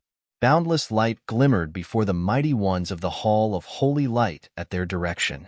A very tall celestial god appeared in the sky, shining with boundless light.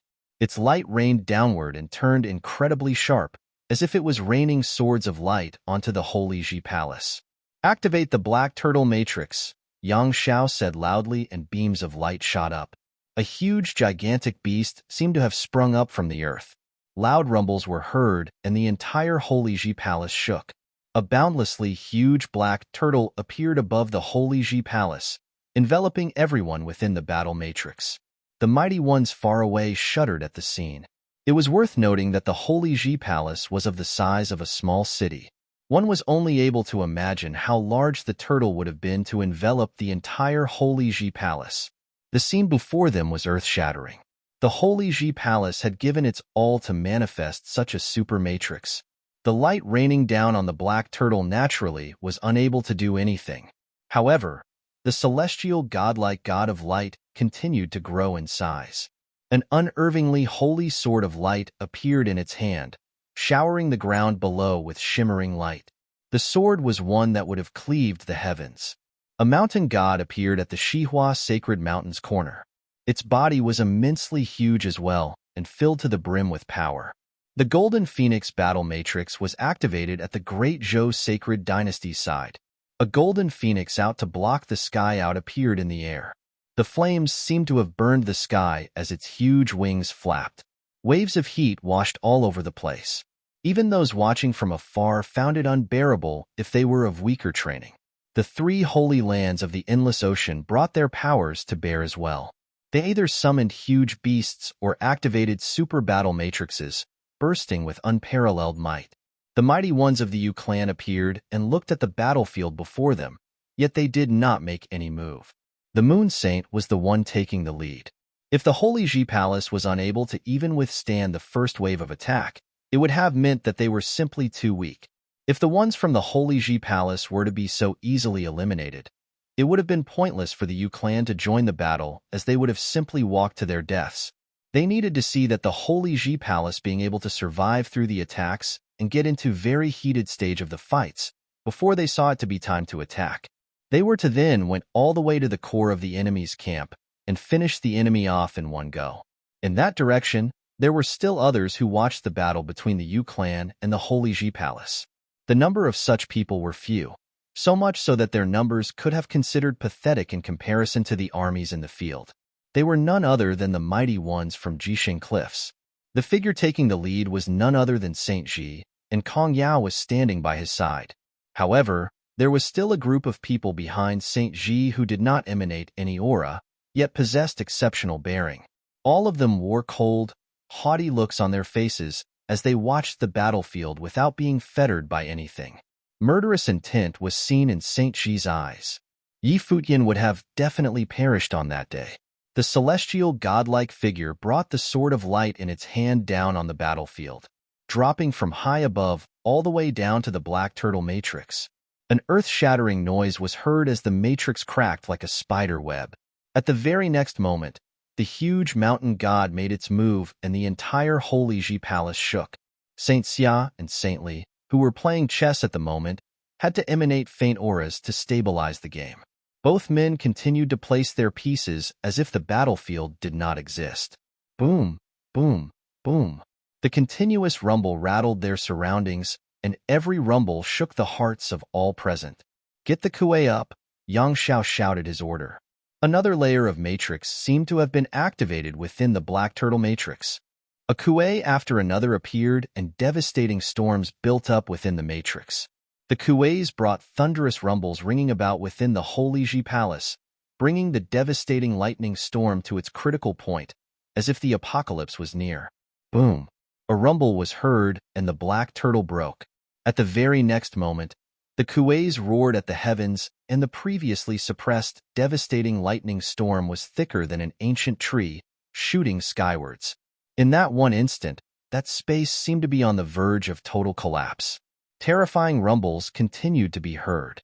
The god of light and the mountain god were both torn to shreds right there and then. The golden phoenix was destroyed as well. However, the terrifying light of the lightning seemed to be out to destroy everything like a calamity of the great path, heading straight for the battle matrices of the 6 holy lands, forcing the mighty ones to get into formation and activating defenses. "Carry on," St. G said coldly. Since the Holy Ji Palace had matrices laid in place, then all they had to do was simply to bring their armies to bear, destroying the matrices. The mighty ones continued descending as they focused their attacks, launching devastating might in the Holy Ji Palace's direction.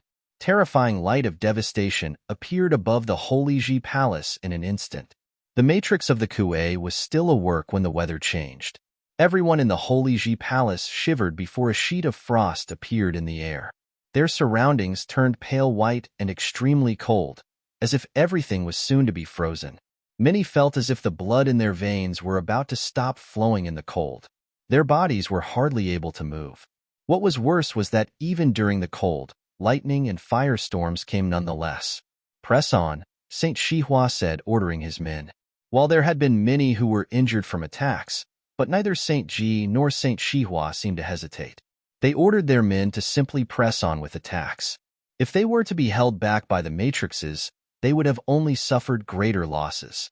They did not expect the chess saint's eldest student to survive in the Nether Sword Mound all those years ago and came back to bite them. Those matrices were definitely his work, which had enough weight to steer the direction of the war. But then again, it would have only been so when both sides were of comparable powers. The stifling pressure in the Holy Ji Palace grew increasingly powerful. Their eyes turned towards one direction, and Futian was seen standing quietly, totally unfettered as he simply looked up at the battlefield in the air. He came to resemble a statue. Seeing mighty ones coming at them, Futian stepped up and expanded his spiritual powers. A huge matrix diagram lit up within that spot of the Holy Ji Palace, getting increasingly bright. Heaven-splitting sword will emerged from beneath the diagram in an instant. One sword aura after another shot through the ground and headed for the clouds.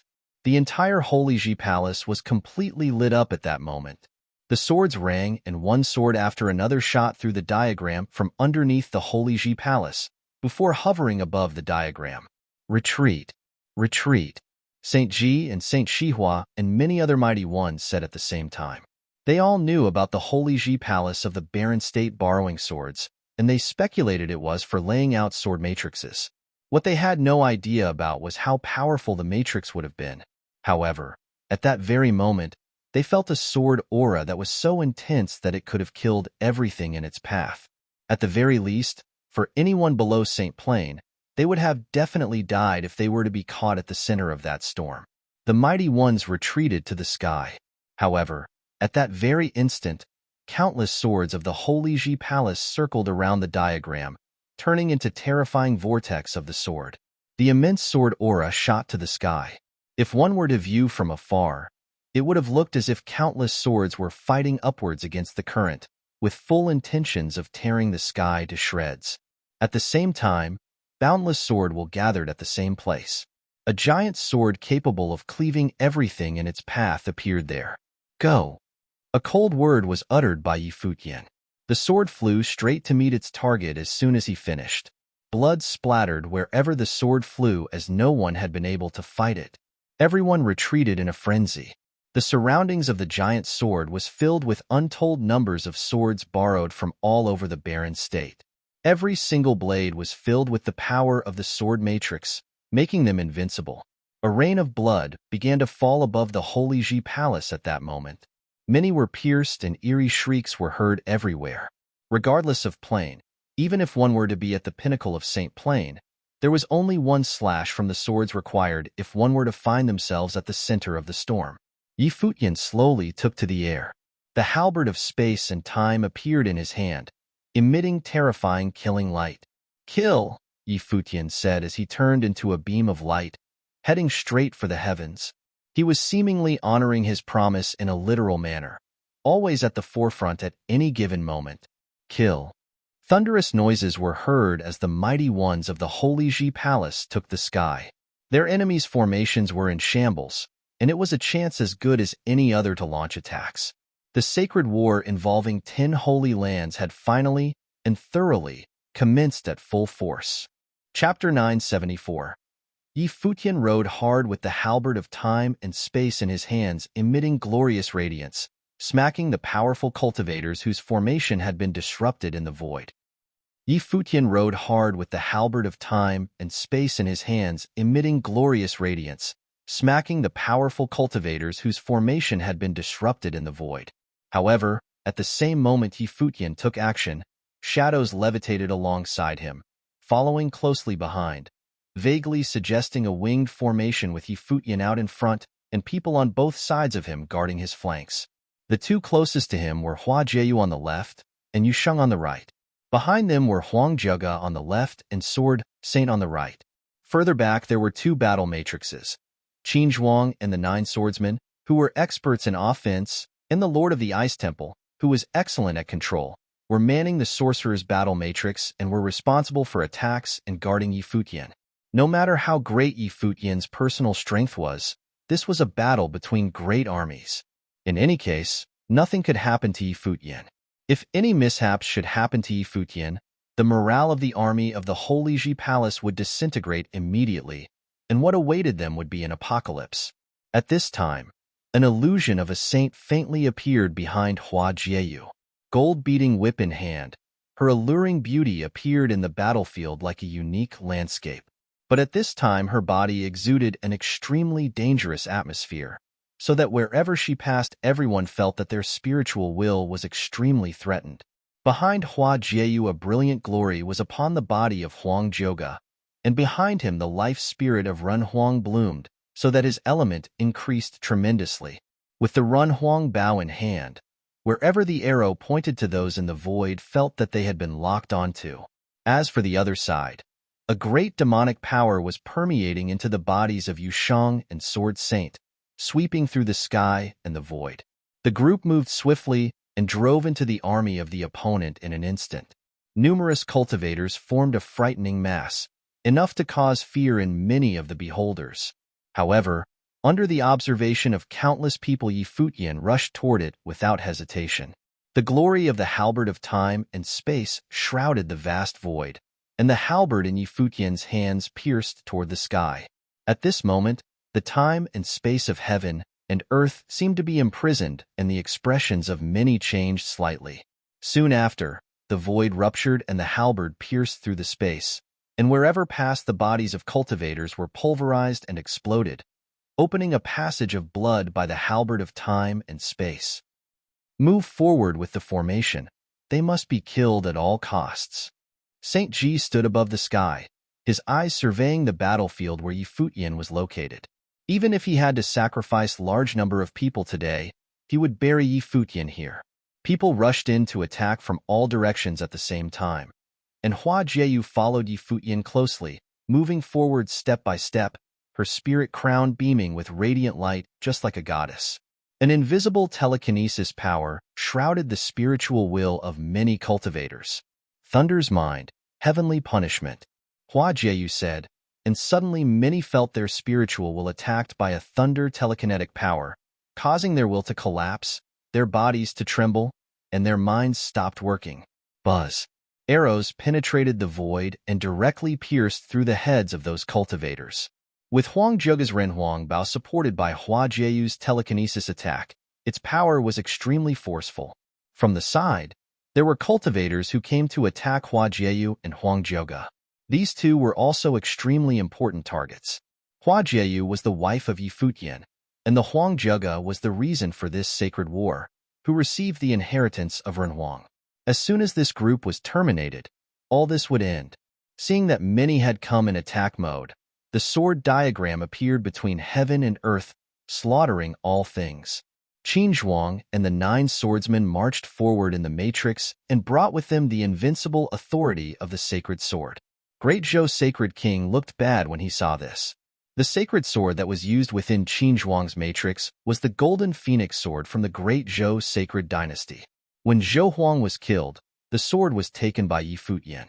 On the right side were the battle axe of judgment, wielded by Yusheng, and the demonic bladed used by Sword Saint. Wherever these weapons passed through, the heaven and earth seemed to have been split open, not to mention with the help of sorcerers such as Yun Shang. Anyone who got too close was sealed in ice, affecting their speed. Cultivators who were lowly had their blood solidified, directly turned into ice sculptures. Individual power was insignificant and completely overwhelmed. Great Zhou's sacred king saw this, and the Golden Phoenix battle matrix turned into an immense shadow of the Golden Phoenix attacking Futian, intending on intercepting Futian and the others. But a wild and brutal atmosphere came about, and Zhou Mian, who led the Golden Phoenix battle matrix, saw an immensely large golden ape holding the infinite ruler come towards the void from underneath. Yuan Hong led 1,000 or so martial cultivators from the palace, using the 36 heavenly battle matrices as basis battles, forming a greater battle matrix manned by him, and the infinite ruler swept toward the Golden Phoenix battle matrix. This divine implement was also plundered from the infinite palace in the Great Zhou sacred dynasty. The Golden Phoenix wings, like the wings from the sky, smashed down with force. Zhou Mian manned the Golden Phoenix battle matrix and collided directly against the heavenly battle matrix. In the void, infinite ruler and the Golden Phoenix wings collided, and a devastating storm swept across heaven and earth. The void seemed on the verge of being torn apart, and dull sounds were heard. The body of the golden ape was repelled. He leveraged the heavenly battle matrix, and its strength was terrible.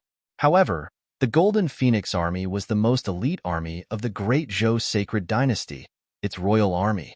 At this time, the cultivators of the Golden Phoenix army were released the natal spirit of the Golden Phoenix at the same time.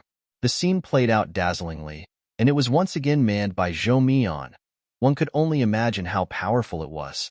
Booming sounds rumbled like suppressed thunder, the humongous body of the golden ape trembling as it was backing up, and the infinite ruler in its hand waved again, gathering the power of heaven and earth as endless shadows of rulers permeated the firmament, sheltering the sky and sun. Yuan Hong took a step, and the golden ape let out a roar that shocked the sky. The infinite ruler, employing the stick method, once again slammed down, with the ruler as the stick, smashing with the power that would break the heavens. Boom! Another loud noise, shocking the void, and Yuan Hong was once again repelled, but he seemed unaware, still waving the infinite ruler again and again. The firmament seemed to have been made prisoner of the power that was released from him, hard to breathe. Continuous strokes of the ruler smacked down, and every collision seemed to tear the void into pieces. All that was left in this space was just the shadows of rulers, with the Golden Phoenix wings chopping down in frenzy, sharper than the sharpest sword, cutting the void and breaking up the shadows of the ruler, slashing into the body of Yuan Hong. Within the Golden Phoenix battle matrix and the heavenly battle matrix, many cultivators had been killed outright, and many more cultivators spat out blood, their life signs weak.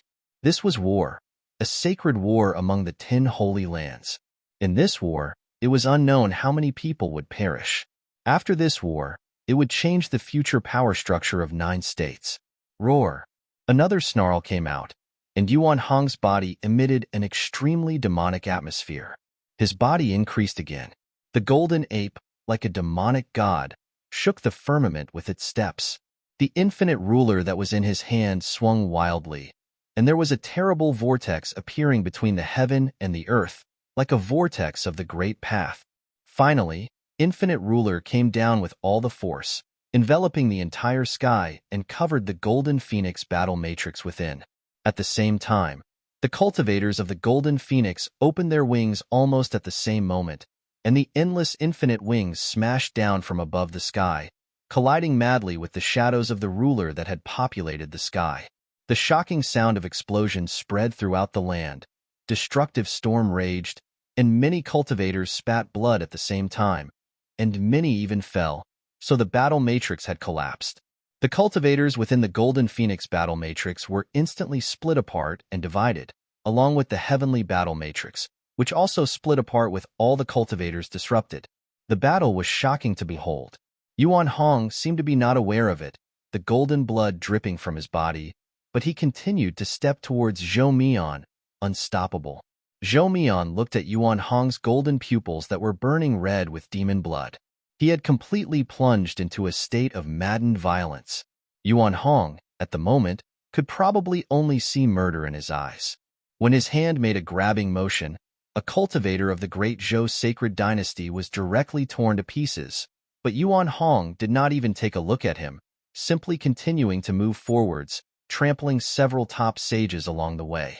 Zhou Mian looked solemn, his eyes equally cold, burning with flames that jumped forward. The two separated from the battle matrices, once again colliding without any ceremony. In another battlefield, the battle matrix led by Jia wanted to intercept Futian personally, but there were cultivators who were continuously flew out in front of them by the shocks.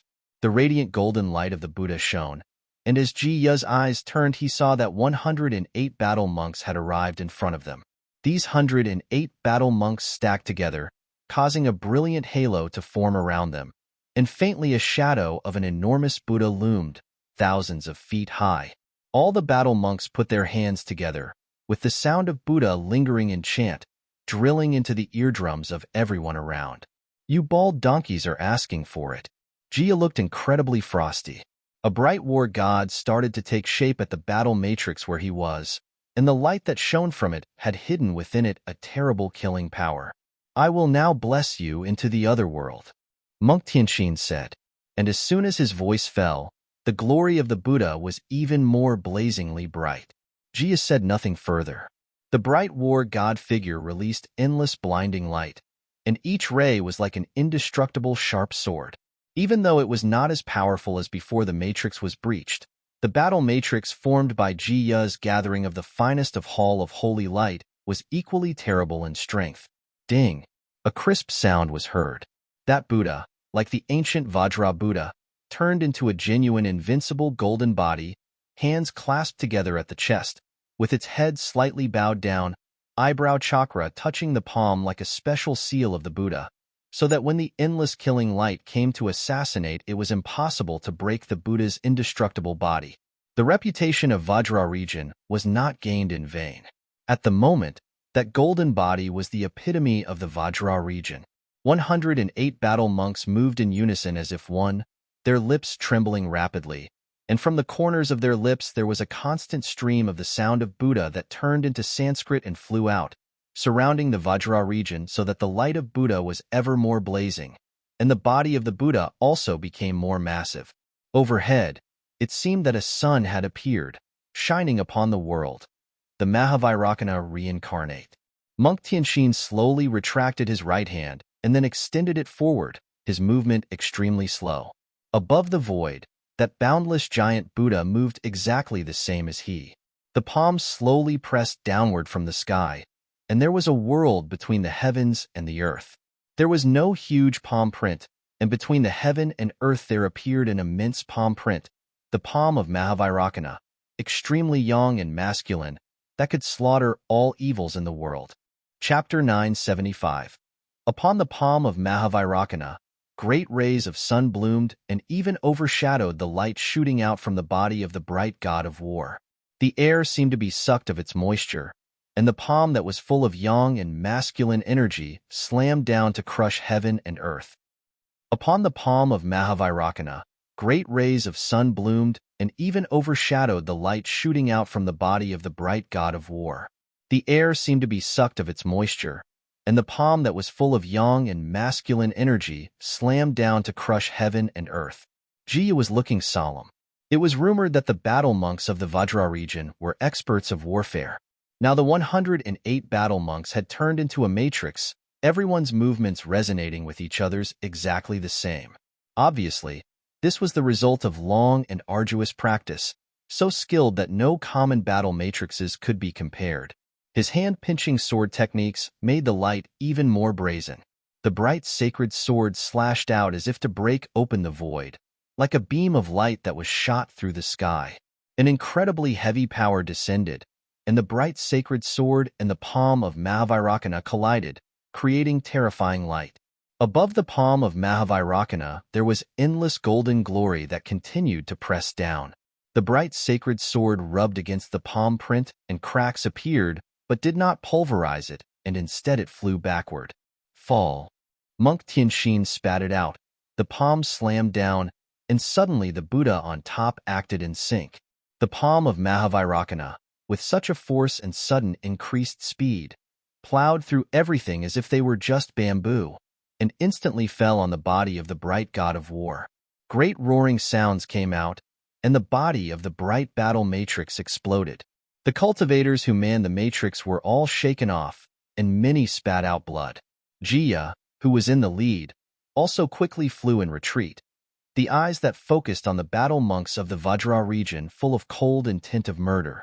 Resentment and sorrow are both bitter. Allow me to bless you into the great beyond, which would be a great contribution to the world. Monk Tianxin sounded solemn, and the light of Buddha was burning ever more brightly. But Jiya's face was now more hateful. He ranked second on the sage ranking. That was ahead of Monk Tianxin. If it were one-to-one combat, he felt he would not be weaker than the other, but the Buddha's battle matrix was way too powerful. It was difficult for him to overcome it. Bald donkey, you are full of nonsense. The Buddha has already known of your blasphemy.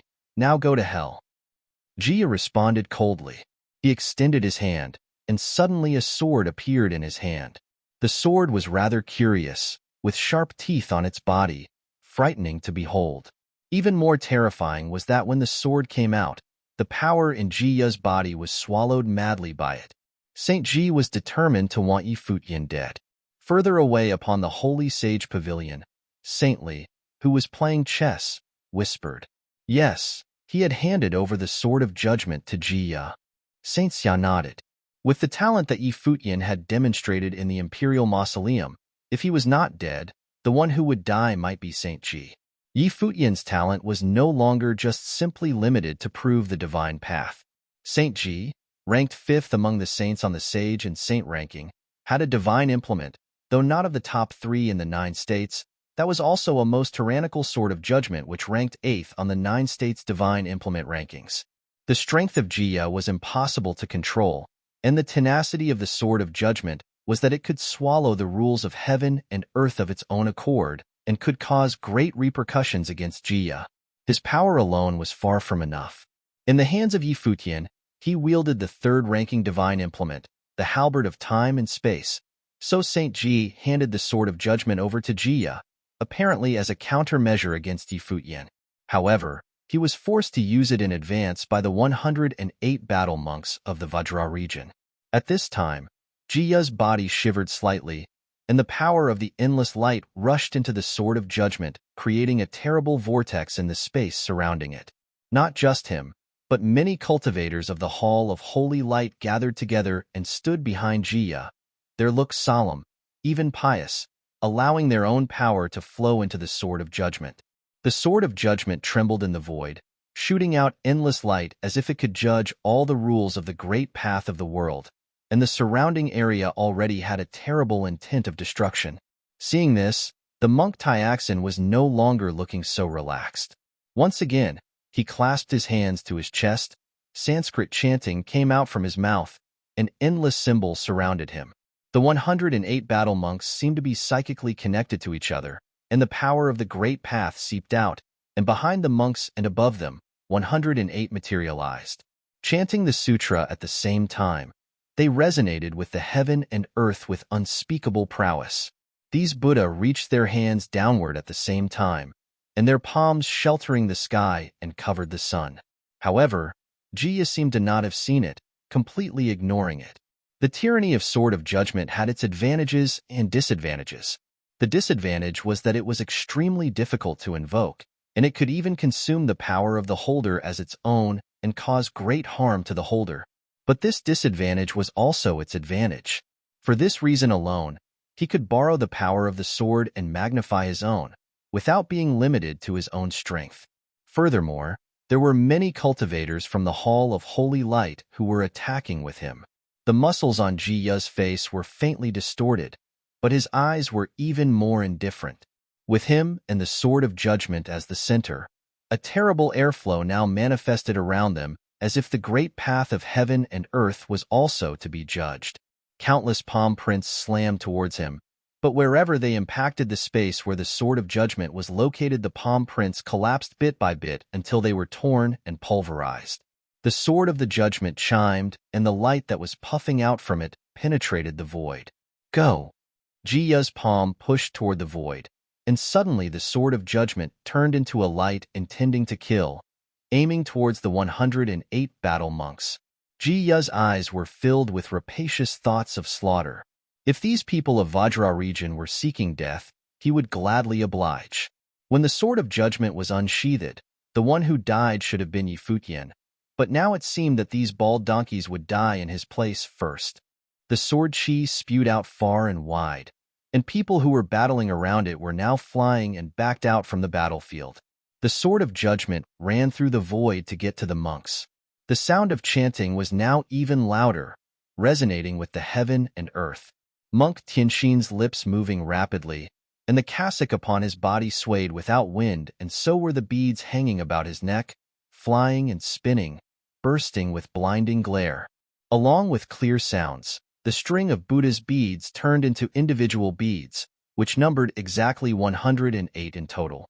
Each of the beads had an ancient Buddhist symbol carved on it. 108 beads quickly hit the Vajra region that was above the ancient Buddha, and almost at the same time, the Sword of Judgment shot out and hit right on the head of the ancient Buddha. Clearly, Jiya had no respect for the Buddha, intending to cut off the head of Buddha. The great path seemed to be on the verge of collapse. From the head of the ancient Buddha, cracks appeared and creeped downward and seemed to tear and pulverize the Vajra region. However, the light released from the 108 beads was now integrated into the Vajra region, so that despite the cracks, it was still unbroken. Even so, the 108 beads rapidly spun and flew above the head of the ancient Buddha of the Vajra region, blocking the strikes of the Sword of Judgment. Chop! Jiya pointed to the Sword of Judgment. His murderous intent rocketed to the sky, wanting to break the Buddhist beads and split open the head of the Buddha. Om Mani Padme Hum. A string of characters flew out of the Buddhist beads, and suddenly the light of Buddha became more powerful. The Sword of Judgment collided with the Buddhist beads, and the heavens and the earth were all emblazoned with the light of Buddha. At the moment, the sound of Buddha that came out of the mouths of the 108 battle monks of the Vajra region was the Avalokiteshvara mantra of compassion. The power of the recitation of the 108 battle monks resonated into one. The sound of continuous collisions was sharp and harsh, and the light of destruction turned into a horrible stream of light, radiating outwards. Jiya took a step back, and the Sword of Judgment flew back in front of him and chimed. It is no wonder that the Vajra region lord dared to let the battle monks come down the mountain. The Vajra region battle monks are known for their combat power.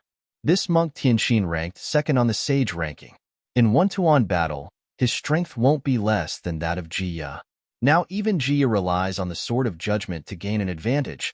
It won't be easy to break through the Vajra region battle monks. Saintly said while still playing chess. Although their eyes were on the chessboard, their hearts were on the battlefield. And it seemed that the battles between the vast worlds were appearing in their minds, and there was no longer any need to look at them with their eyes. The Yu clan launched the offensive from the rear. The cultivators of the Xihua Sacred Mountain were the first to be impacted, and they have had enough. That Lu Zong was indeed the disciple of the three saints, because Saint Xihua really valued him and allowed him to lead the battle matrix.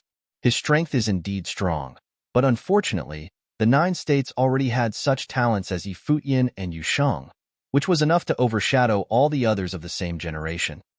Lu Zong's ambition is not small, otherwise he would not have married Zhou Zi, but unfortunately he was born at the wrong time, and it is no wonder that Xihua Sacred Mountain wanted Futian dead. Saint Xia and Saintly chatted casually. They knew that with Lu Zong's qualifications, it was unlikely that he had fell deeply in love with Zhou Zi. There were still many excellent women in the 9 states. Since he had taken Zhou Zi as wife, it was natural that he had his purpose, and that was to leverage the great Zhou sacred dynasty to serve him. This is indeed the best of times. Futian and Yusheng aside, look at the disciple of the palace. Gu Donglu was also someone who had conquered the Jiutian temple. Saint Xia continued with the game.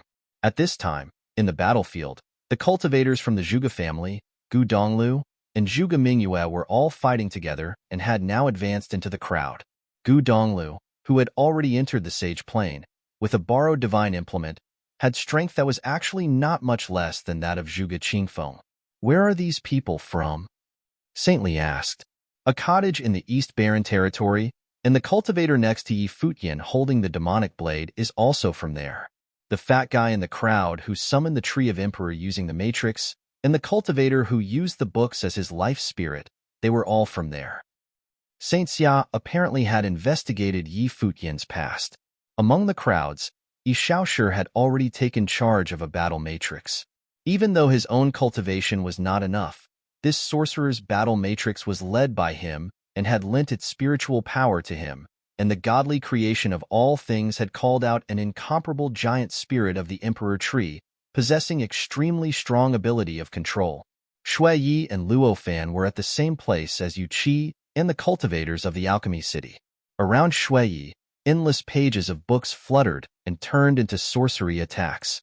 In the other direction, although the cultivators of the Sword Palace did not have Sword Demon with them, Yu Wuchen, Su Ke, and the others were able to stand on their own.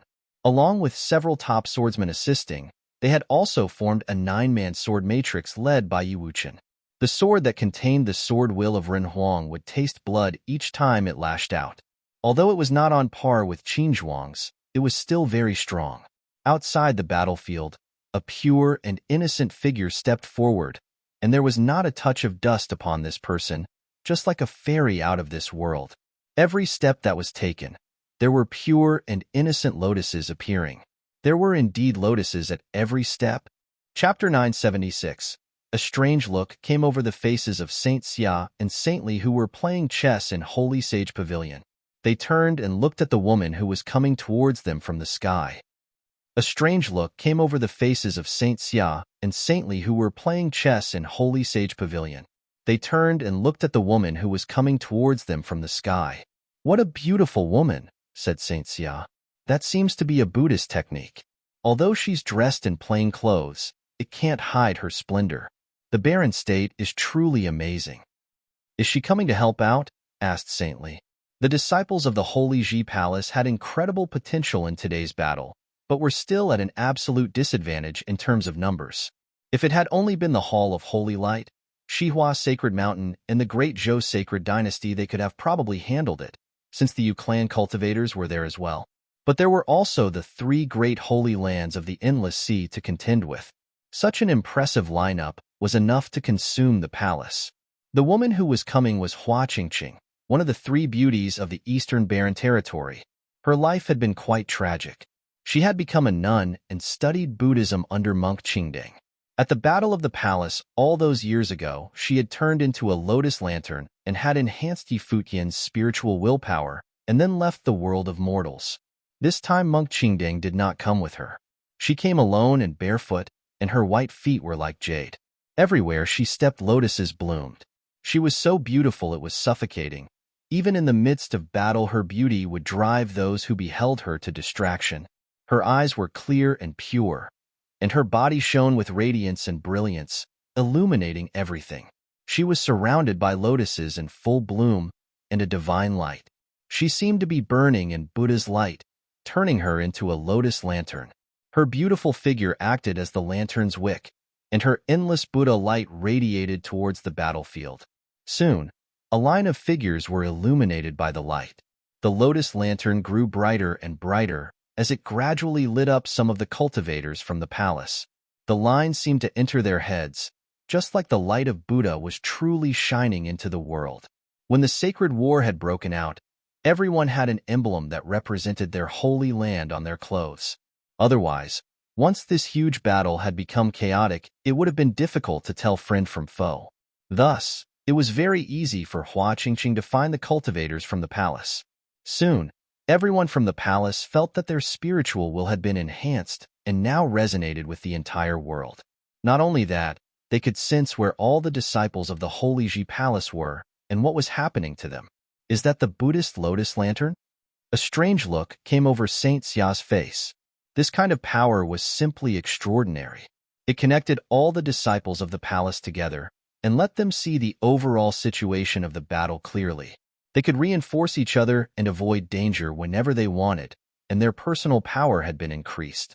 Although it was subtle, everyone on the battlefield's power had been increased a little bit, and the effect was devastating.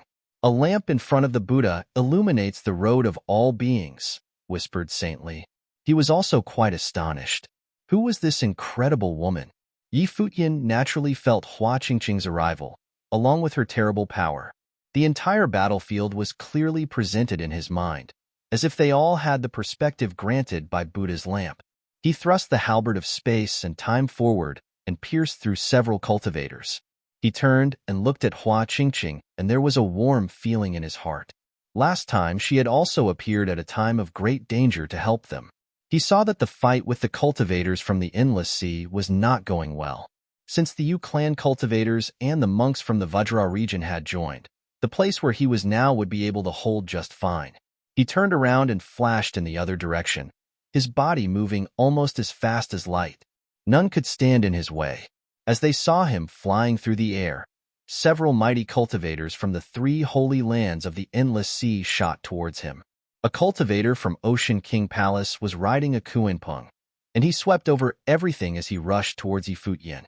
But the Kuanpeng roared as Yi Futian's eyes fell upon it, and its massive body began to tremble as it tried to throw off the person on its back. What's going on? The man riding the Kuanpeng was a very famous figure in Ocean King Palace, and he was very strong. He had taken the beast as his mount, but once it saw Yi Futian, it became wild.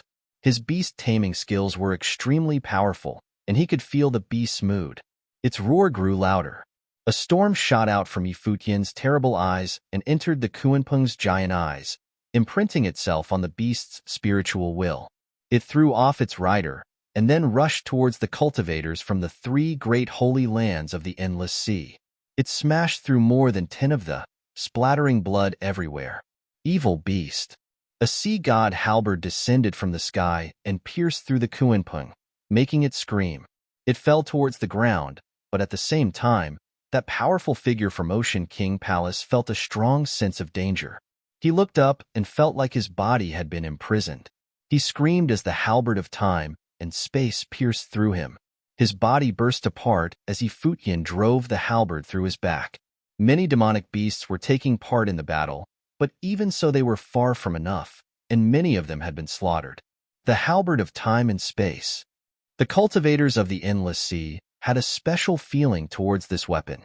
It was a treasure that had been left in the lost ruins, the weapon of the one who had once controlled the Endless Sea. But now it was in Yi Futian's hands. Many more cultivators rushed towards Yi Futian, and many attacks came his way. They hoped to bury him under the weight of their assault. Behind him, Hua Jieyu, Yu Shang, Sword Saint, Huang Jioga, Qin Zhuang, Yun Shang, and others followed him all across the battlefield. Countless cultivators had fallen at their hands. The battle was becoming unimaginably chaotic.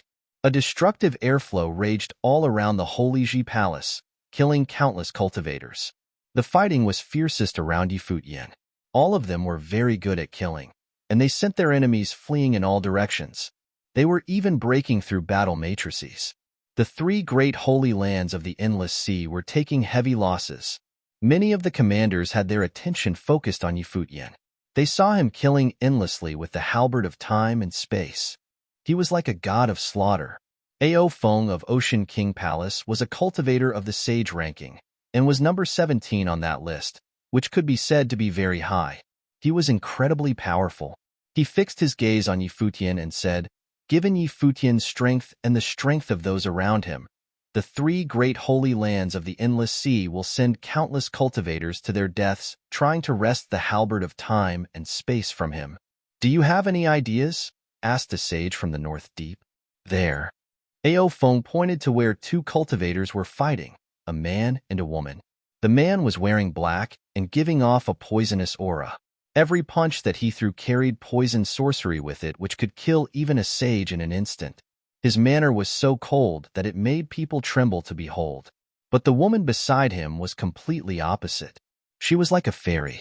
Countless colorful butterflies flew around her. But they were killing butterflies with wings sharper than knives, and they were highly poisonous. As a disciple of Saint Jiang, Little Butterfly had, of course, not only studied the healing arts. She was also good at killing people. Otherwise, she would be in big trouble whenever she ran into enemies. Saint Zhang's disciples, Su Chehan and Goddess Dai. If we take them, we can force Futian to hand over the halberd of time and space. If he is really as magnanimous as the rumors say, that he could even give Renhuang's inheritance to his sworn brother, then he will definitely give up the halberd. Ao Feng looked down at them coldly. And if he doesn't, Su Chehan and Goddess Dai will hate him for it, and may even turn against him. Either way, it will be to our advantage. Excellent. The cultivator from the north deep swept his gaze over Little Butterfly and licked his lips. Such a beautiful woman. We should take her away for some extra cultivation. You'd best put that idea out of your mind. And we can only capture them, not kill them. Otherwise you will die without even knowing how, warned Ao Feng. I understand, said the cultivator from the north deep. Saint Jiang only had 2 disciples, and he ranked 12th on the saints' ranking. The 3 holy lands of the Endless Sea could not afford to provoke him. If he bore a grudge against them, it would be a disaster.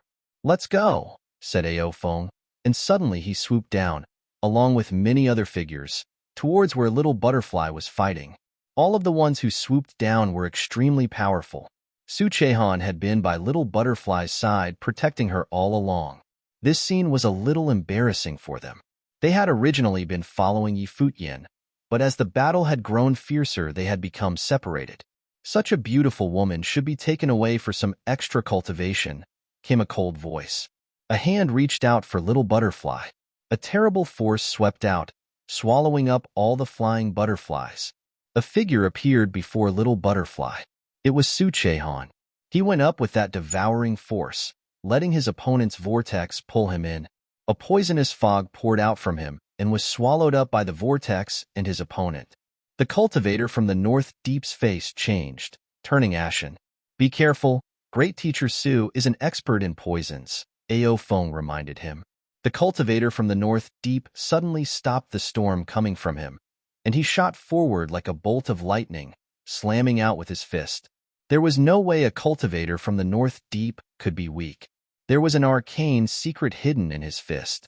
Su Chehan rushed towards his opponent and collided with him without hesitation. Now that he had cultivated to the top of the sage level, he saw himself as worthy to enter the saint ranking.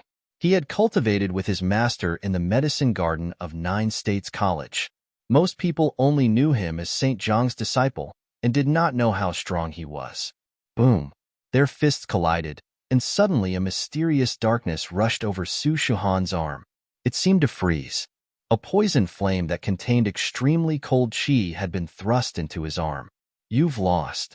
The cultivator from the north deep stared at Su Chehan coldly.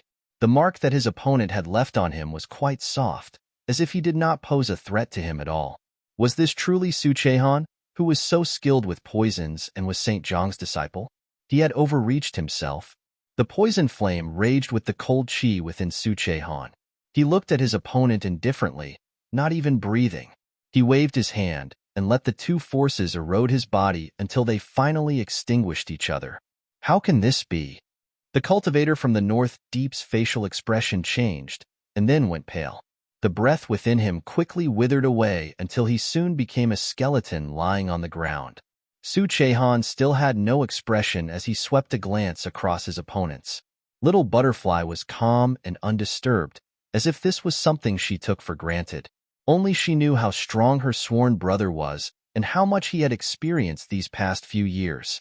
Chapter 977. Ao Feng saw the fall of the cultivator from the north deep, then looked at Su Chehan. Ao Feng saw the fall of the cultivator from the north deep, then looked at Su Chehan.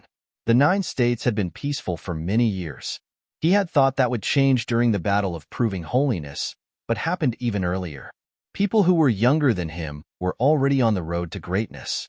Su Chehan had a special status at 9 States College. His reputation was not as good as that of Tong He or Lin Shubai.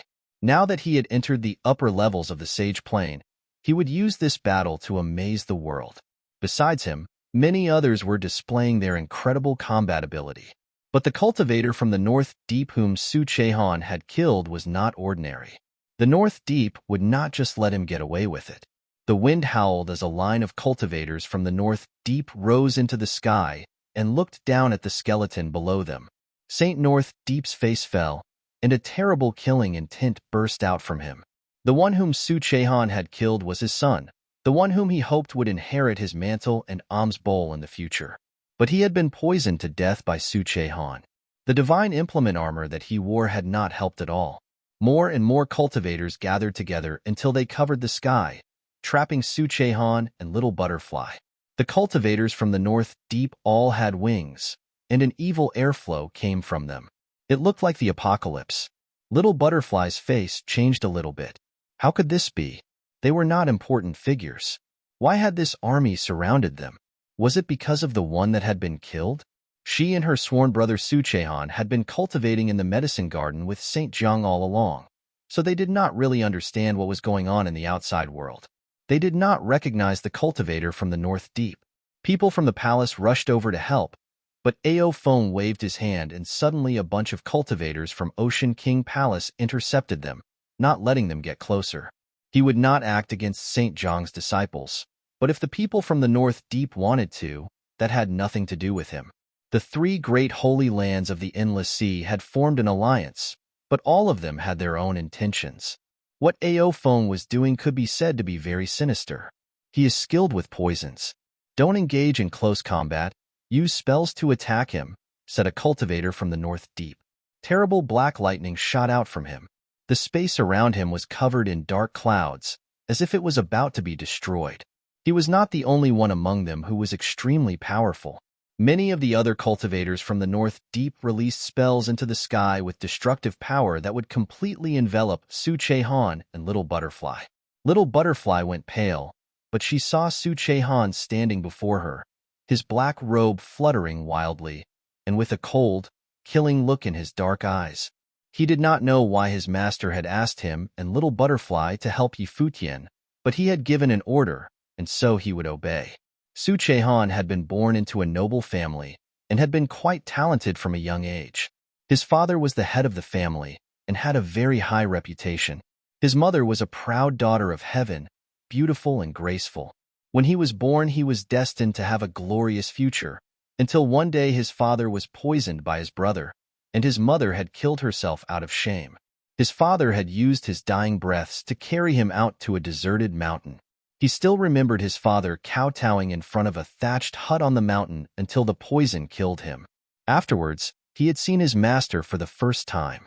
Later, he found out that his master was a famous saint of medicine and a master of poisons. His master had asked him if he wanted to study the way of medicine or the way of poison. He had chosen poison without hesitation. His master had told him that if he chose poison, he would have to suffer unimaginable pain, but he still persisted. Thus, Su Chehan was sent on the path of studying poison. He had studied it with his own body and then killed all his enemies with it. He was so cold as to have almost no human feelings. Many people called him Great Teacher Su, to which he made no reply. Everyone knew the great disciple of Saint Jiang, but only he knew how strict his master had been towards him and how cruel. Perhaps in his master's eyes, Little Butterfly was his only disciple. Everyone called him Great Teacher Su, and were even more in awe of him due to him being a disciple of the medicine garden. But in the depths of his soul, Su Chehan felt inferior, especially when facing his master and Little Butterfly. He knew that although his master was known as a master of poisons, he had later learned to love medicine. He heard that it was the masteress who had changed him.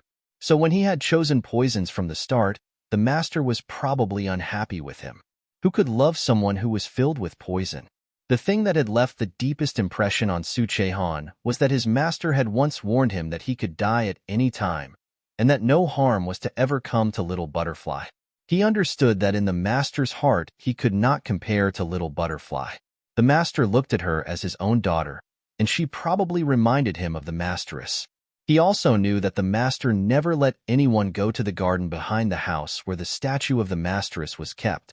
But he did not hate his master, because he felt the same way. He could die, but no harm should come to Little Butterfly. There were only two people in the world worth protecting with all his might, the master and Little Butterfly. Little Butterfly, protect yourself. Don't worry about the battle, whispered Su Chehan. A burst of butterflies with wings as sharp as steel appeared around her, shining faintly with the light of a divine implement. Su Chehan stepped forward into the air, blocking her off from the attacks coming from the sky. Apocalyptic dark lightning streaked down towards him. Su Chehan stood in front of Little Butterfly, and his dark eyes were full of desire to kill.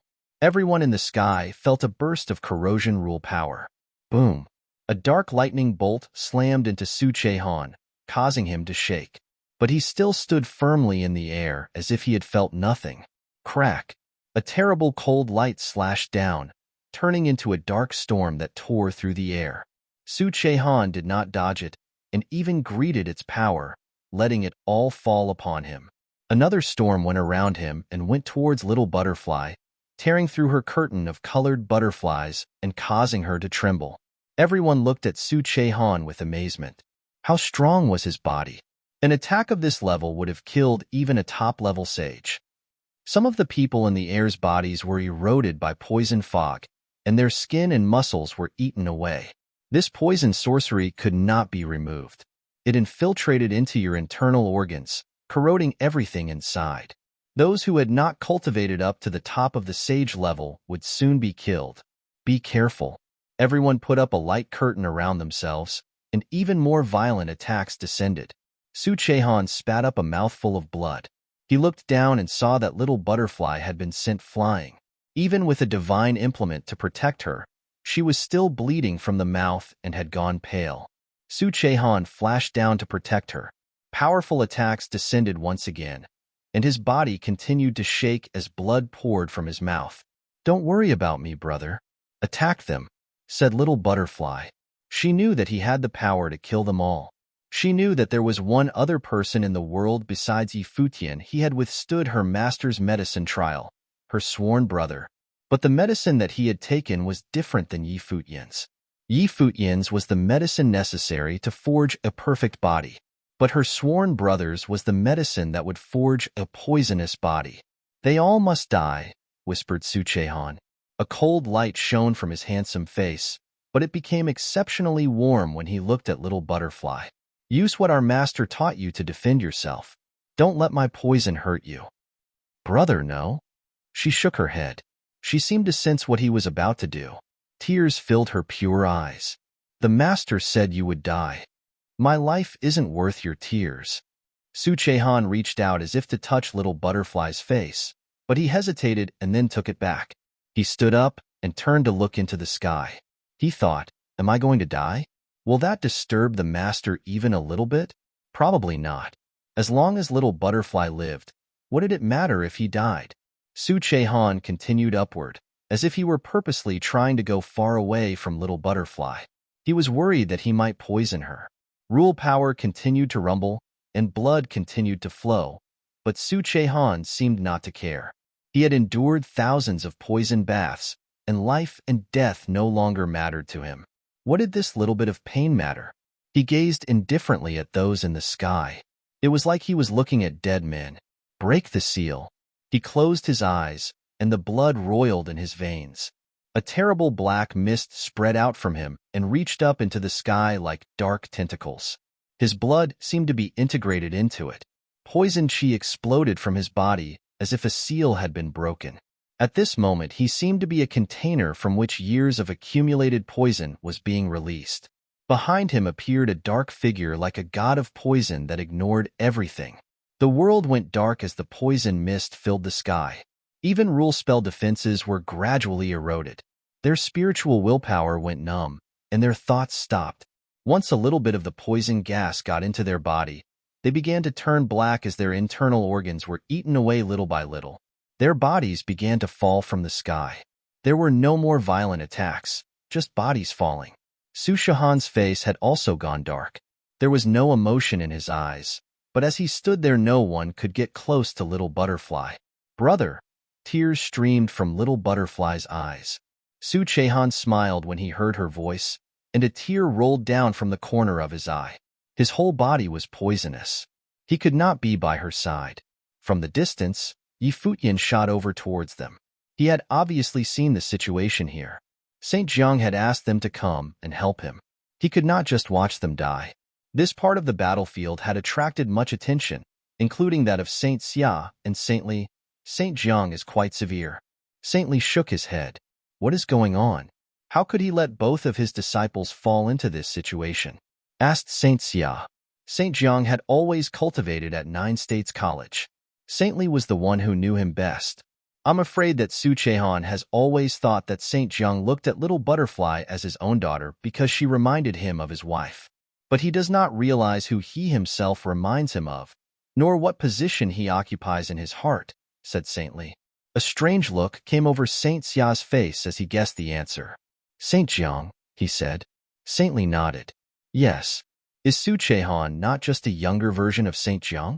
His severity towards Su Chehan is really him being severe towards himself.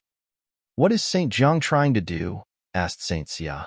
Saint Li smiled bitterly and shook his head. If the palace manages to get through this catastrophe due to this battle, then all the time I spent trying to get Saint Jiang to come to 9 State College will all be for that kid's benefit. What a clever trick. Su Chehan did not see Saint Jiang's game. How could he? Chapter 978. The poison cloud spread over the battlefield with Su Chehan at its center. It killed everything it came across. Bodies were piled up on the ground. More than 100 cultivators had died at his hands. Among them were many sage-level cultivators. This type of large-scale poison sorcery attack was truly terrible. The poison cloud spread over the battlefield with Su Chehan at its center. It killed everything it came across. Bodies were piled up on the ground. More than 100 cultivators had died at his hands. Among them were many sage-level cultivators. This type of large-scale poison sorcery attack was truly terrible. Of course, not many of those who were skilled at poison sorcery were good at defense, but Su Chehan was. His body was incredibly strong, so much so that other people's rule spells could not kill him. Moreover, at this moment, he could be said to be completely poisonous. No one dared get near him. That was why he could not grab Little Butterfly and break out of there. Otherwise, the poison bursting from him was enough to cut a bloody road through his enemies, and none of them could stop him. But he couldn't leave. He could only stay and protect Little Butterfly. His face grew darker and darker as his handsome features grew horrible. His arms were turning black as well. This terrible poison sorcery was turning against him. Brother! Tears streamed down Little Butterfly's face continuously as the little details of her and her sworn brother's life together flashed through her mind. She naturally understood his inner nature and knew that although others called him Great Teacher Su, he was still very hard on himself. Once the situation involved her, he would always do the most important thing and stand before her to protect her.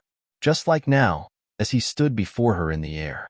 Poison filled the air, but in her eyes, his figure was majestic, almost divine. He can't hold out for much longer, came a voice from the sky. He had killed so many cultivators from the North Deep that as far as they were concerned, they wanted to kill him despite the fact that he was Saint Jiang's disciple. Terrible rule spells continued to descend upon him. Su Chehan reached up, and the poisonous mist reached out from him like a tentacle. It instantly turned into a terrible dark shadow that wrapped around his opponents. In a flash, there were more blackened corpses. Su Chehan still stood there, weathering their attacks. Futian was still rushing towards them, cutting a bloody road through his enemies. Yunshang, Qinzhuang, and the others had been intercepted by the cultivators from the Endless Sea, so Futian was charging forward alone. He was coming extremely quickly, and his clothes were soaked in blood. Ao Feng watched him as he came. Futian had been so strong at the Imperial Mausoleum.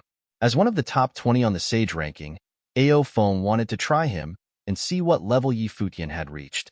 A trident appeared in his hands that seemed to have waves rolling over it. He thrust it forward, and the air rushed past it with a sound like the ocean. Divine power spread out from the trident. It was clearly a divine implement. He looked ahead and saw Futian rushing towards him. He stepped forward, and the air trembled. An invisible power rushed out like a slap in the face. It was like thousands of huge waves were rolling over Futian, slowing him down. He looked at Ao Feng and realized that he was facing a truly fearsome opponent. However, at the moment that he slowed down, Futian stepped forward and a terrible storm wrapped around him, tearing through the air. It rushed forward and tore through the ocean wind. He rushed forward and stabbed out with the halberd of time and space, making it collide with the silver trident. Time and space seemed to freeze as the halberd pressed forward with an indomitable will. Space and time were torn, and everything was about to be destroyed. But the silver trident had boundless power, and thousands of waves swept out. Its majestic power made Futian tremble, as if his body were being beaten over and over again. Even the starry defense light curtain was broken. His rushed attack gave him a temporary advantage, but even so, Ao Feng felt a strong sense of danger. He was thrown backward at the instant of collision, and the space where he had stood was no exploding and tearing. Futian rushed past him, not getting entangled with him. Ao Feng looked back at him angrily. At that moment he felt like he couldn't move. A deadly attack had descended and time and space froze. This was enough to make him feel desperate. He did not want to feel like that again. Several figures rushed by him. Futian broke through rows of enemies and finally reached Su Shihan's side, entering into the poison mist. A line of dark mist wrapped around him and seemed to enter him. At this moment Futian could feel his breathing stop. He looked back and said, "Don't come any closer." He then continued on towards Su Chehan. Su Chehan looked at Futian with his dark eyes. His entire body had turned black, and it seemed that he could die at any moment. On seeing his condition, Futian said, "You should cut off the poison and take a rest." Su Chehan shook his head and said, "I can't. Take care of little butterfly for me." On saying this, he fell out of the sky and the poison mist spread uncontrollably from him in all directions. But it was not as powerful as before. Yushang, Hua Jieyu, and the others who had dared to come this far were still following Futian. "Brother!" Little Butterfly caught Su Shihan's body as tears fell. Su Chehan looked at her and smiled. It was a tragic scene. "Little Butterfly, when I'm not here anymore, the master will have to take care of you." "That won't happen." Little Butterfly shook her head. Su Chehan looked at her, and then looked up at Futian who was protecting them up in the sky. He whispered, "If you really love him, Little Butterfly, then let him give you a good status." "You idiot," scolded Futian. As he said this, he reached into the air and the attacking cultivators were imprisoned by stars. He thrust out his right hand and a beam of light pierced the sky, destroying the starry prisons and making it so that the ones rushing towards them did not dare come closer. "Protect them both," said Futian to Yushang and the other three. They all nodded. They divided themselves up to protect Little Butterfly and Su Chehan. More cultivators were coming. In addition to the ones from the North Deep who had come to deal with Su Chehan, all the cultivators from the Endless Sea came. Futian and Huang Zhuge were there. So that's where the halberd of time and space and Renhuang's inheritance were. Futian's face grew ugly as he looked at them gathering together densely. He was strong, but if they restricted his movements he would be in trouble. It was just like it had been for Su Chehan. No matter how strong you were, you could not endure limitless attacks by yourself. Violent attacks rained down, and Futian stepped forward, guarding the air where he was. He truly became a choke point for the enemies. When he heard Futian's words, Su Chehan looked angrily at him, but when he saw what was happening, the anger in his eyes disappeared. As he watched him standing resolutely there in the air, he felt a warmth that he had not felt in a long time. Maybe that guy's poison came only from his mouth. "Brother, you can't be hurt." Little Butterfly looked at him and shook her head. "Little Butterfly, the poison pellet contained the poison that I had cultivated over dozens of years. Now that it has been released, it cannot return." His voice seemed so weak. The poison sorcery had damaged his organs and every part of his body. "I have a medicine pellet." Little Butterfly smiled brightly through her tears. Then she lowered her head and kissed Su Chehan on the lips. He looked stunned as if he had forgotten how to think. As he felt those tender red lips kissing him, he felt a powerful medicinal force enter his body. Their eyes were as close to each other as could be. Su Chehan shook his head, wanting to stop Little Butterfly. He had a moment of fear. Doing this might kill her. But Little Butterfly held on to him, closed her eyes, and a black line appeared on her face. However, A sacred radiance shone from her body. Tears flowed from Su Shihan's eyes. At this moment, he could die without regret. He suddenly understood why Yi Futian had looked at him like that and said those cruel words to him. He had probably already seen what would happen. That damn guy. But at this moment, Su Chehan could not hate him. Two pellets seemed to be suspended between their bodies, one black and one white. One was poison, and one was medicine. But now the two intersected, and black and white merged. Blackness flowed across Little Butterfly as the blackness on Su Shihan's body decreased. His skin turned white again as his body's vitality was restored. The sound of a terrible collision came from the sky. It was the battle that Yi Futian was fighting. But Su Chehan seemed not to feel it. Up in the air, a powerful figure stepped forward. Saint North Deep swept his gaze over the one who had come with an ugly look on his face. It was Saint Jiang. North Deep, I wish to take away my disciples. Do you have any objections? Said Saint Jiang. Look at all the corpses down there, Saint Jiang, said Saint North Deep. Saint Jiang seemed not to hear him. He said, I hereby announce that I am entering the sacred war. If the three holy lands of the endless sea will let me through, then I will not target them. Otherwise, Saint North Deep's face grew hard. As number 12 on the saints' ranking, this man who had once been a master of poisons was still quite powerful. Ocean King Palace will let you through, said Ocean Saint. Since the two people down there were leaving the battle, they had no need to make an enemy of Saint Jiang. The celestial cliffs were the same, and said that they would let him through. Only Saint North Deep's face remained firm. Most of the people that Su Chehan had just killed had been his, including one of his sons. In his heart, he cursed the unruly bastard. But Saint Jiang's calm words had been so forceful. If you don't let me through, I will threaten the saints of the endless sea. Do you dare to try and stop me? Emperor Xia had said that anyone in the 9 states could freely launch a sacred war. They did not need to notify him, and they did not need a reason. I'll let you through, said Saint North Deep with his face held hard. Saint Jiang would firmly fight him if it came to blows, even at great cost to himself. The cultivators in the air made a path, and Su Chehan and Little Butterfly separated themselves. Su Chehan was already much better as he looked up at Saint Jiang. Master, both of them called. Saint Jiang's gaze fell upon Su Chehan, and he said, Chehan, from now on you will study the way of medicine. Su Chehan looked like he had been struck by lightning. He knelt there for a while, then finally reacted. He bowed down and touched his head to the ground, and the sound of sobbing could be heard. Thank you, Master. When he looked up, his face was covered in tears. How could he not understand his master's good intentions towards him now? His master had always cared for him. He let go of all the darkness he had accumulated over the years.